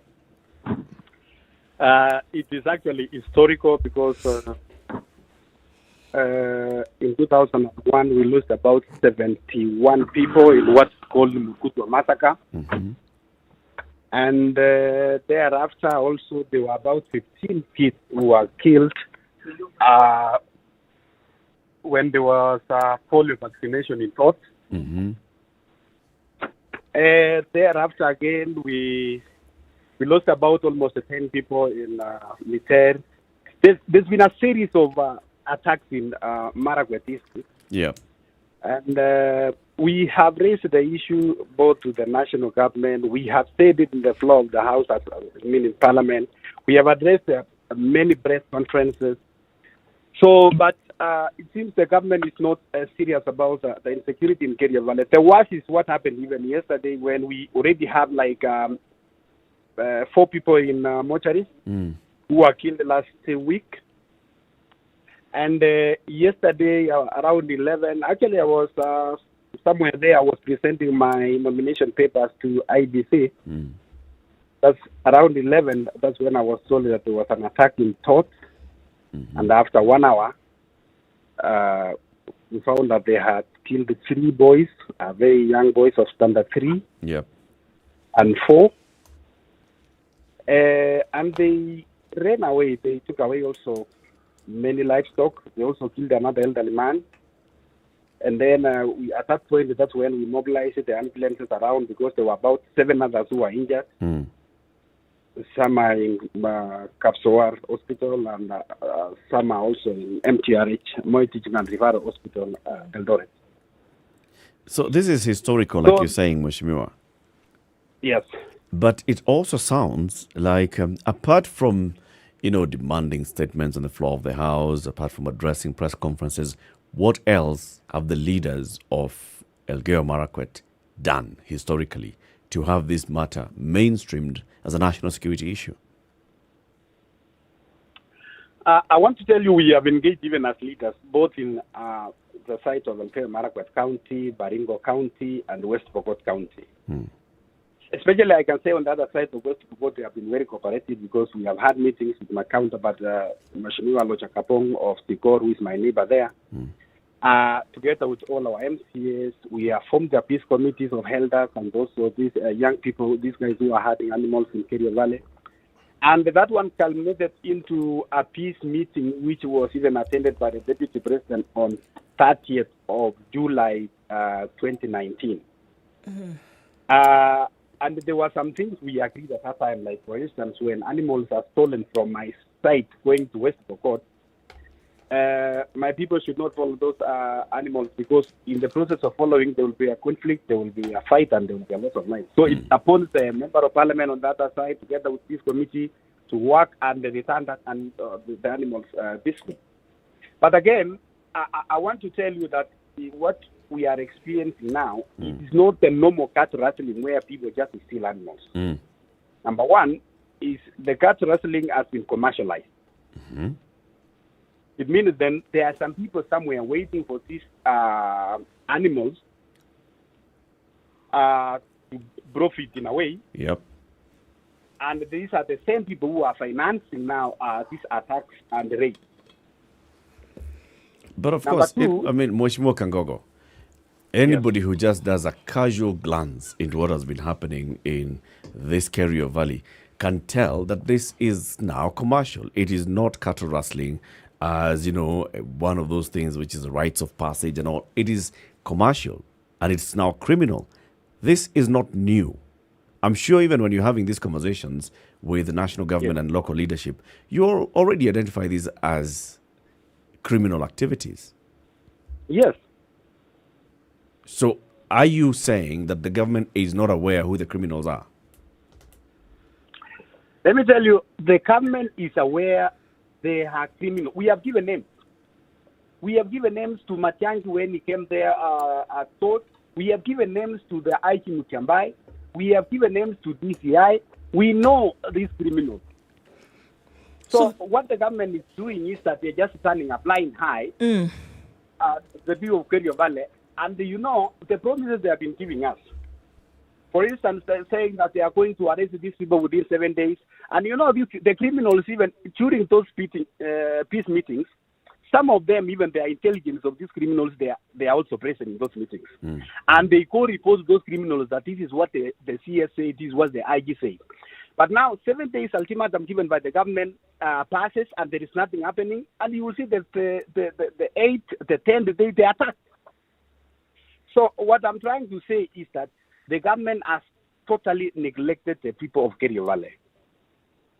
The police who are there, I want to tell you that the 3 kids who were killed together with the 2 other adults, they were killed only at 40 meters from the gate of Thought police station.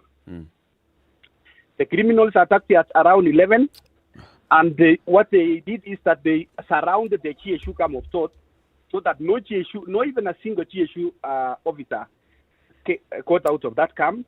Another group of the bandits also surrounded the Thought police station, and the rest of the bandits, because there were over 200, now raided into villages and raining mayhem and killing. So the police who are there, they are not even helping us. For us, as a leaders from Kerio Valley, we have given a solution of the NPRs, the National Police Reservists. Because these are the people who know the entry and the exit routes of these criminals. Number 2, they understand the dialects of the criminals, because even when they are talking around, they are able to understand. Not police like you have a policeman coming from Kisumu, from Mombasa, from Nairobi. It is locals. Yes. So why have there not been NPR in this area? We don't understand. Let me ask you a more direct question. And we've said this before. The first 2 inspectors general of police in this constitution are from your county. Yes. So they understand. When you have these conversations, I'm sure even as you are a first member of parliament in 2013, Kimaiyo was the inspector general of police. I'm sure you involved him in these conversations. His successor, Boynet, I'm sure you involved him in this conversation. I mean, these are your people from your neck of the wood. They understand the conversation. What response do you get from them when you say, let's deploy NPR? Let me say this. Let me make a small correction that the NPRs who are there, there were some about 245 NPRs who were deployed around 2015 thereabouts. So these NPRs, they were there and they were really very helpful to us. They really helped us until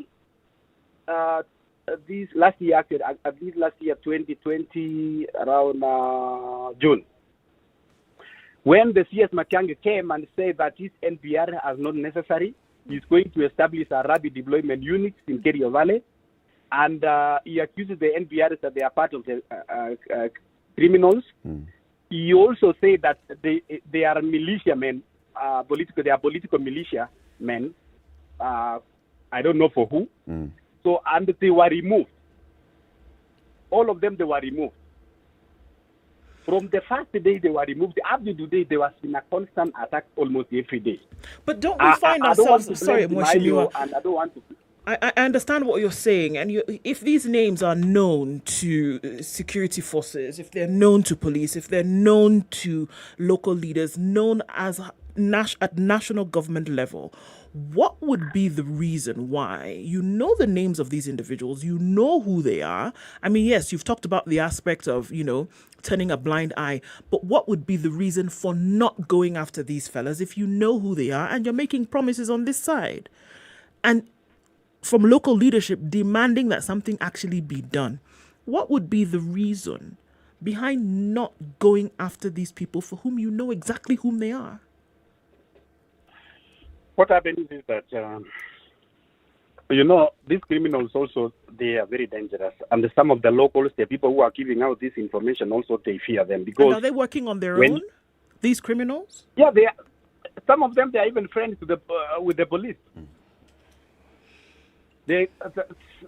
Many of them, they bring out with police out there. And I want to tell you, the bullets, which is killing people in Kerio Valley, if you get those bullets and you are able to see, they are KDF and police bullets.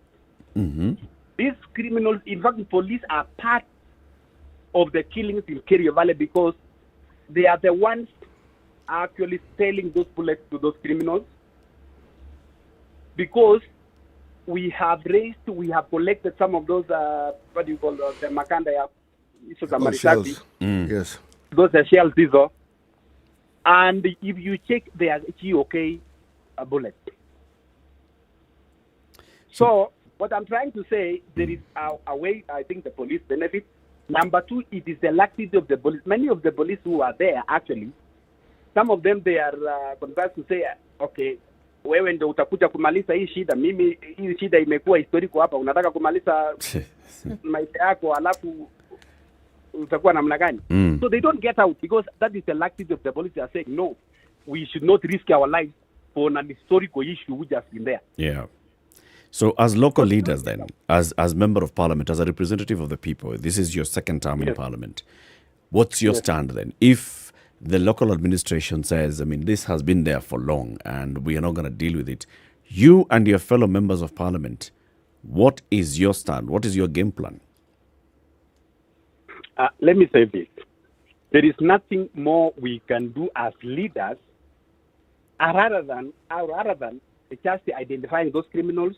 We give the names to the DCI. There is nothing else we can do because also, even as we are at risk. Are you saying, Mheshimiwa, that your lives have been threatened by these bandits? Yes, last some 2-3 weeks ago before the nominations, I was doing my campaigns in Kerio Valley. Then in one of my rallies, when I was moving from one point to another, we were attacked on the way.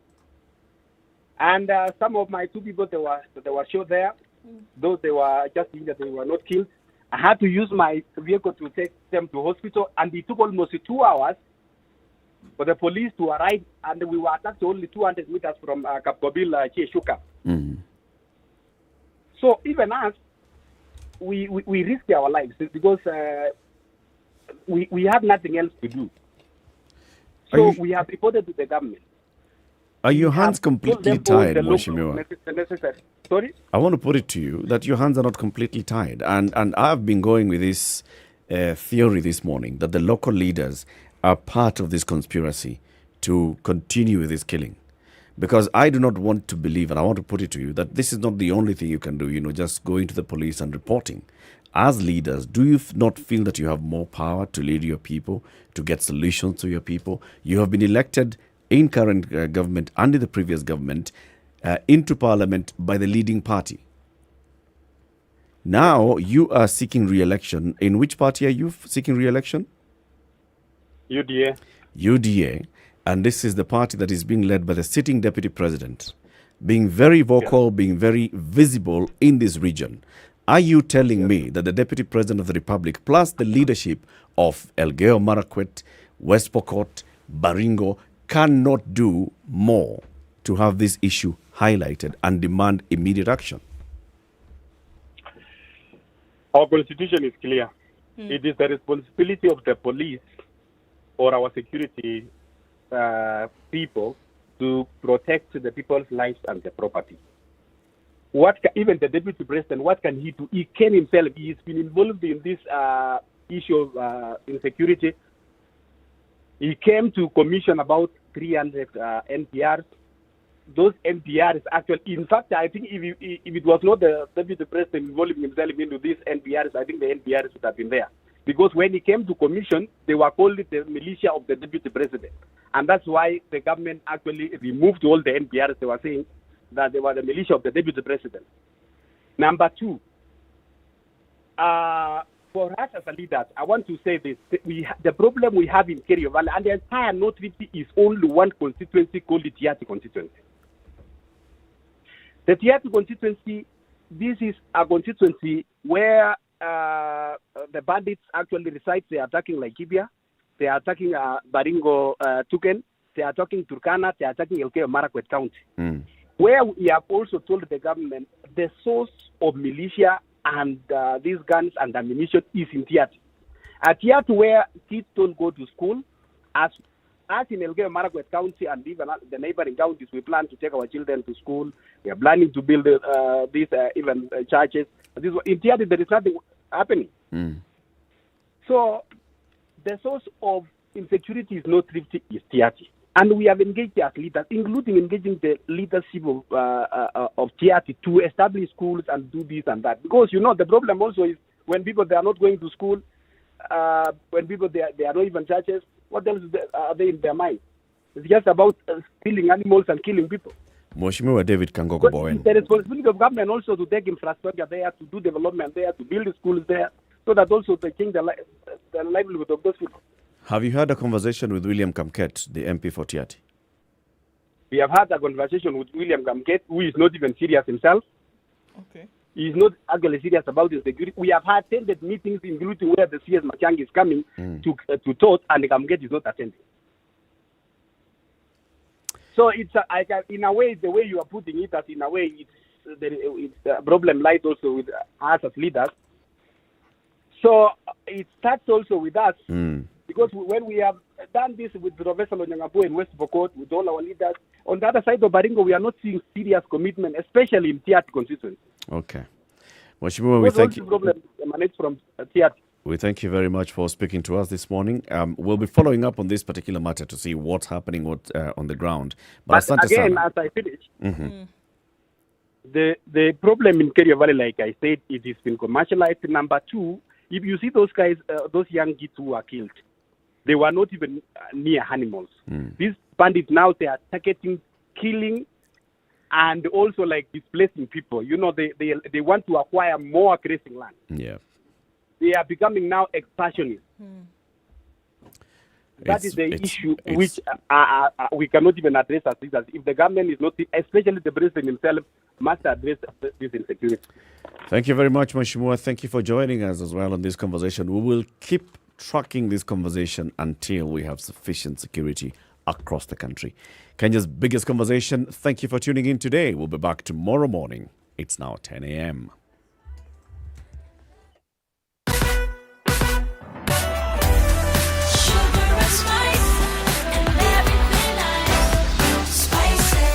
Spice up your life.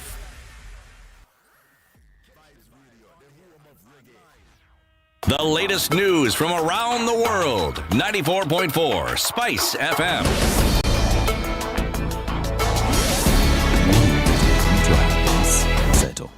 President Uhuru